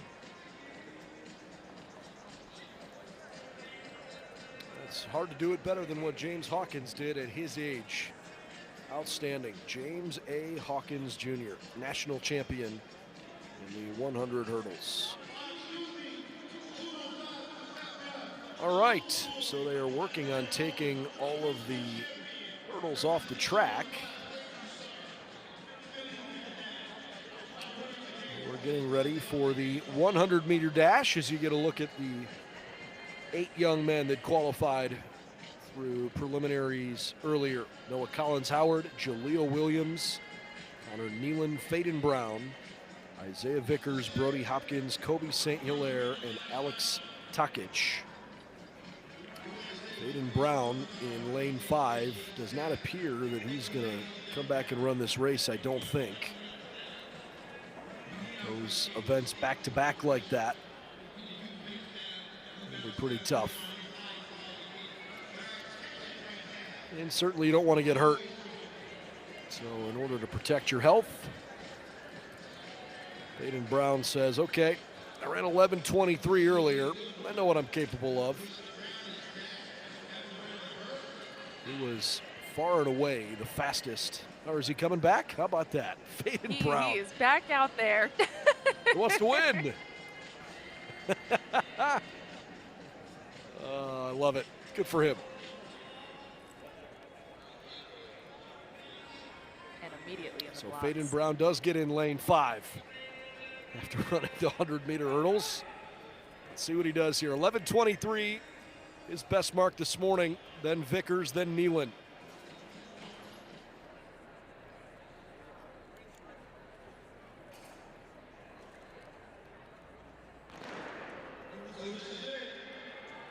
Beautiful start from Collins Howard in lane 2.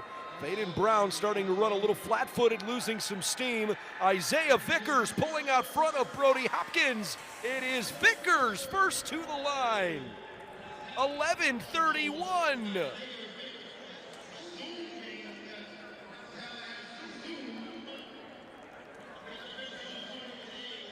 Isaiah Vickers, your middle school boys national champion. And let's keep a lookout on lane 6. Isaiah had a great start. Really working those arms coming down this runway.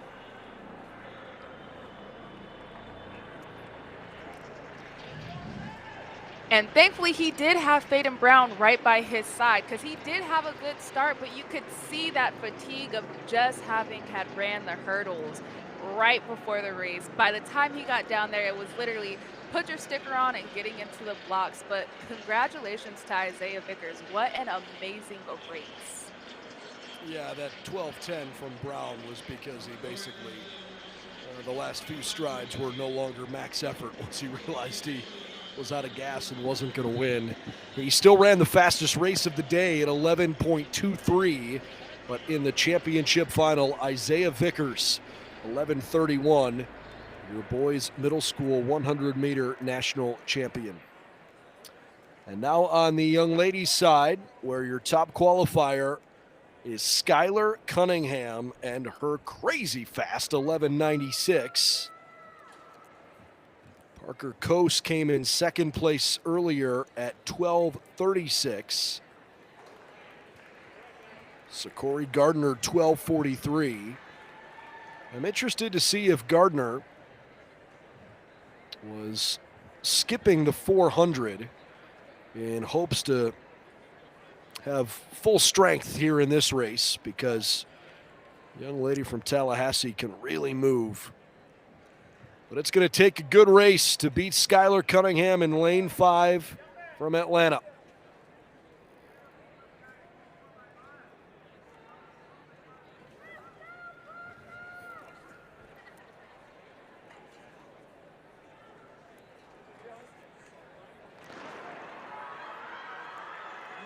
Cunningham a little slow out of the gates, but she makes up some ground. Parker Coase running well next to her. Skylar said, "I'm just not going to let this go without me coming out first." What a play. Skylar Cunningham zooms her way to an 11:97.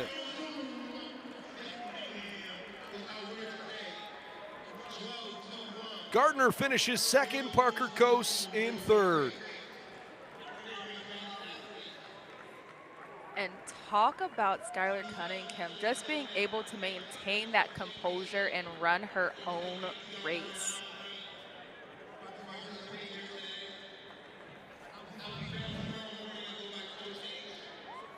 As we can see, she did not have the best start, but what she did that was really impeccable here is she stayed in her lane, she stayed driving, and as you can see, she really relied on making sure she stayed in that race form. She pushed out, she transitioned well, and she got up. I really love how she's getting her knees up as she's running. She's got really good form, so you have to have some good form to have that kind of speed. She ends that day with a win, 11:97. So congratulations to Skylar Cunningham. Beautiful race and good job of staying in your lane. Well, that was awesome. Skylar Cunningham, the only one to break 12 seconds in the middle school 100-meter final, and she did it twice. Really impressive work. All right, so we only have 4 events left on the docket tonight, but they are slightly longer races, and they are, for the first time now, into our championship division here this week at the New Balance Outdoor National Championships. We will begin with the boys 4x-mile.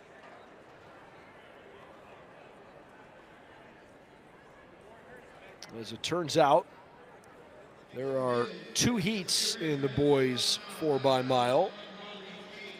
will be just a straight timed final. We are waiting for race introductions before we get ready on the track here. For what it's worth, the outdoor national record for the boys 4x mile was set in March of 2019 in New York City, Loudoun Valley, and Purcellville, Virginia. The winning team of Connor Wells, Kevin Carlson, Sam Affolder, and Jacob Hunter.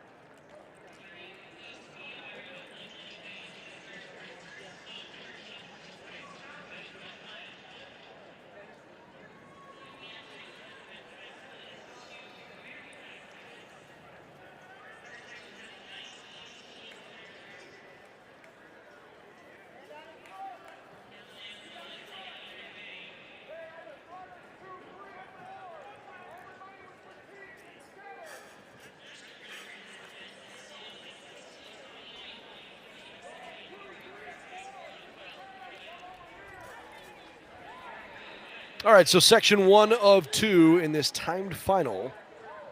As you get a look at the teams on the start list. In the championship division of the boys 4x-mile. National record is 17 minutes, 1.81 seconds. A record that was set indoors back in 2019.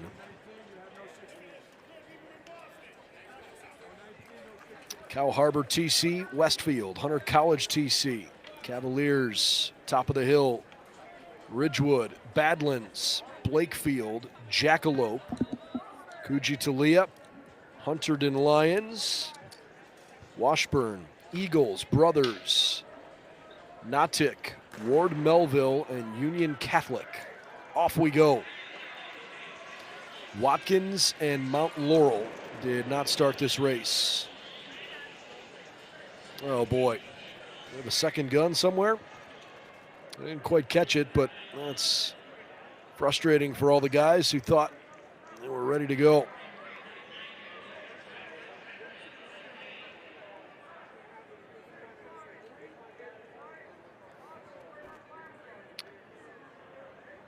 I don't believe there was a false start. It didn't look like a false start, but it definitely looked like there might have been some minor tripping and movement going on at the start.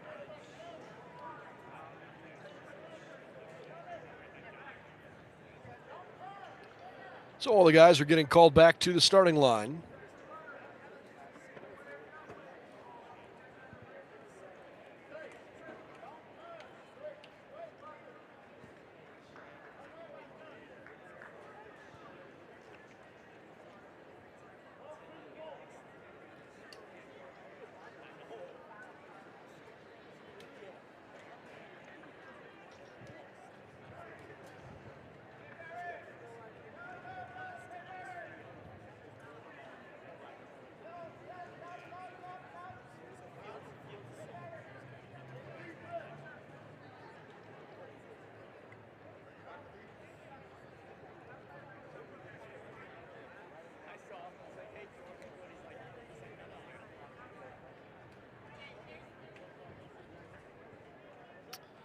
Well, hopefully everybody's going to be settled in here in just a moment.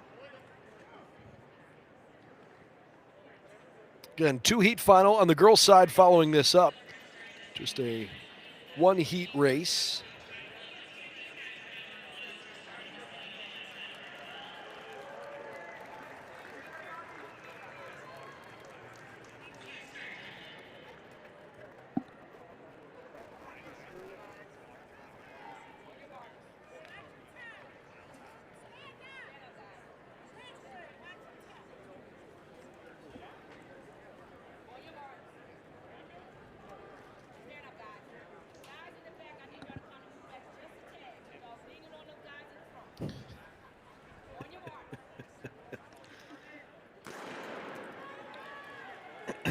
The referee there didn't particularly like the way things are going for the gentleman in the back of the pack.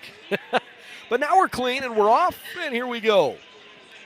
Let's tell you who's running the first leg of the 4x-mile. For Cow Harbor in bib 1, it's Brandon Cruz. Westfield in bib 2 is Alexander Valencia. Isaac Cohen running in bib 3 for Hunter College. Samik Binge from Cavaliers in 4. Top of the Hill, Nate Roberts wearing number 5. Ridgewood with Ian Bajrakarti in bib 6. Austin Warner in bib 7. Blakefield with Carter Bruns in 8. Evan Laffridge for Jackalope in bib 9. Ryan Hessler of Coogee-Talia wearing number 10. Couple of good runs there, especially from David McKinnon, Hunterdon Lions toward the front in bib 11. Washburn with Dominic Hogland in 12. Hugh Licklider for the Eagles in 13. Brothers TC with Kevin Allen in 14. Natick with Nicholas Bianchi in 15. Ward Melville, John Hegarty in 17. And Union Catholic, bib numbers 18, it's Alex Saldana. A lot of bodies in this race.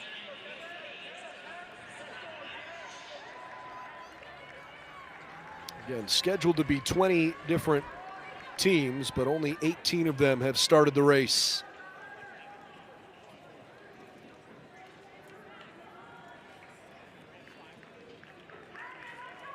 Imagine every school has its own strategy of exactly how you'd want to try to put together a team for this. Do you want to have your better milers early? Do you want your best milers late?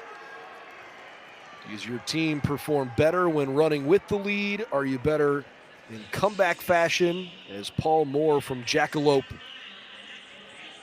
leads the way at the moment?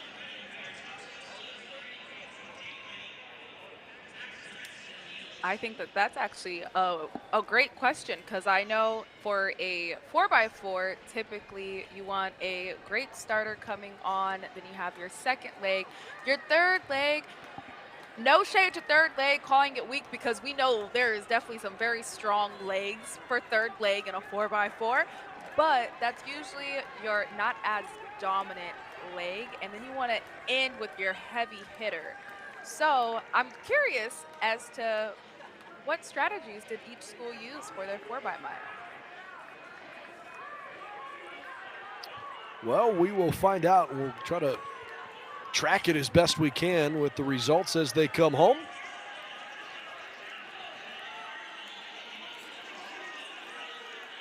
Solid work so far as the first part of these races have all hit their, essentially their bell lap.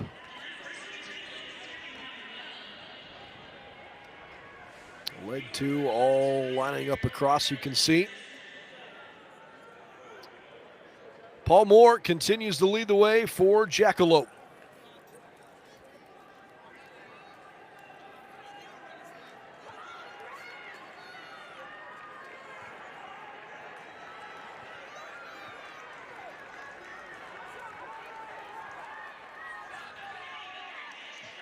Nobody even sniffing Paul Moore at this point.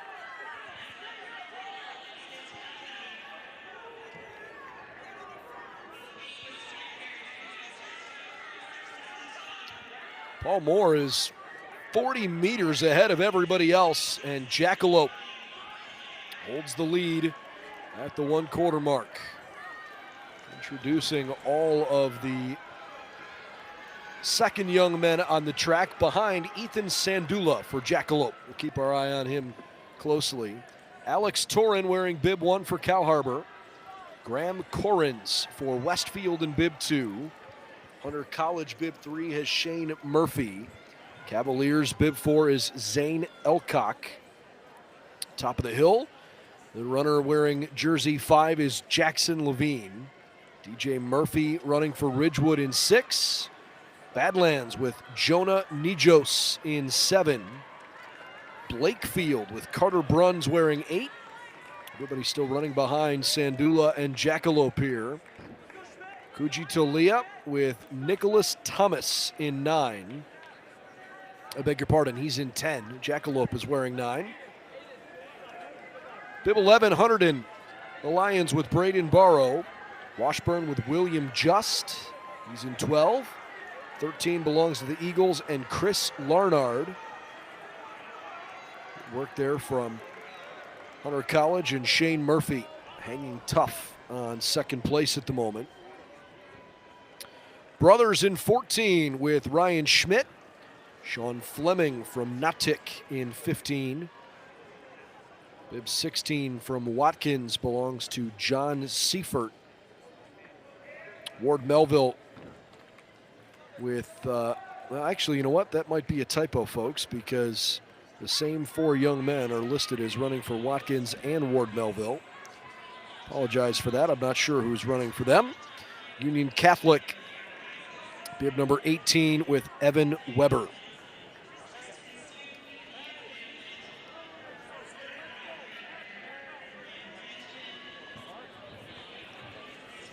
Well, so far, Jackalope has set a really nice pace. Paul Moore and now Ethan Sandula. A good bit out in front of the rest of the field.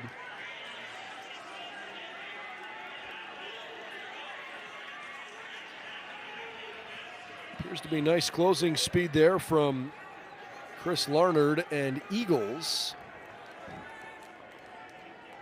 Ridgewood and Blakefield hanging in the middle of the pack. Nautic trying to catch up a bit.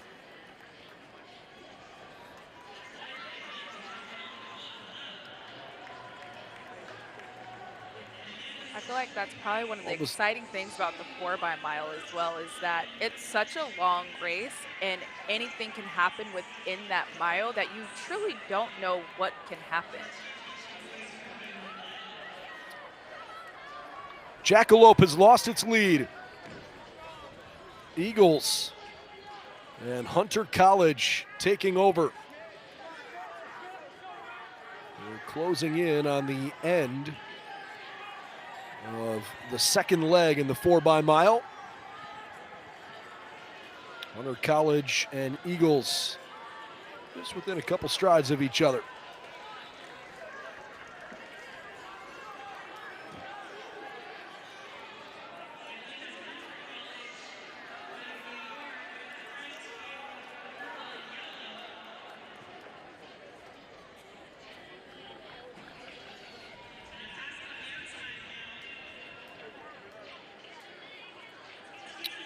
Hunter College and Eagles basically measuring each other up and saying, okay, what do you got?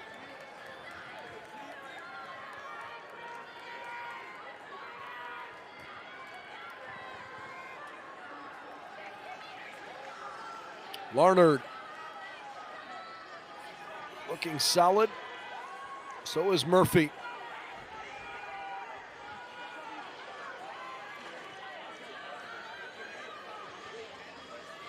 Jackalope has fallen all the way back into 5th place.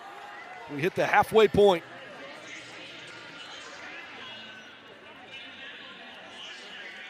Looks like 3rd place belongs to Westfield at the moment, and 4th place to Washburn. All right, running through the guys that are on the track now. James McNaughton for Cow Harbor, Caleb Stokeman for Westfield, Oliver Floor of Hunter College, Jabron Hutchins of Cavaliers, Sam Ard running for Top of the Hill, Ridgewood with DJ Murphy, Badlands with Caleb Sarsland, Blakefield has Andrew Rowan, Jackalope, after that great start, they faded a little bit. See if Zach DeBeauclair can get them back toward the front of the pack. Kujitolia using Samuel Faga running in bib 10. The Lions with Chase Kober, Caleb Dickel for Washburn, William Locke for the Eagles. Brothers TC with William DeMarco, Jacob Tobin for Nautic, Brian Leibowitz of Watkins, Alessandro Alvarez Tulo of Union Catholic, and Mount Laurel has Cullen Hermack.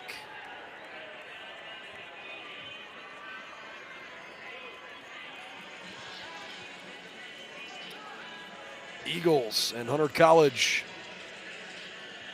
leading the way. Eagles TC. Just a few strides out in front. I don't think Hunter College is uncomfortable at this juncture.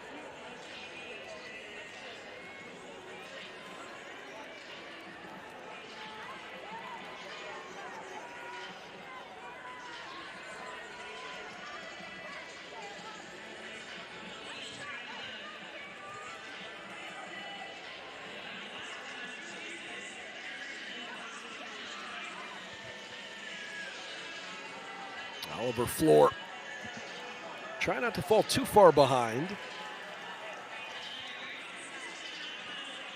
A little grouping back there behind those top two.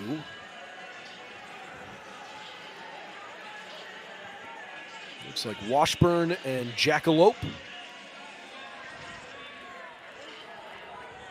Push 2 from Ward Melville.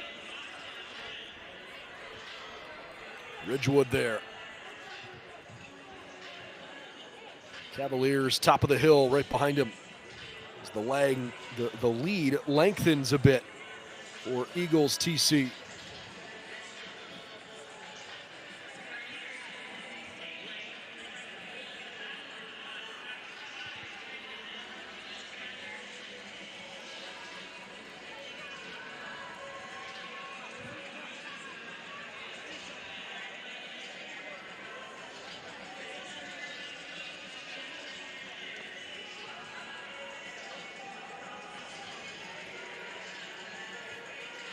Right now, nobody's in the same stratosphere as Eagles TC. Did we just see the pointing action that happened out there? He just pointed out to the crowd. I think it's safe to say that he is very comfortable with the pace that he is running, playing around out there. If you're not having fun, what are you doing, right? Absolutely.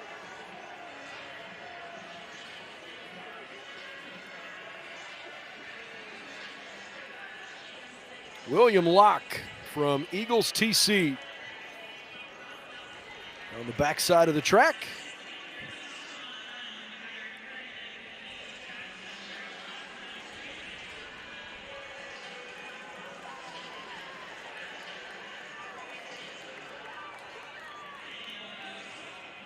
Getting ready to hand off. Part of this 4-by-mile relay. Locke hands off after running a mile race that was about 4.5 minutes. Pretty darn good.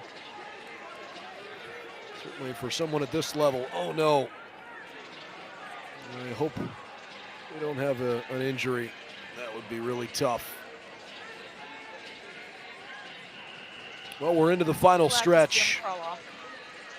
Yeah. Certainly under his own power.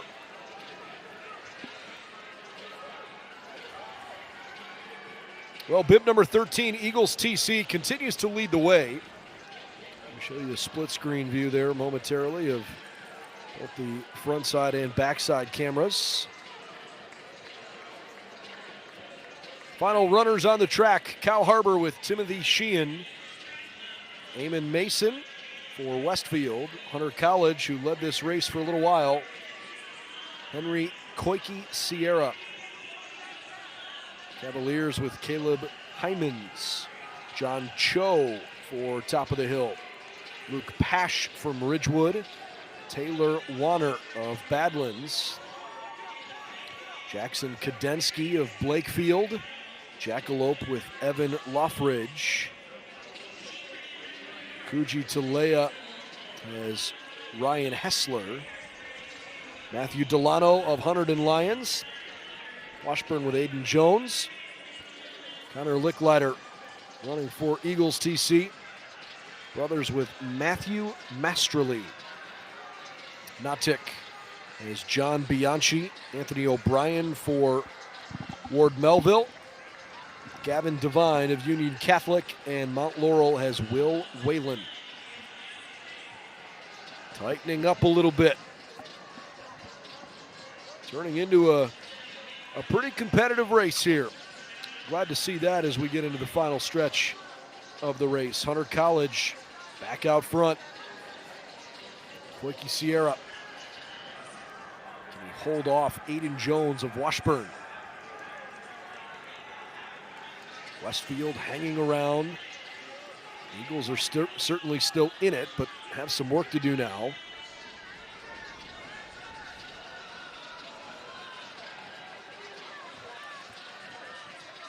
Look opposite the leaders for a brief moment. Back to the front of the pack.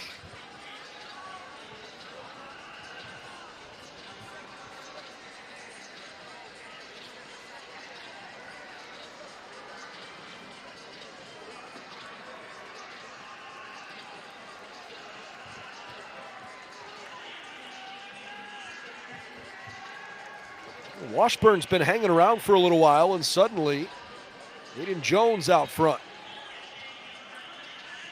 Seen several different schools lead at some point.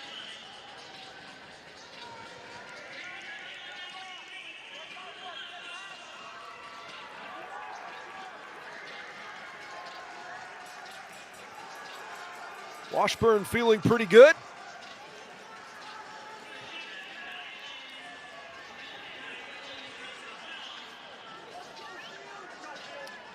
Dominic Hogland, William Just, Caleb Dickel, and Aiden Jones from Washburn RC. Trying to put up the best time in section 1 of this 2-heat final. And they are running now. Trying to push the tempo as best they can. Again, just to give you an idea, the all-time national record was 20 seconds ago.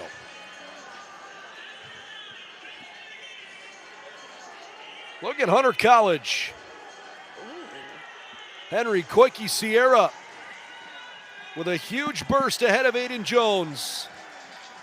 Henry and Aiden sprinting as fast as they can.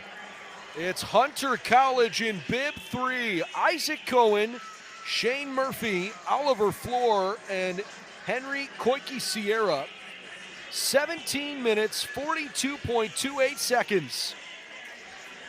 About 4 tenths faster than Washburn.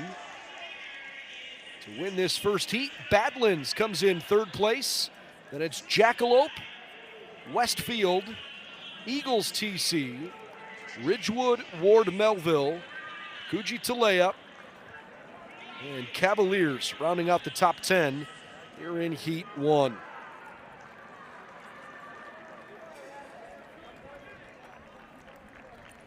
Cow Harbor comes in 11th.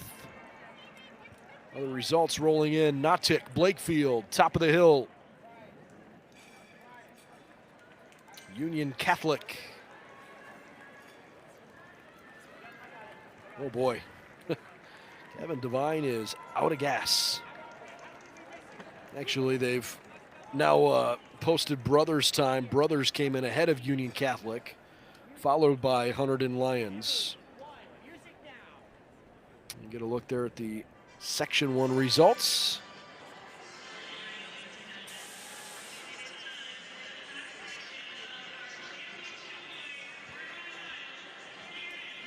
Here comes your championship flight.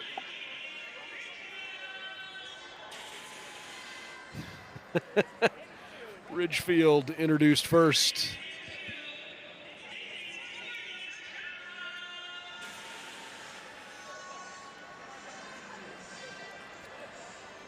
Corning TC was wearing bib 2. This is South Farms. I have a hard time taking those very mean mug serious faces seriously.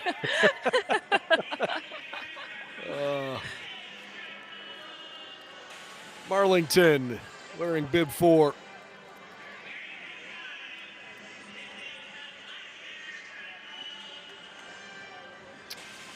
Black Bear Track Club.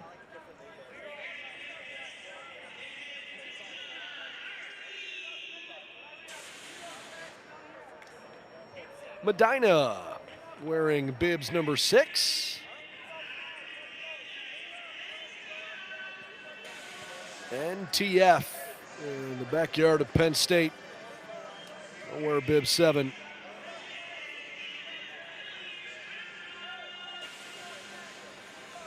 MWTC wearing bibs 8.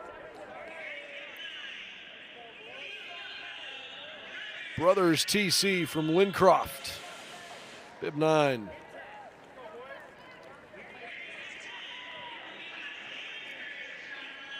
Danbury Track Club in bib 10.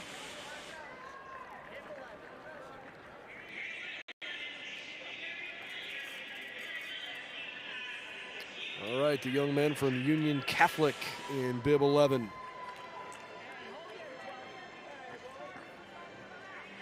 We had a team running earlier in the first heat as well.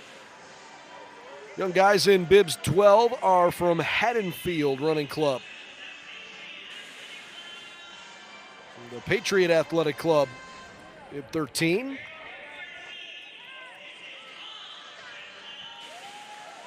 Hall Track Club in bib 14.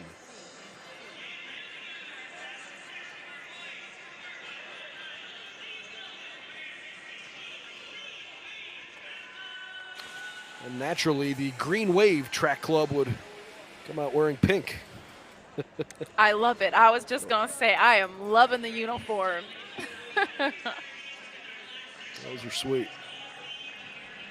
Valley Project was supposed to wear bib 15, but it appears they are not going to start this race. So the time to beat belongs to Hunter College. 17 minutes, 42.28 seconds.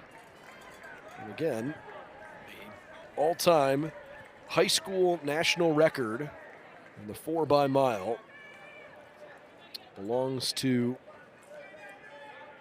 a school in Virginia, in Purcellville, Virginia. The school's called Loudoun Valley. They ran this race in 17 minutes, 1.81 seconds. Connor Wells, Kevin Carlson, Sam Affolder, and Jacob Hunter back in March of 2019.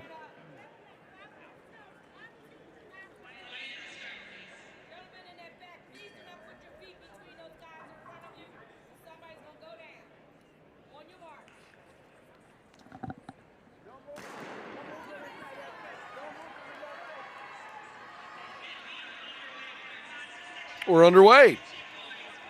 Gun went off. We just wanted to make sure everything was all clean at the beginning, and off we go. So let's take a look here at who's on the track. For Ridgefield, Liam Edson. For Corning TC, Marcus Homa. Jack Ouellette from South Farms TC. Marleyton with Michael Nichols. Black Bears got Jamie Lano out on the track. For the Medina Bees, Andrew Pyler. NTF with Samuel Endris. Colin Catherwood of MWTC. Brothers with Alex Kemp. Kevin Rosemark for Danbury.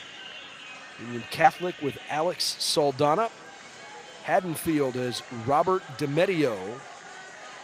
The Patriot with Ray Pavlik.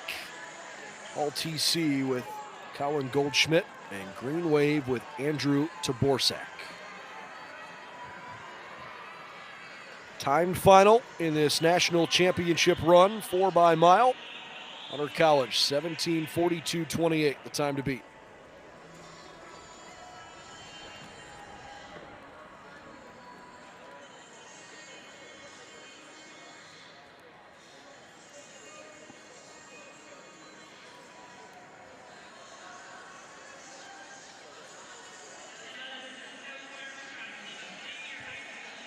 Well, too early to have any real separation, but what do you think about the start? You know, I'm liking the start. I was kind of waiting to see who was going to take the lead in this right now. And right now, South Farms Track Club is out front. And let's see how this plays out for them.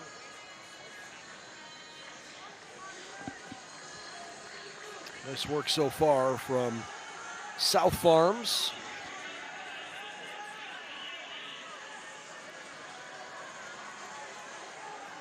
South Farms and Brothers kind of out for a run together, stride for stride at the moment.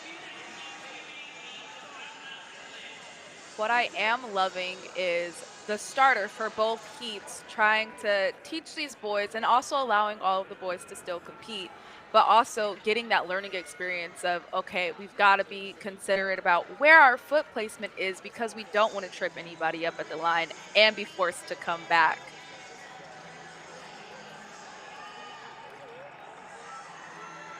Corning TC running solidly in third place.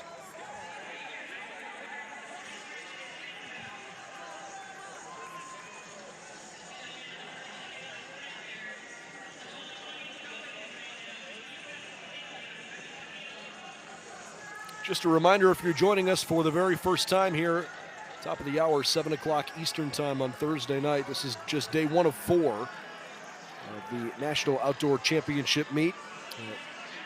The New Balance Nationals, and we'll have live stream coverage wall-to-wall tomorrow starting at 9 a.m. Eastern time. Andy Downen and Kate Van Buskirk have you covered beginning at 9 a.m. Eastern. Dave Miller will join along the way. Jasmine and I will be back approximately 4 o'clock tomorrow. We'll kind of see how the schedule shakes out, but that's the plan for now.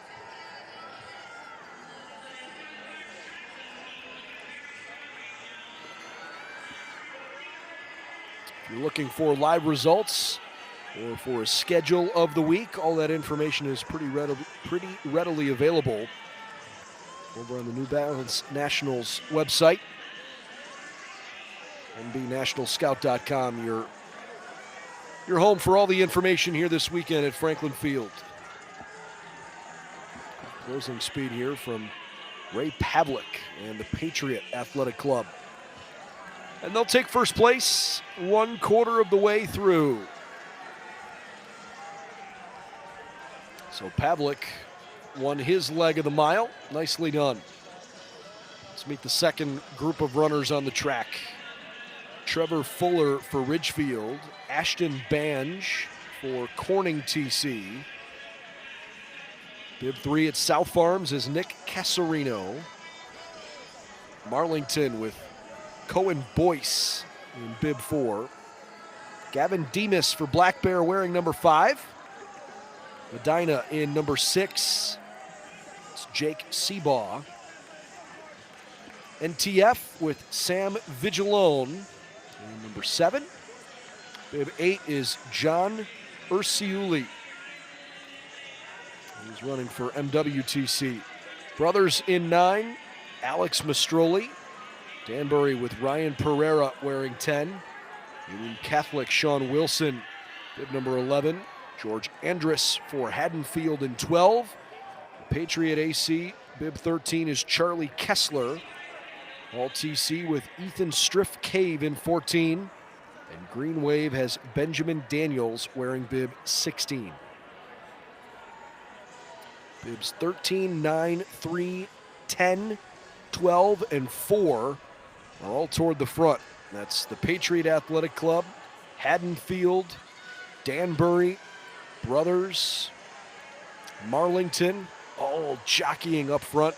So is South Farms. Still fairly early on in the second leg of this 4x-mile.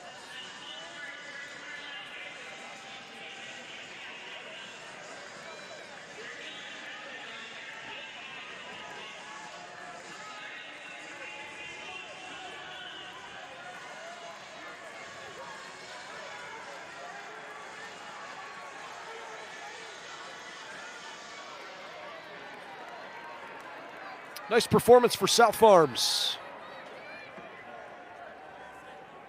Hanging tough.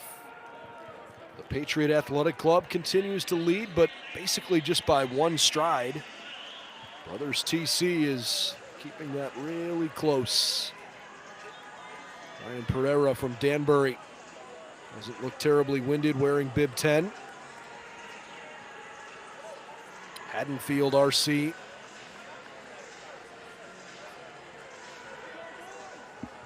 Andrus just trying to figure out, where can I make a move? Where can I pass? He's on the outside, and he does. Andrus pulls out in front in first place for Haddonfield. Got to be bold and make the move. Well, he just boldly got past. Put himself in first place, and just that quickly, now finds himself running behind John Ursiuli from MWTC.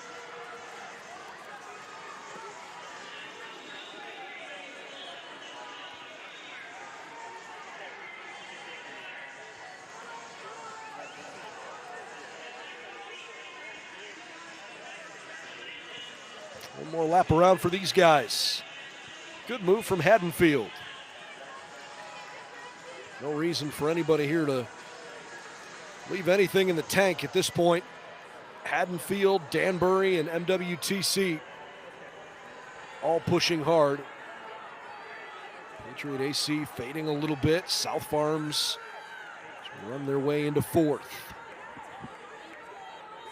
Yeah, it looked like earlier South Farms got a little bit boxed in, and so it seemed like they were trying to make moves, but doing a little bit of work because of the fact they were trying to get out of being boxed in.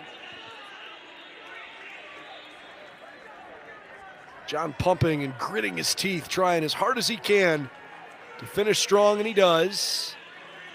Good handoffs. MWTC at the halfway point. Not quite national record pace, but they are on pace to have a great performance. MWTC leads the way.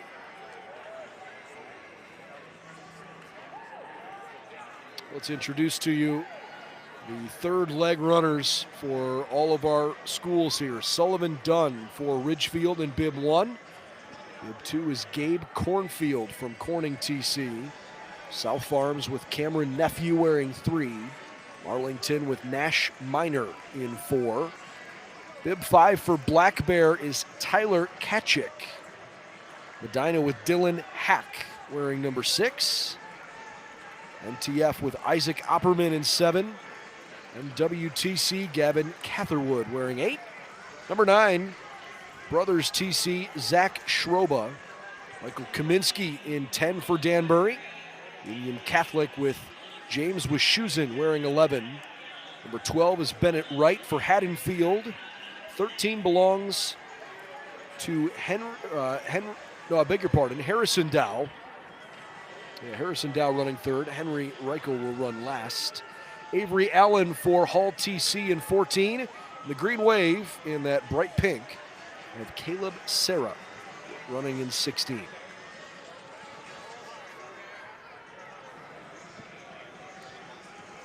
MWTC, then Danbury, then Haddonfield. Rejuvenated spirit from Patriot AC.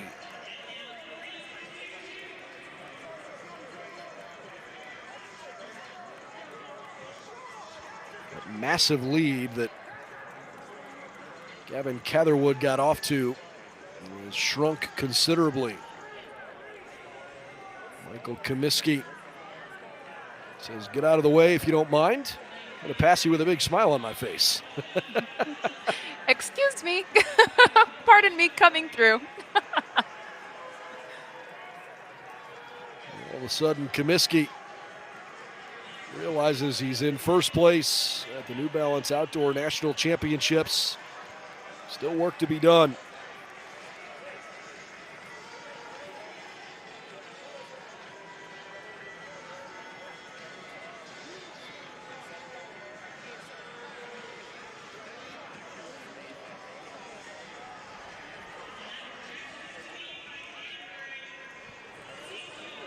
Tightening up a little bit, and that lead for Kaminsky is suddenly evaporated because Harrison Dow, never fazed by his team losing the lead earlier, and he's run the Patriot AC all the way back into the lead.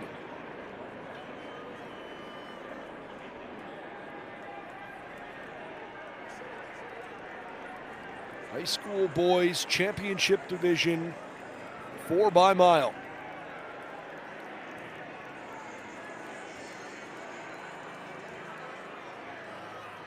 This is heat 2 of 2. We've only got 3 races left the rest of the night, but they are lengthy ones with the women's 4 by mile and then both the boys and girls 5K coming up.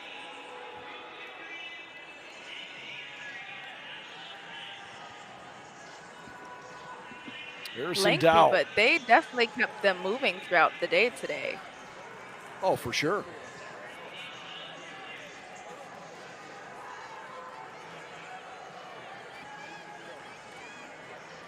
Dow way out front. Michael Kaminsky trying like crazy to keep it somewhat tight.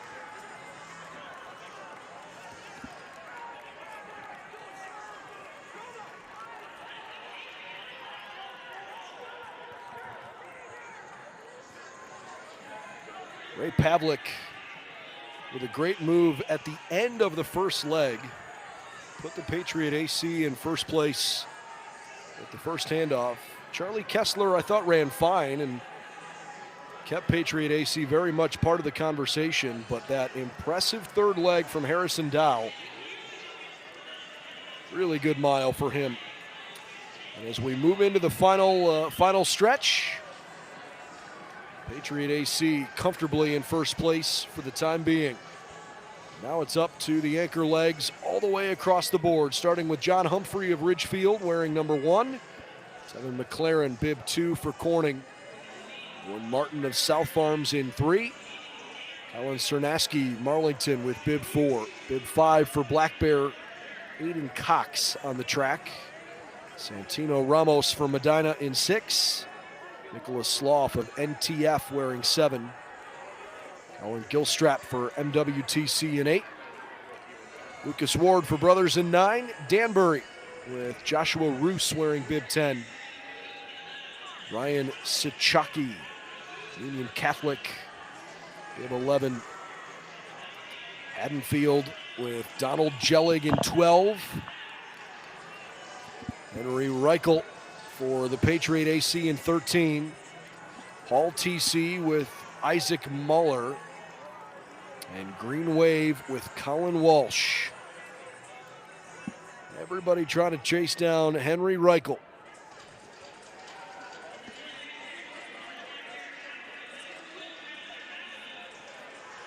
He has really separated himself from the pack.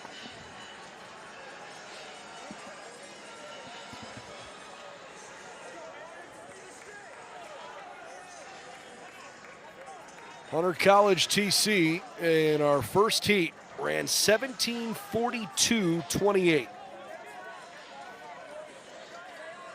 That is the time to beat. Washburn, very close second, 17:42.66. Those are the marks that everybody's got in their sights. The Patriot Athletic Club. Could they win a national championship?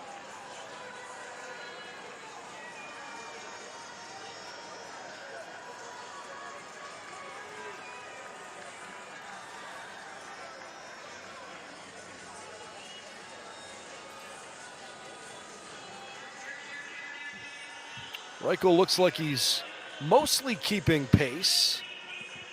But I'll tell you what, for the first time in quite a while, Aiden Cox and Black Bear have surged toward the front of this pack. We haven't seen Black Bear in the top half of our runners in a long time. Jamie Lano, Gavin Demas, and Tyler Kachik ran fine, but never had they threatened to take the lead. And here we are late for the first time. Black Bear TC is out front.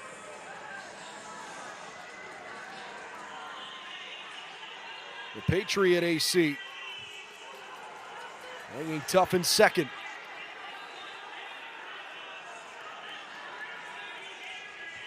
Everybody trying to get behind Black Bear right now. Aiden Cox. I'm loving that you could see his teammates cheering him on. Tell him, keep going, run.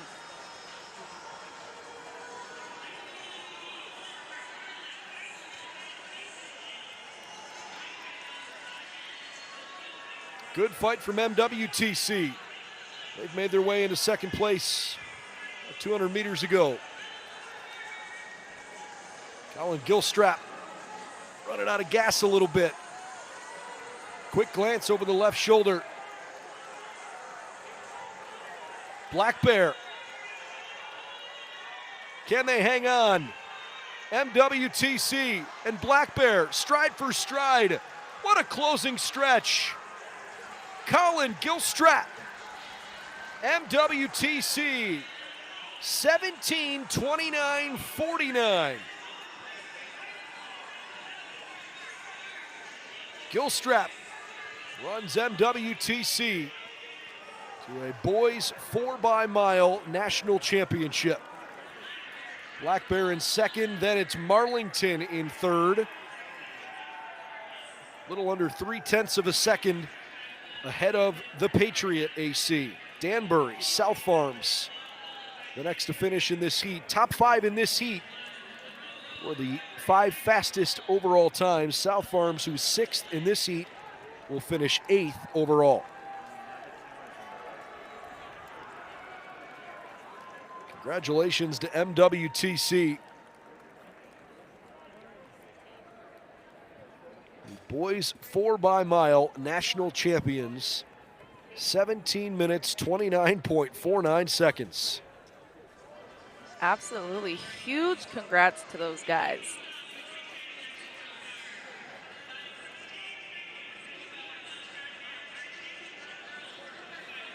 Colin Catherwood, John Urquiuli, Gavin Catherwood, and Colin Gilstrap.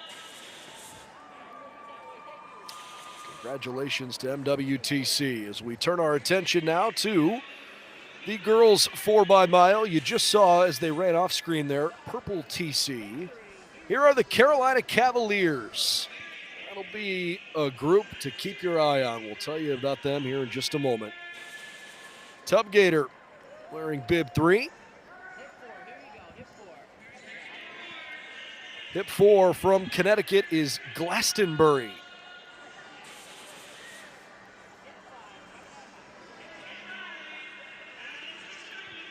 Hip 5 are the Louisville Rams.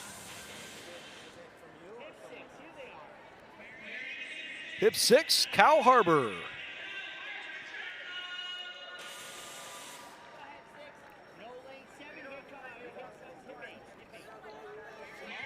AB Track in Hip 7 is not performing here tonight, and so we go right to Hip 8 where Tribe AC is introduced.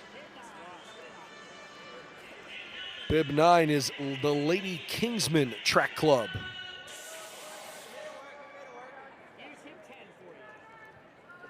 Hip 10, Langley Elite.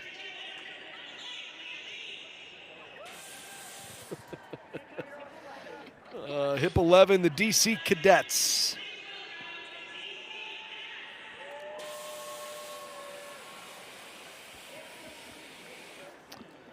Hip 12 is Haddonfield RC.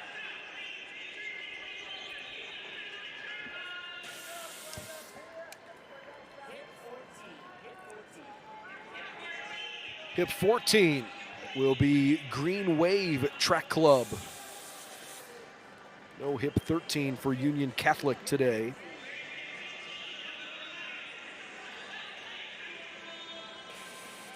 Westlake High School, Hip 15. Bib number 16 belongs to Spirit of Pre.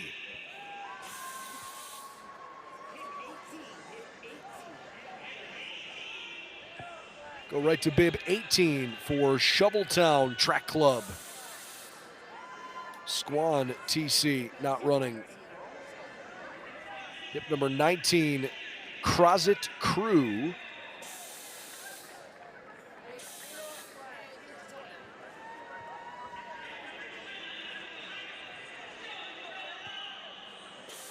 Hip number 20, the Bulldogs from Stowe Monroe Falls Track Club.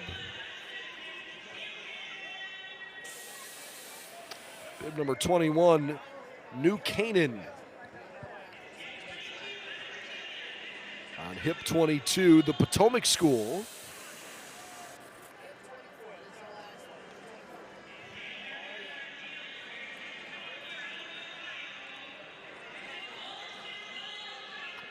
And Hip number 24, Olmsted Falls Track Club.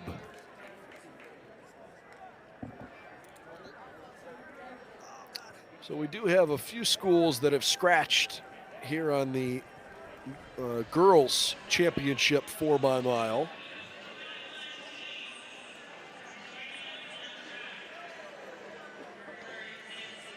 Can I just say I love that the girls put in such effort for their intros. I loved it. I loved every second of that.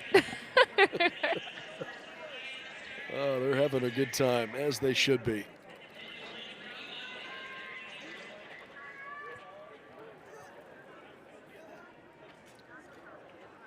Well, I mentioned the Carolina Cavaliers.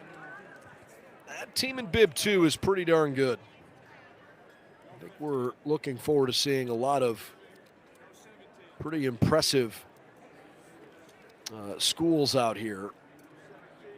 But I think it sounds like this team from Carolina is feeling like there's a decent chance they could make a run at a national record tonight. The 4x-mile outdoor national championship all-time record belongs to Saratoga Springs out of New York. In July of 2021, they ran it in Eugene. Ella Curto, Alicia Hurt, Mackenzie Hart, and Emily Bush ran the race in 19 minutes, 40.67 seconds. That is speedy. And of course they did it in Eugene.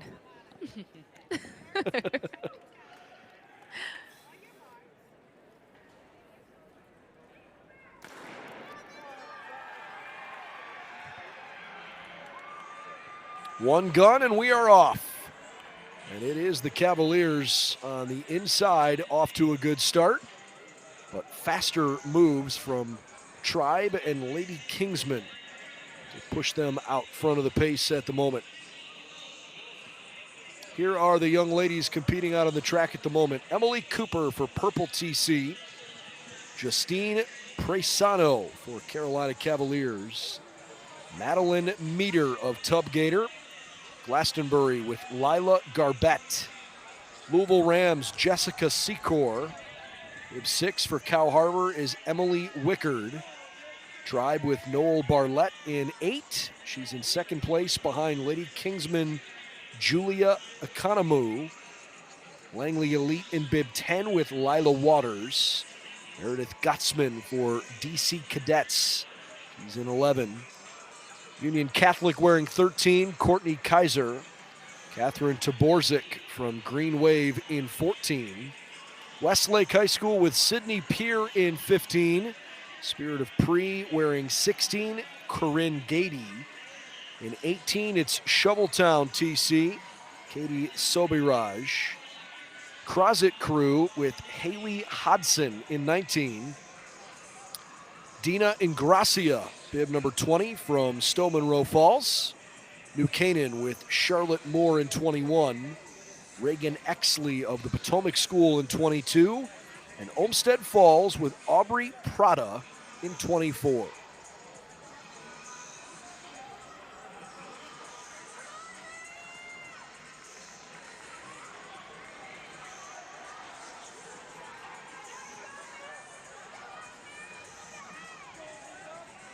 Not a surprise to see Carolina out front at the moment. Justine Presano.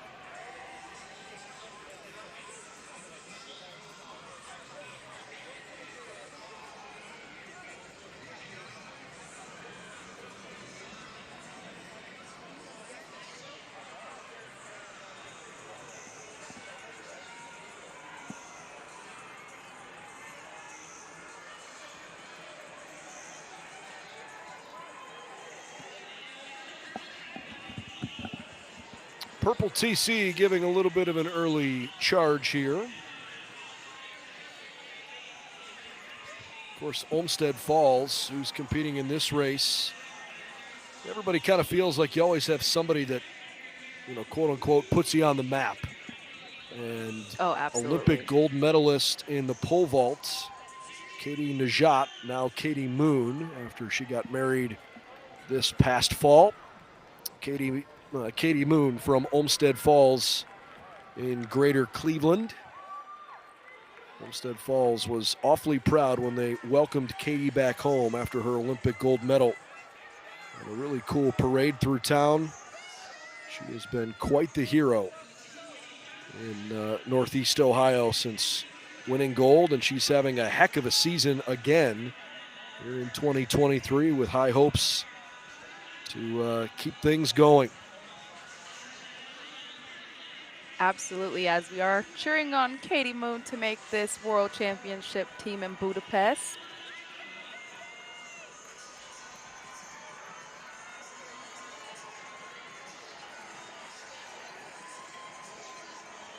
Well, Justine and Emily seem pretty comfortable running out front there.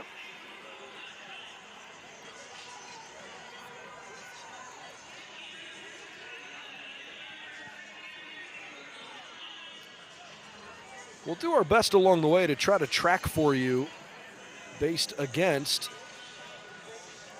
the national record in this event, how Carolina is faring. Again, 1940-67 is the record. So Justine moving along nicely. Obviously at 1940-67, that means you got to pretty much on average run about a 5:05 mile. Doesn't have to be quite that perfect, but we'll see. Justine pushing really hard here. And she makes the handoff pretty clean. Well, so far I would say they are slightly ahead of national record pace. Time to introduce the second group of runners on the track for you. From Purple TC, it's Natalie Mello, Stella Kermes from the Carolina Cavaliers, Tub Gator with Carrie O'Day, Glastonbury, Kelly McElhaney, Louisville Rams with Maggie May, Cal Harbor, Finley Wickard. Bib 8 for Tribe is Annalise Henrick. Lady Kingsman with Ellie Stabnick in 9. Langley Elite with Hazel Culway in Bib 10. Bib 11 belongs to Haley Caldwell of the DC Cadets. 13 for Union Catholic, Ella Soloranzo. Green Wave with Isabel Green in 14. Westlake has Ellie Irwin in 15. Lainey Allig, Spirit of Pre in 16. Hip 18 for Shoveltown is Molly Capice. Crozet Crow with Grace Cook in 19. Stowe Monroe Falls with Danzy Jones in 20. New Canaan, Eliana Savelli in 21. The Potomac School, Bib 22 is Genevieve Harris. And Katie Clute for Olmsted Falls in 24.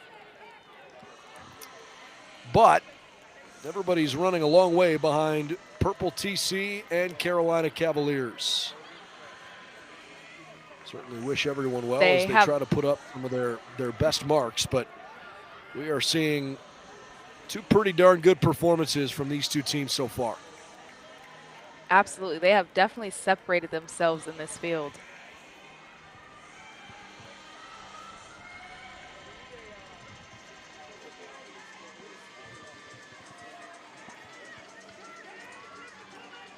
Natalie in purple, Stella is in red, white, and green. Only one flight in the championship girls 4x-mile. We'll have the boys 5K and the girls 5K coming up to round out the night. And in both cases there, those are also just one flight events.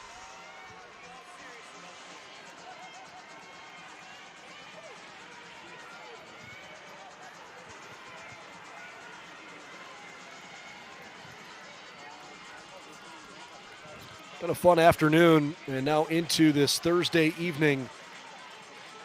Bottom of the hour, 7:30 local time in Greater Philadelphia.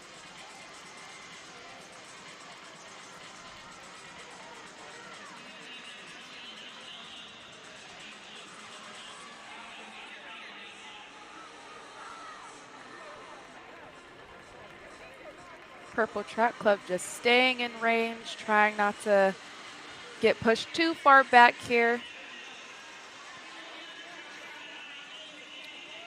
I think I may have misspoke when I referenced the average time for breaking the national record. I think I said you need to average a 5:05 mile. It's been a long day. Yeah, meant to go 5 seconds the other way. 4:55 mile would get you that 1940. 5:05 mile would be 2020. So, anyways, I apologize if I threw anybody for a loop there.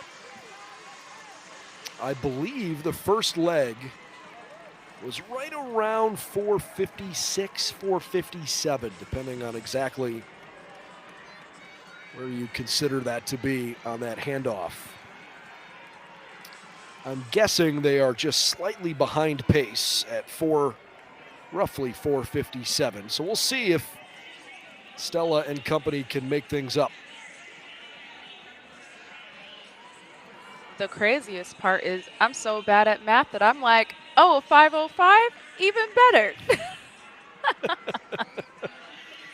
Well, Stella has put a little distance between her and Natalie at the moment. I mean, she's just running so comfortably. There's a power to her stride. There's an intensity, but sort of a relaxation about her demeanor. She's focused, but she's not tense. She has really opened it up in a big way.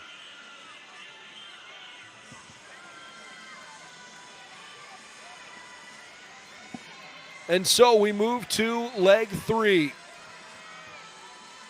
And the reality is, if Carolina Cavaliers want to break a national record, they got to pick it up. They are not far off, but it's going to be close. If they continue at this pace, they might find themselves just beyond that reach. That's the first runner we have seen passed in any of our distance runs so far here this evening. So while you're watching the Cavaliers still lead the way, here is who's on the track or coming on the track shortly for the third leg. For Purple TC, currently running in second place, Sylvia Sanouk Dufalo.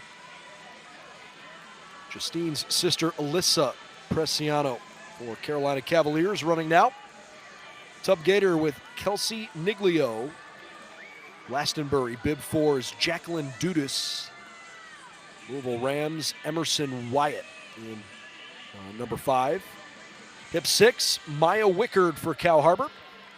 Hip 7, hip 8 for Tribe Athletic Club is Alice Weirer. Number 9, Morgan Collins for the Lady Kingsmen. Hip 10 for Langley Elite is Lila Prosavento. Sophie Mathias for DC Cadets in 11. Union Catholic in bib 13, Victoria Urbaiz. Hip 14, Green Wave has Amelia Sabatino. Westlake in 15, Maggie Hennessy. Spirit of Pre, 16, Abby Roth. Shoveltown is in bib 18, Ann Riley. Jordan Stone for Crozet Crew in 19. Stone Monroe Falls, bib 20 is Sydney Pitkovich. New Canaan with Radia Releva in 21. Potomac School 22 is Kate Tuttle. And Samantha Goodnuff from Olmsted Falls in bib 24. All of them chasing Alyssa Prisano of Carolina Cavaliers.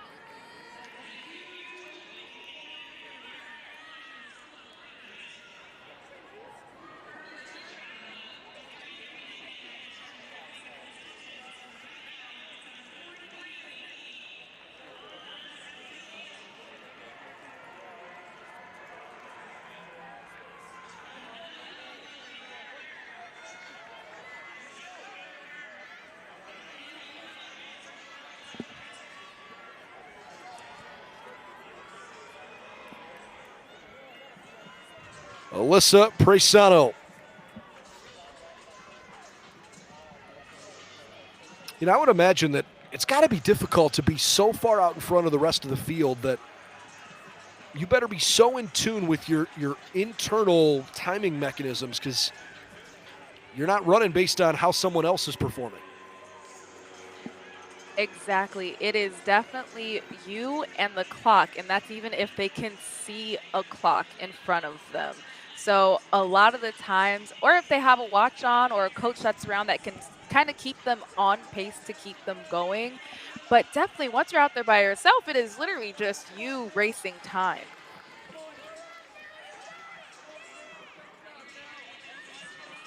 Everybody trying to cheer on Alyssa.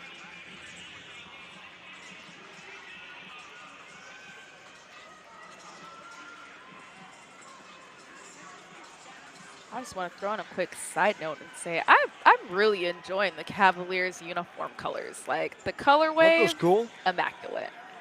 Big Immaculate. fan. Love that. We've definitely seen some pretty cool uniforms out here. You got to subscribe to the look good, feel good, perform good kind of mentality, right? Absolutely. Absolutely.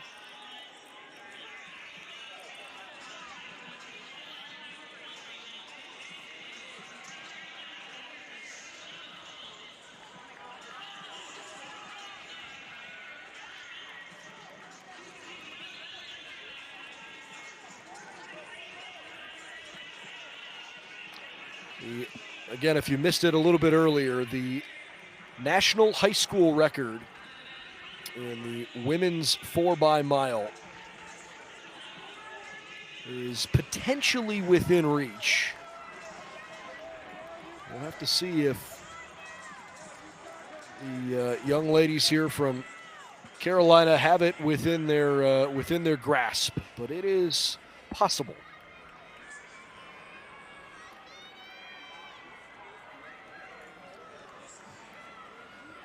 Ready for those handoffs to send it into the final stretch. We would need to look at something maybe in the ballpark of 4.5 minutes or so. Could be tough, but I wouldn't say it's impossible.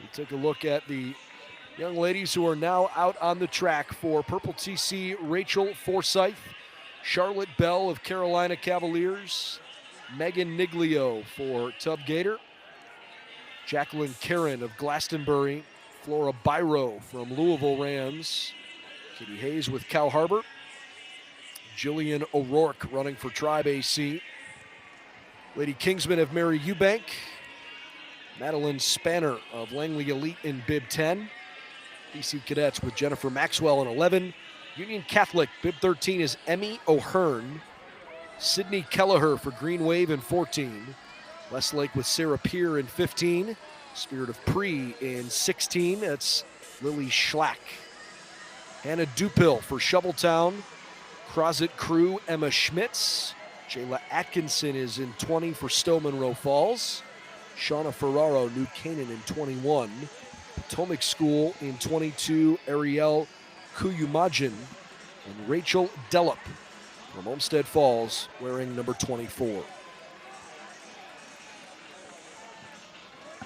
And all eyes are on Charlotte Bell. She definitely had a little bit more work to do because she had to go around those girls as she was lapping them from that outside lane to get around them. So that definitely adds a little bit onto your legs, but all eyes are on Charlotte right now.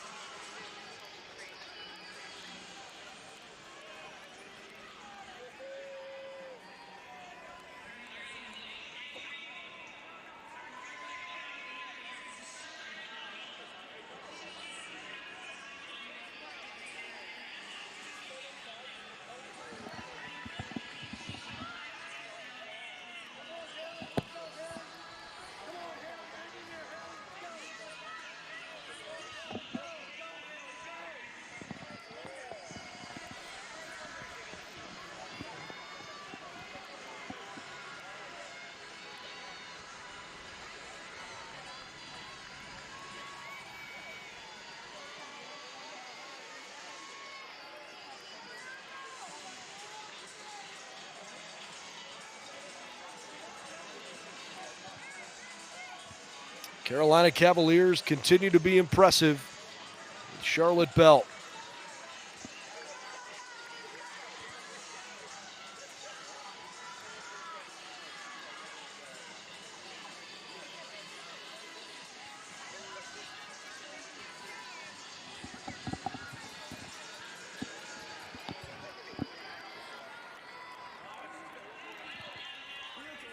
Looks like last year at this meet, the New Balance national outdoor record was set by Purple Track Club in Michigan at 20 minutes, 8.61 seconds.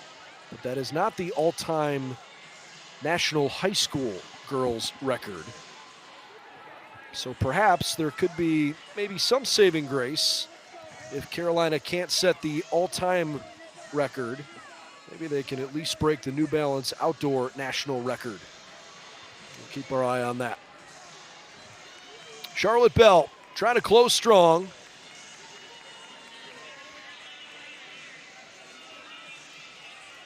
It's pretty clear at this point she's not going to break 1940, but 20:08 is possible. Carolina Cavaliers, Justine Preciano, Alyssa Preciano, Stella Kermes, and Charlotte Bell. Some heavy legs, some heavy breathing from Charlotte. Trying to close it out strong. And she does. Unofficially in 20:05.91, it is now official. A meet record for the Carolina Cavaliers in the girls 4x-mile. Congratulations, Carolina Cavaliers. The fastest 4x-mile ever at the New Balance National Outdoor Meet.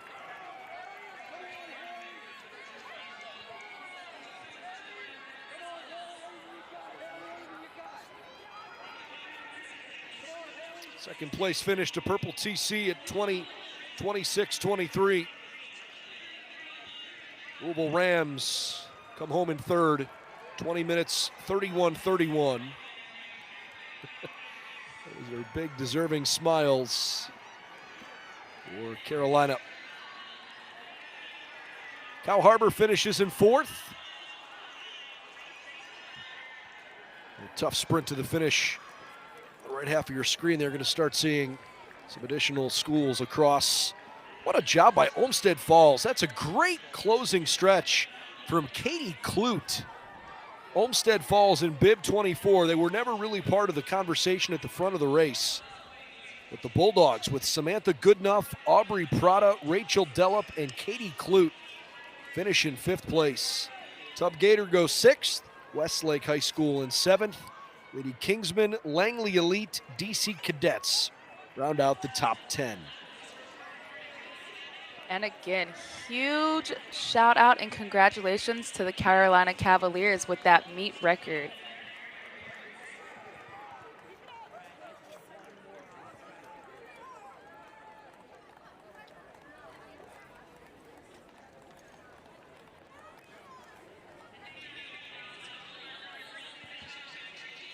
Rest of the field includes Glastonbury, Shoveltown, Tribe, Union Catholic.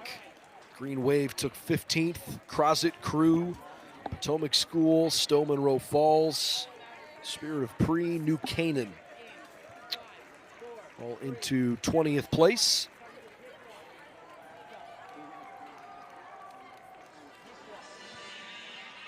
Just a couple more schools to come across.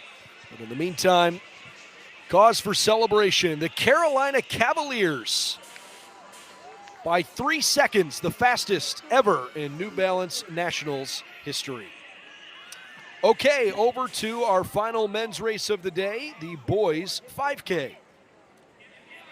One heat in this championship final. Aiden Ross, Zach Pokert, Adam Furman, Jake Pasalugo already been introduced. That is Troy Silvestri. Here comes Aiden Cox from Black Bear. What a close for Cox and Black Bear in the 4x-mile. Just got out-edged by MWTC, but Cox ran so well. Max Hania and now Christopher Sullivan, along with Charlie Ortmans. We're going right to hip 12 with Samuel Burgess.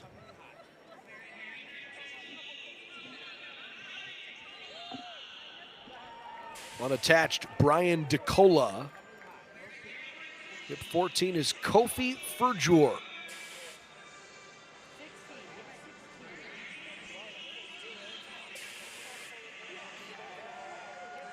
Joe Barrett, Sam Jackson, Rakith Prakash. Hip 18, Sam Gola.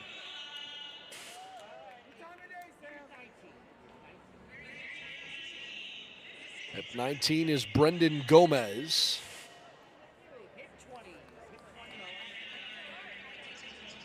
And on hip 20, Quinn Parrish.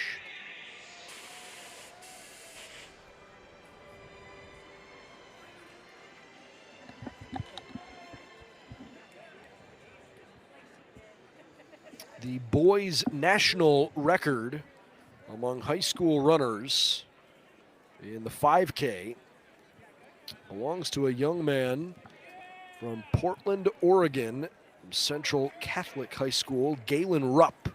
This is one of the oldest records on the books, set back in 2004.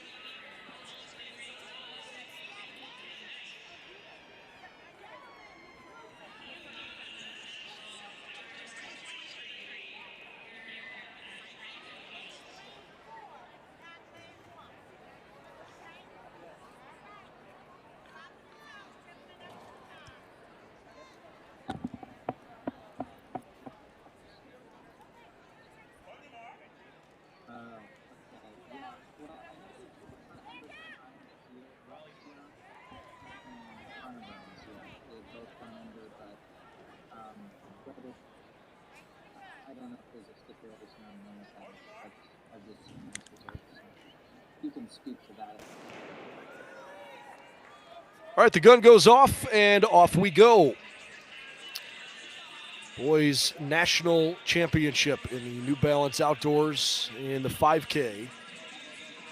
Want to mention that Connor Burns and Lex Young, two of the premier high school boy runners across the country, both earlier this year ran 5Ks slightly faster than Galen Rupp, but they did it under different circumstances than Rupp did. And so there are actually 3 records specifically on the books for boys' high school records. But just for the sake of recognizing what Connor and Lex did, because it was so impressive.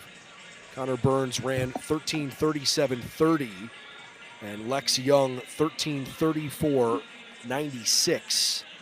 Young men from Missouri and from California did that in meets out in California just within the last month or so.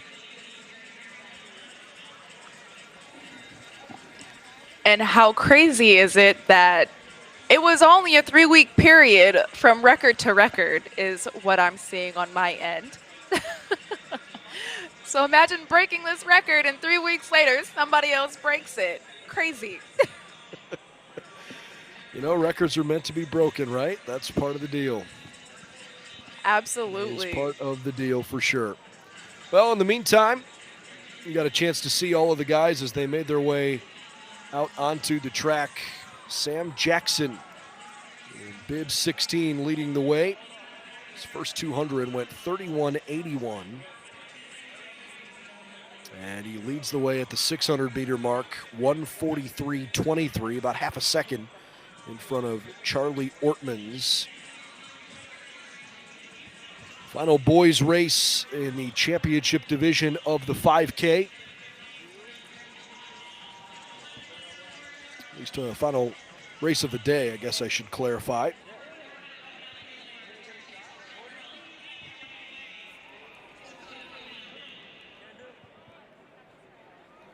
Ortmans, good push on the outside there. He pulls out into first place. Aiden Ross running right behind him.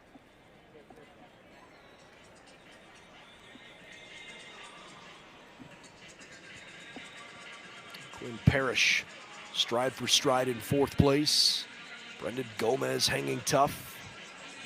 Good work there from Sam Burgess and Sam Galla. Kofi is right in the mix too.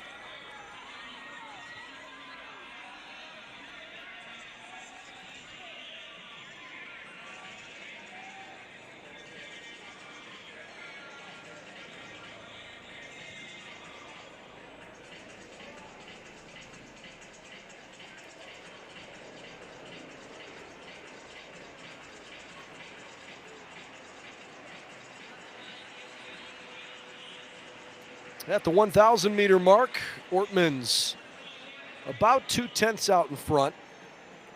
Ortman's Ross, Parrish, Jackson, Gomez, and Burgess in front of the pack.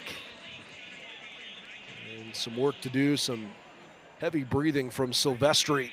He's rounding out the back and realizing this group is going a bit faster than he was expecting.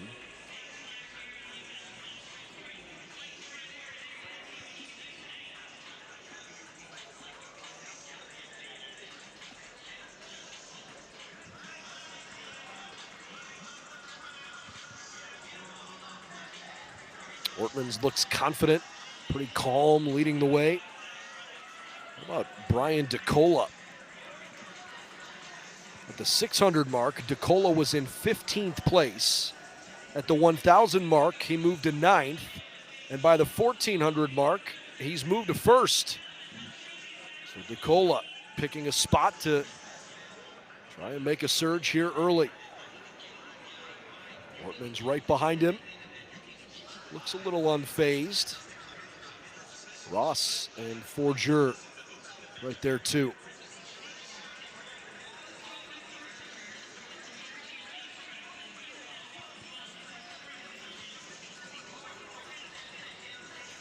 Still a pretty tight pack. Everybody is pretty close together still. Nobody is really too far out ahead.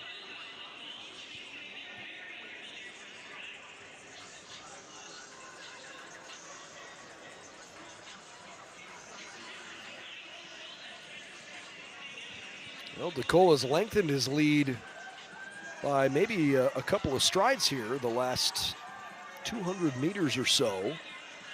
Question is, can Brian keep this pace going? His last 400 was 108.94.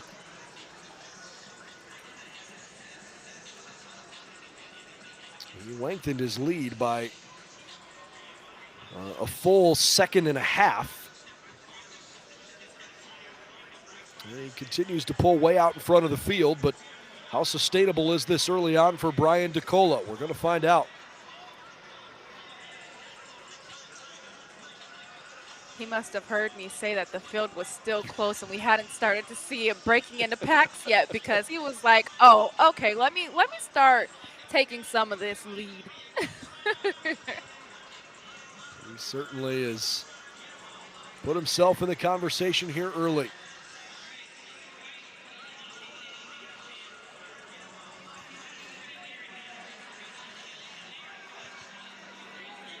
Brian DeCola.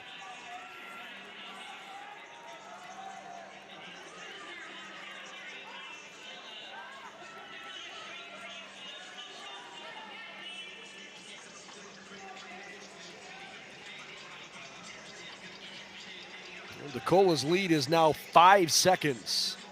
Over his last 800, he has really opened up on Brendan Gomez. Can Brian DeCola keep this going? I wouldn't expect that at like this point in the race that all of a sudden he would,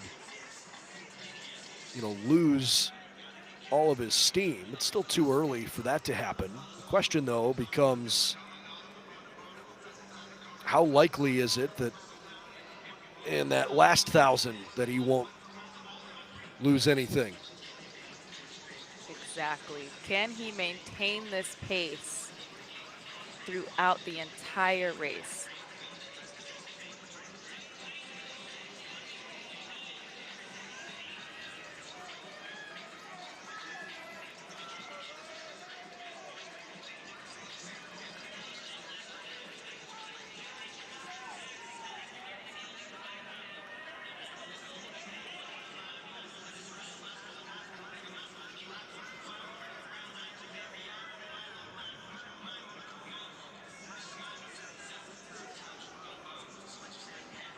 Brian DeCola, 7 seconds in front of Brendan Gomez, Christopher Sullivan, Aiden Ross, Kofi Forger, Sam Burgess. That group of 5 are running tightly together. Adam Furman and Quinn Parrish, along with Rakith Prakash, all look solid, but frankly, it's kind of hard to see where one of those guys is going to emerge from the pack and push DeCola. We're about halfway through, maybe just beyond it here.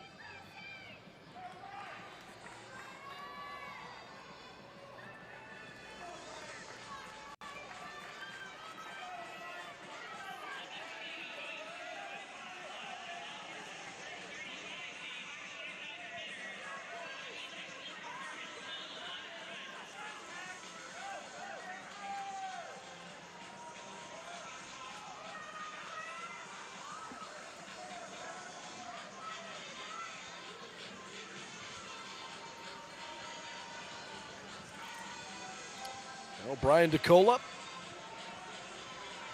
must be pretty internally motivated because there's just nobody or nothing else to push him right now other than his occasional glancing at the clock. I mean, Grant, he is staying in that same pace. 112, 110, 110, 108, 107, 110, 111. He's still maintaining that pace for himself, so.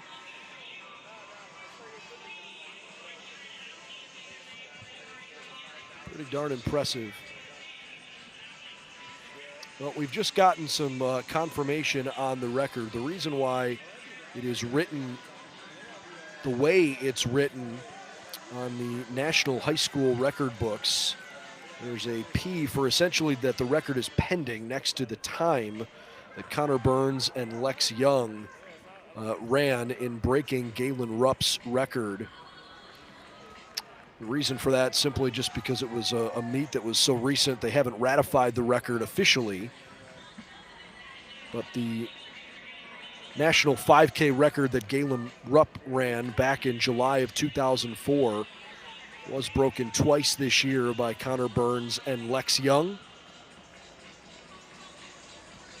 So the fastest that it's ever been run, May 26th, just a couple weeks ago, Lex Young, 13 minutes, 34.96 seconds.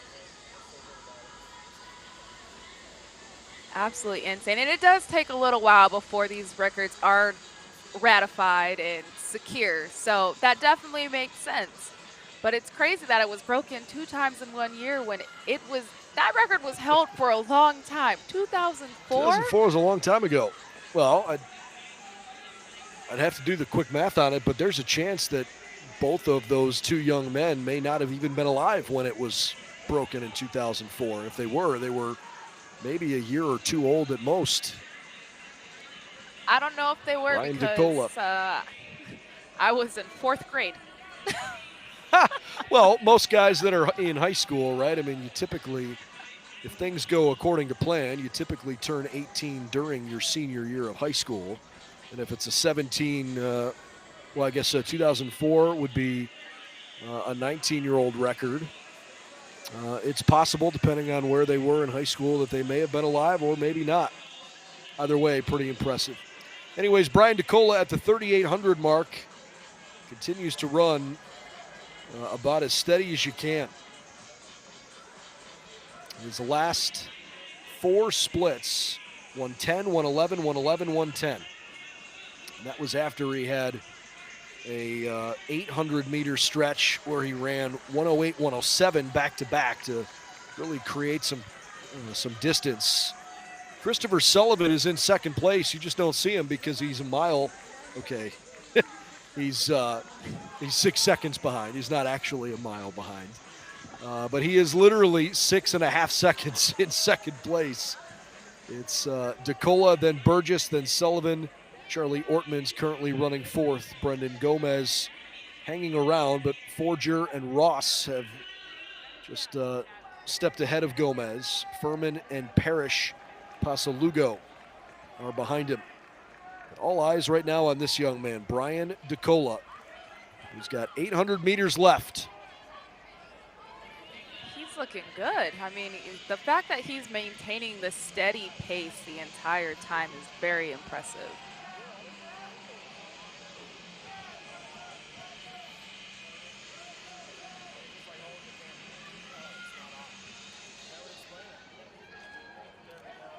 The national meet record at the New Balance Nationals in the men's mile potentially in jeopardy here.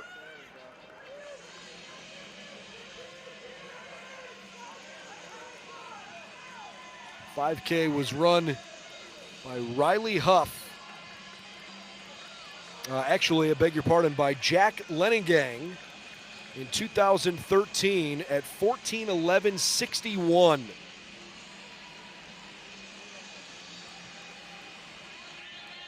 This is unbelievable pace.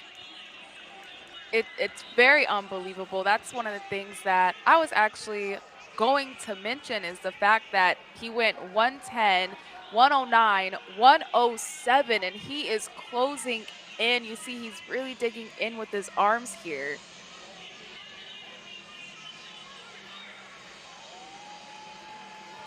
Brian DeCola. He doesn't break a national record, but there was never a doubt who the fastest boys high school 5K young man in the country was. By 3 seconds, Brian DeCola held off Christopher Sullivan's sub 1 minute close.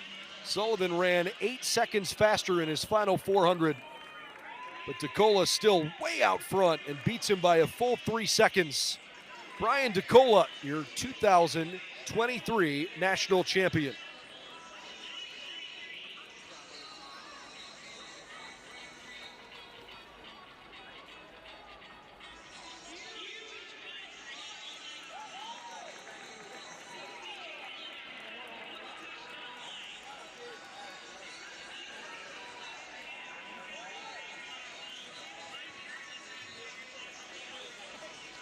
Sullivan in second, Burgess in third. Charlie Ortmans finishes in fourth. Aiden Ross, Brendan Gomez, Kofi Forger, Adam Furman, Quinn Parrish, Jake Pasalugo round out the top 10.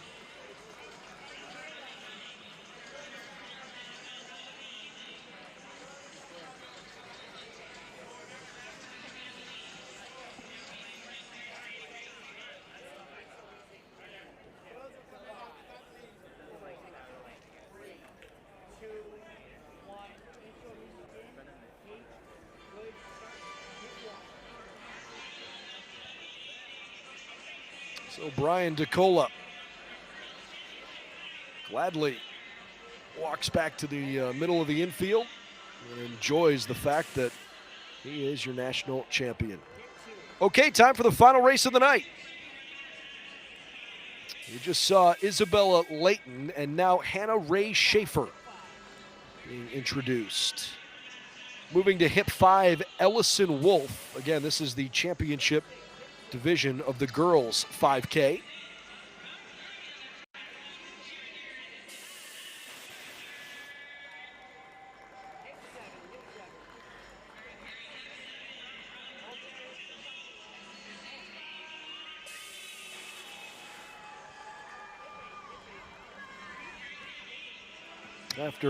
After Ava Creniti, Riley Ferretti introduced.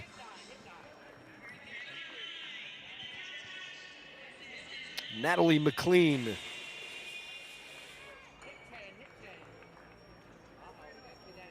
Here's Emily Bush wearing hip 10.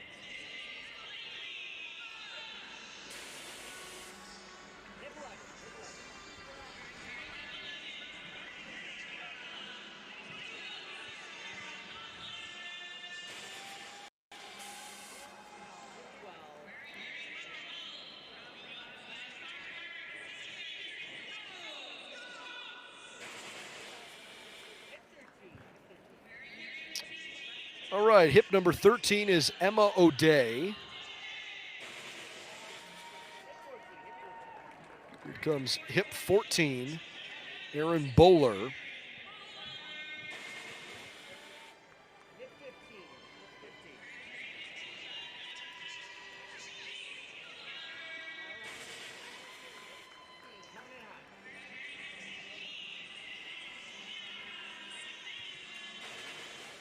Annika Sandman.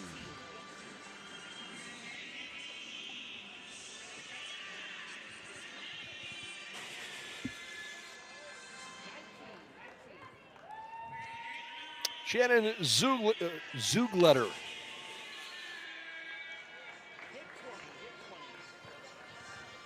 Hip number 20 is Alexa Ciccone.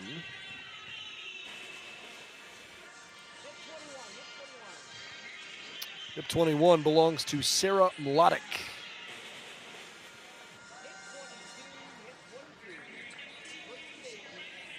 From Shaker Bison Running Club, Kaylee Higgins.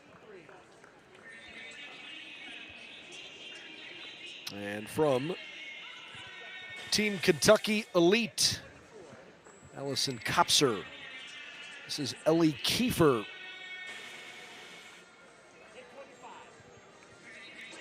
Abby Drozdak running unattached. Clearly having a good time. Very cute. Molly Weithman from O'Connell. Melina Johnston wearing hip 27.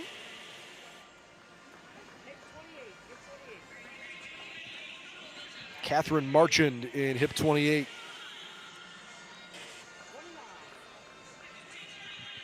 Hip 29 is Miranda Gatto.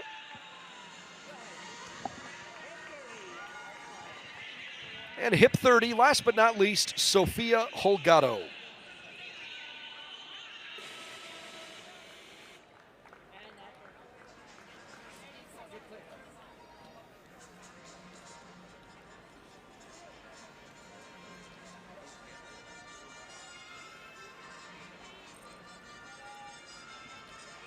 Hope those ladies get used to going through with that intro and having to pose for the camera really quick, do a little smile wave, because I'm sure a lot more of them are going to see a lot more of that action as they get older.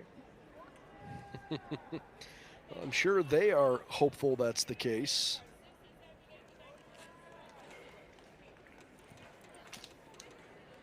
As they all make their way to the start line. Looking forward to seeing one final terrific championship performance here this evening.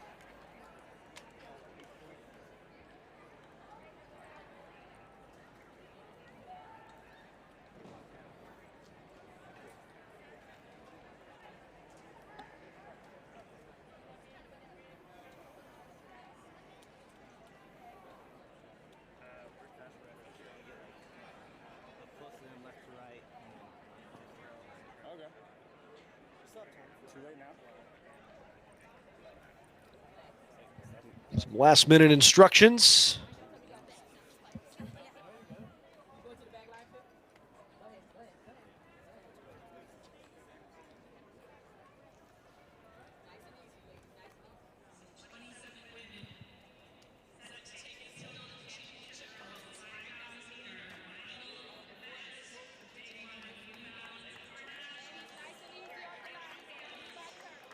All right, only had 3 scratches in this field, and there is only one group that will run the championship 5K.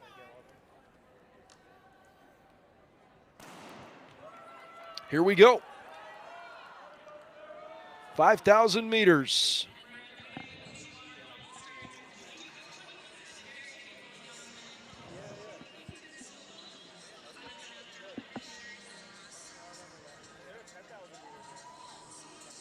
The national high school record for the girls in the 5K was broken last year by Natalie Cook from Flower Mound, Texas. Ran that in a race in Stanford, California, actually, on April 1st last year. She ran it in a time that absolutely obliterated the previous record. It was a full 9 seconds faster than the previous all-time high school national record, 15:25:93, beating the record that Jenna Hutchins had run a couple years prior in South Carolina. Through the opening 200, Sarah Lawson, Natalie McLean, Maddie Gardner, Ava Creniti, Hannah Ray Schaefer, Shannon Zugletter, Miranda Gatto, Natalie Spanger, Ellison Wolf, Isabella Layton. Those are your top 10 at the moment.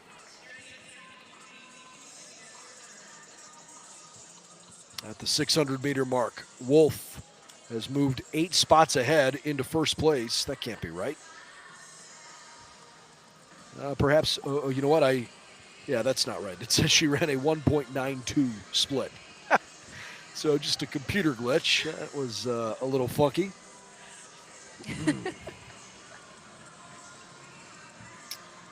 It's amazing, you know, the things we take for granted now when you follow meets across the country, and frankly, how amazing it is that you can be up to the minute on any event and literally be following things by the 10th of a second, right? That Exactly. sometimes you just have a little hiccup along the way. Emily Bush, Natalie McLean, the top 2 runners with Maddie Gardner right behind them. Lawson is certainly in that pack. Zugletter and Gatto there too. Bush wearing bib number 10 in the black and purple on the inside. And McLean is right next to her in the black top and blue shorts, followed by Gardner wearing number 6 there in the white and red. So those are your 3 out front here at the moment. You can see the skies are darkening a little bit in Philadelphia, but not really too worried about any inclement weather in the city of brotherly love. It's just kind of getting late in the day. Still some daylight though left in that sky.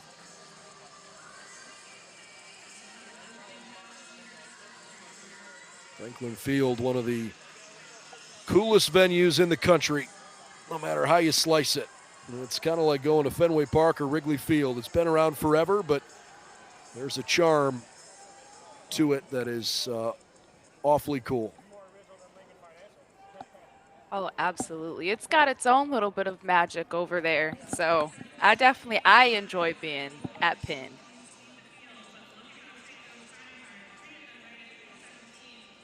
Emily Bush continues to lead the way at the 1,000-meter mark. McLean, Gardner, Lawson, Ray Schaefer, Zugletter, and Gatto all there too.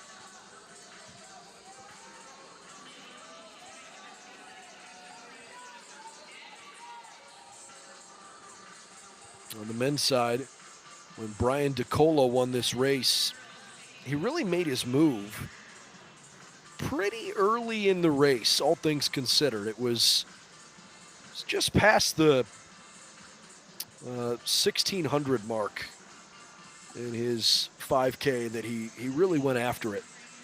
And once he put some space between himself and the rest of the field, it wasn't particularly competitive the rest of the way. And right now, this is a pretty tight race. Hannah Ray Schaefer moved from 5th to 4th place. Everybody's still running behind Bush and McLean. Just at the 1,400 mark. Bush, McLean, Gardner, Ray Schaefer. Then Lawson, Coates, Zugletter, Gatto, Ferretti, and Drozdak.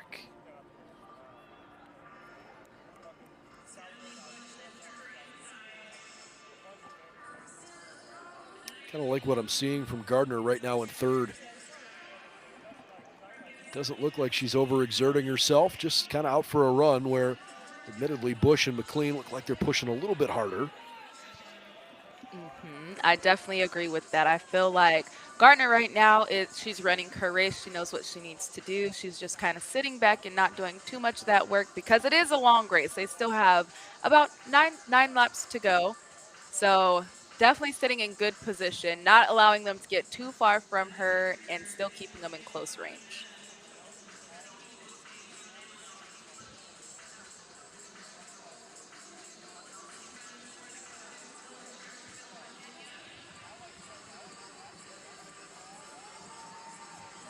Natalie McLean takes the lead for the first time. And here comes Maddie Gardner. Bush hanging tough in second for the moment. Gardner says, I'm not going to worry about trying to pass you on the turn. Gardner has slightly longer legs and a little bit longer stride than Bush does. It was almost as if right as Bush lost the lead, she decided to refocus here.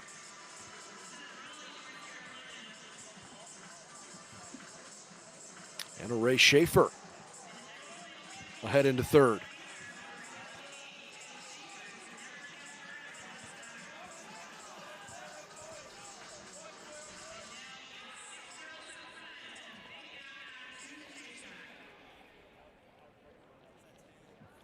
Closing in on the 2,000 meter mark.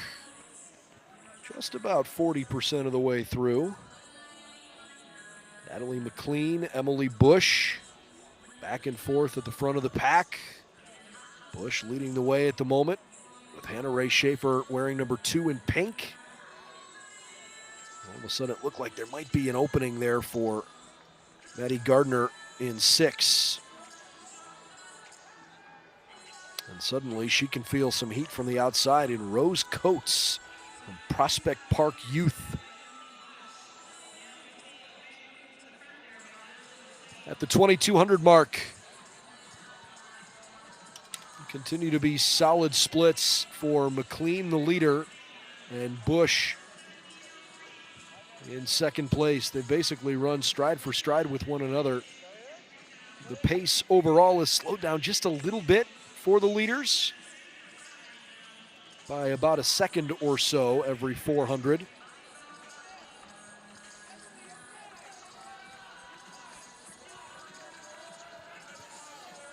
So Bush has dropped back a good bit into 5th place.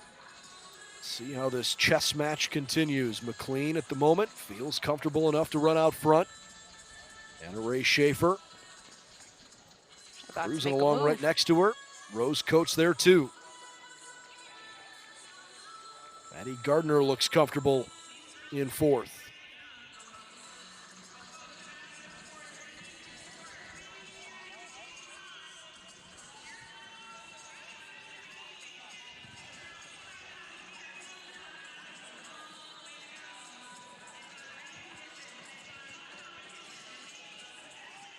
At the 2,600 mark, McLean, Ray Schaefer, Coates, Gardner, Bush, Lawson, Sandman, Higgins, Bowler, and Emma O'Day has jumped from 15th to 10th over the last 400. Nicely done for her.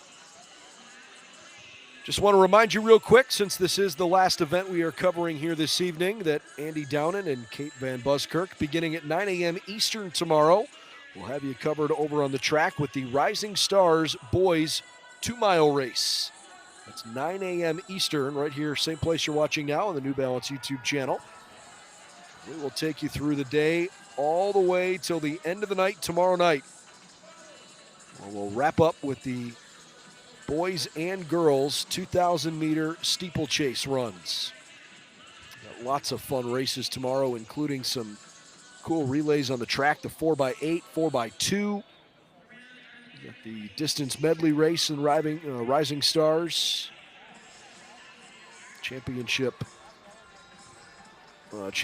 division of the 100-meter dash for both boys and girls.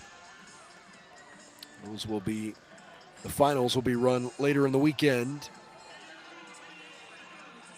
So hope you'll join us all throughout the course of the week as our live streaming coverage continues from Philadelphia. We're at the 3,000 mark, 60% of the way home. Sorry, Jasmine, go ahead. Nope, you're okay. Coates has taken the lead, and Ray Schaefer is holding on to her. Natalie McLean in 3rd at the moment. 3 ladies have really separated themselves from the rest of the packs.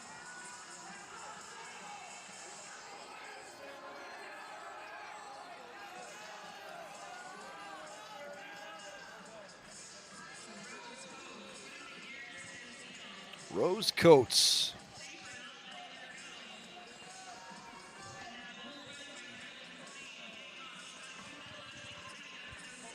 Hannah Ray Schaefer, doesn't she look like she's just lurking, waiting for that move? Because Yes. once she makes it, she's got that look like, I'm coming for you. It looks like she is waiting for Natalie the McLean right is fading. opportunity to be like, let me go. Let me get out of here. Emily Bush was running in first or second place for the first 40% of this race and has since dropped back to fifth. And the distance between her and the front of the pack has widened greatly. You can see this is basically turning into just these three young ladies: Coates, Ray Schaefer, and McLean. Rose Coates, good consistency in her stride, good lean. She and Ray Schaefer just out for a run.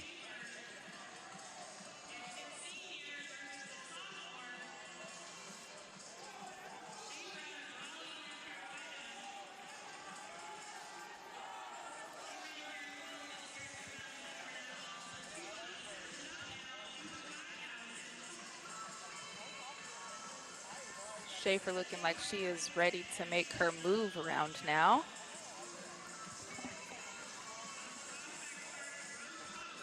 But Coates is definitely feeling her and not letting her get around her.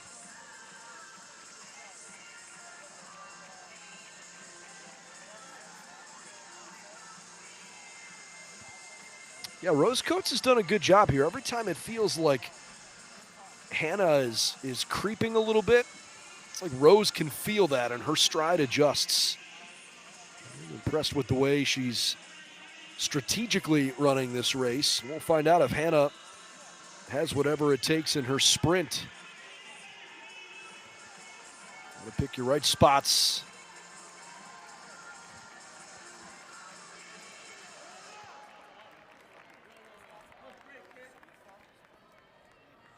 All-time high school record again is 15:25.93. It was broken last April. Not sure we're going to see a national record-breaking performance here this evening, but you never know. Maybe one of these two has something crazy in store for us late. Coates and Ray Schaefer, proven to be two worthy competitors. Coates and Schaefer definitely picking up their pace here. Just hit the 4,200 mark.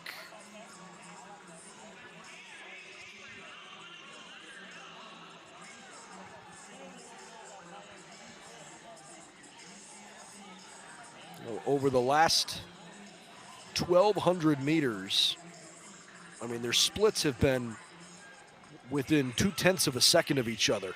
And it's obvious the way you're watching them go. There really hasn't been much separation. Perhaps this is the biggest lead Rose has had in a little bit here. She's pushing as hard as she can.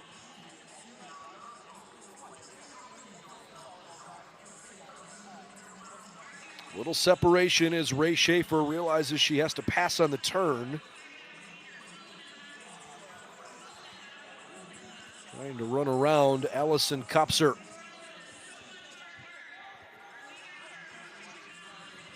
Rose Coates in black. Ray Schaefer, Hannah Ray Schaefer is in pink.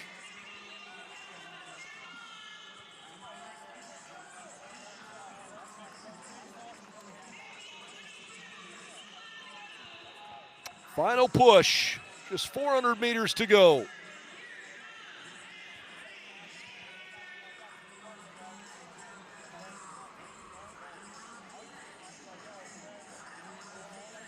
And Hannah Ray Schaefer is starting to make that move. Yeah, she sure is. In fact, it came fast, didn't it?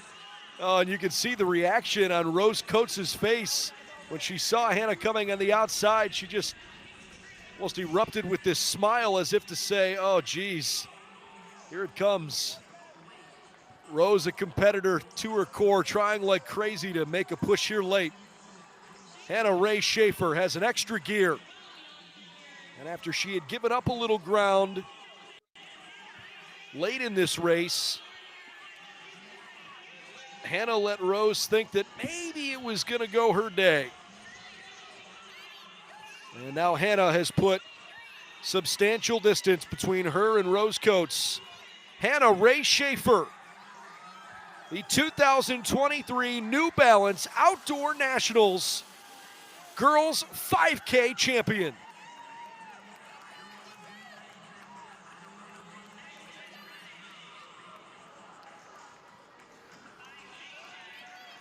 Officially, it's a 16:37.73 for Hannah Ray Schaefer. 5 seconds faster than Rose Coates over the final 400 meters.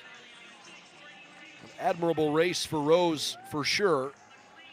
Natalie McLean finishes third. Annika Sandman in fourth place. Emily Bush hangs on for fifth. Maddie Gardner, Sarah Lawson, Kaylee Higgins, 6 through 8. Good finish there from Riley Ferretti. She'll go ninth. Whole host of runners coming home now. 10th place finish for Sarah Mlodek. Ellie Kiefer 11th. Then it's Chase Gilbert, Sophia Holgado, Shannon Zugletter, Alexa Ciccone. That's your top 15. Erin Bowler, Ava Creniti, Isabella Layton, Melina Johnston, Abby Drozdak, Catherine Marchand in 21st place.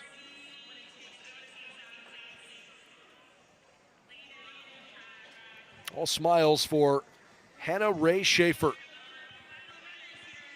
I don't want to say she doesn't look out of breath. I'm sure she's a little winded, but that was pretty good. 16:37.73. She goes over, and good sportsmanship between her and Emily Bush. I think Hannah ran that race beautifully. She did a good job of really making Rose Coates actually have to work a little bit more, because every time Rose was feeling Hannah wanting to make that move, she did have to exert a little bit more energy. So I think Hannah had an excellent race here. Congratulations to Hannah Ray Schaefer.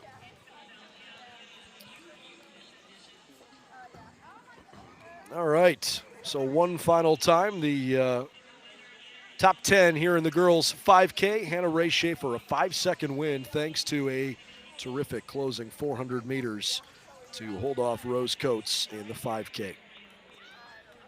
Well, you look at the top 20 here. Jasmine, your final thoughts on a great day of competition to open up the 2023 National Outdoor Meet.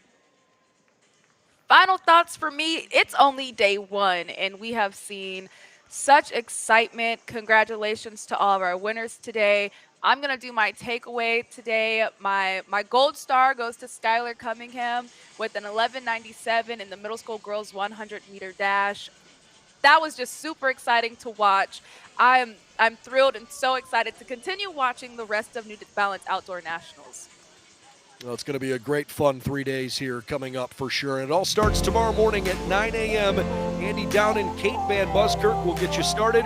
Jasmine and I will be back with you at 4 o'clock Eastern Time. I'm Brendan Gulick for Jasmine Todd and our production crew. Thanks for joining us in Philadelphia. Congrats to our winners, and we will see you tomorrow at day 2 of the New Balance National Outdoor Championships.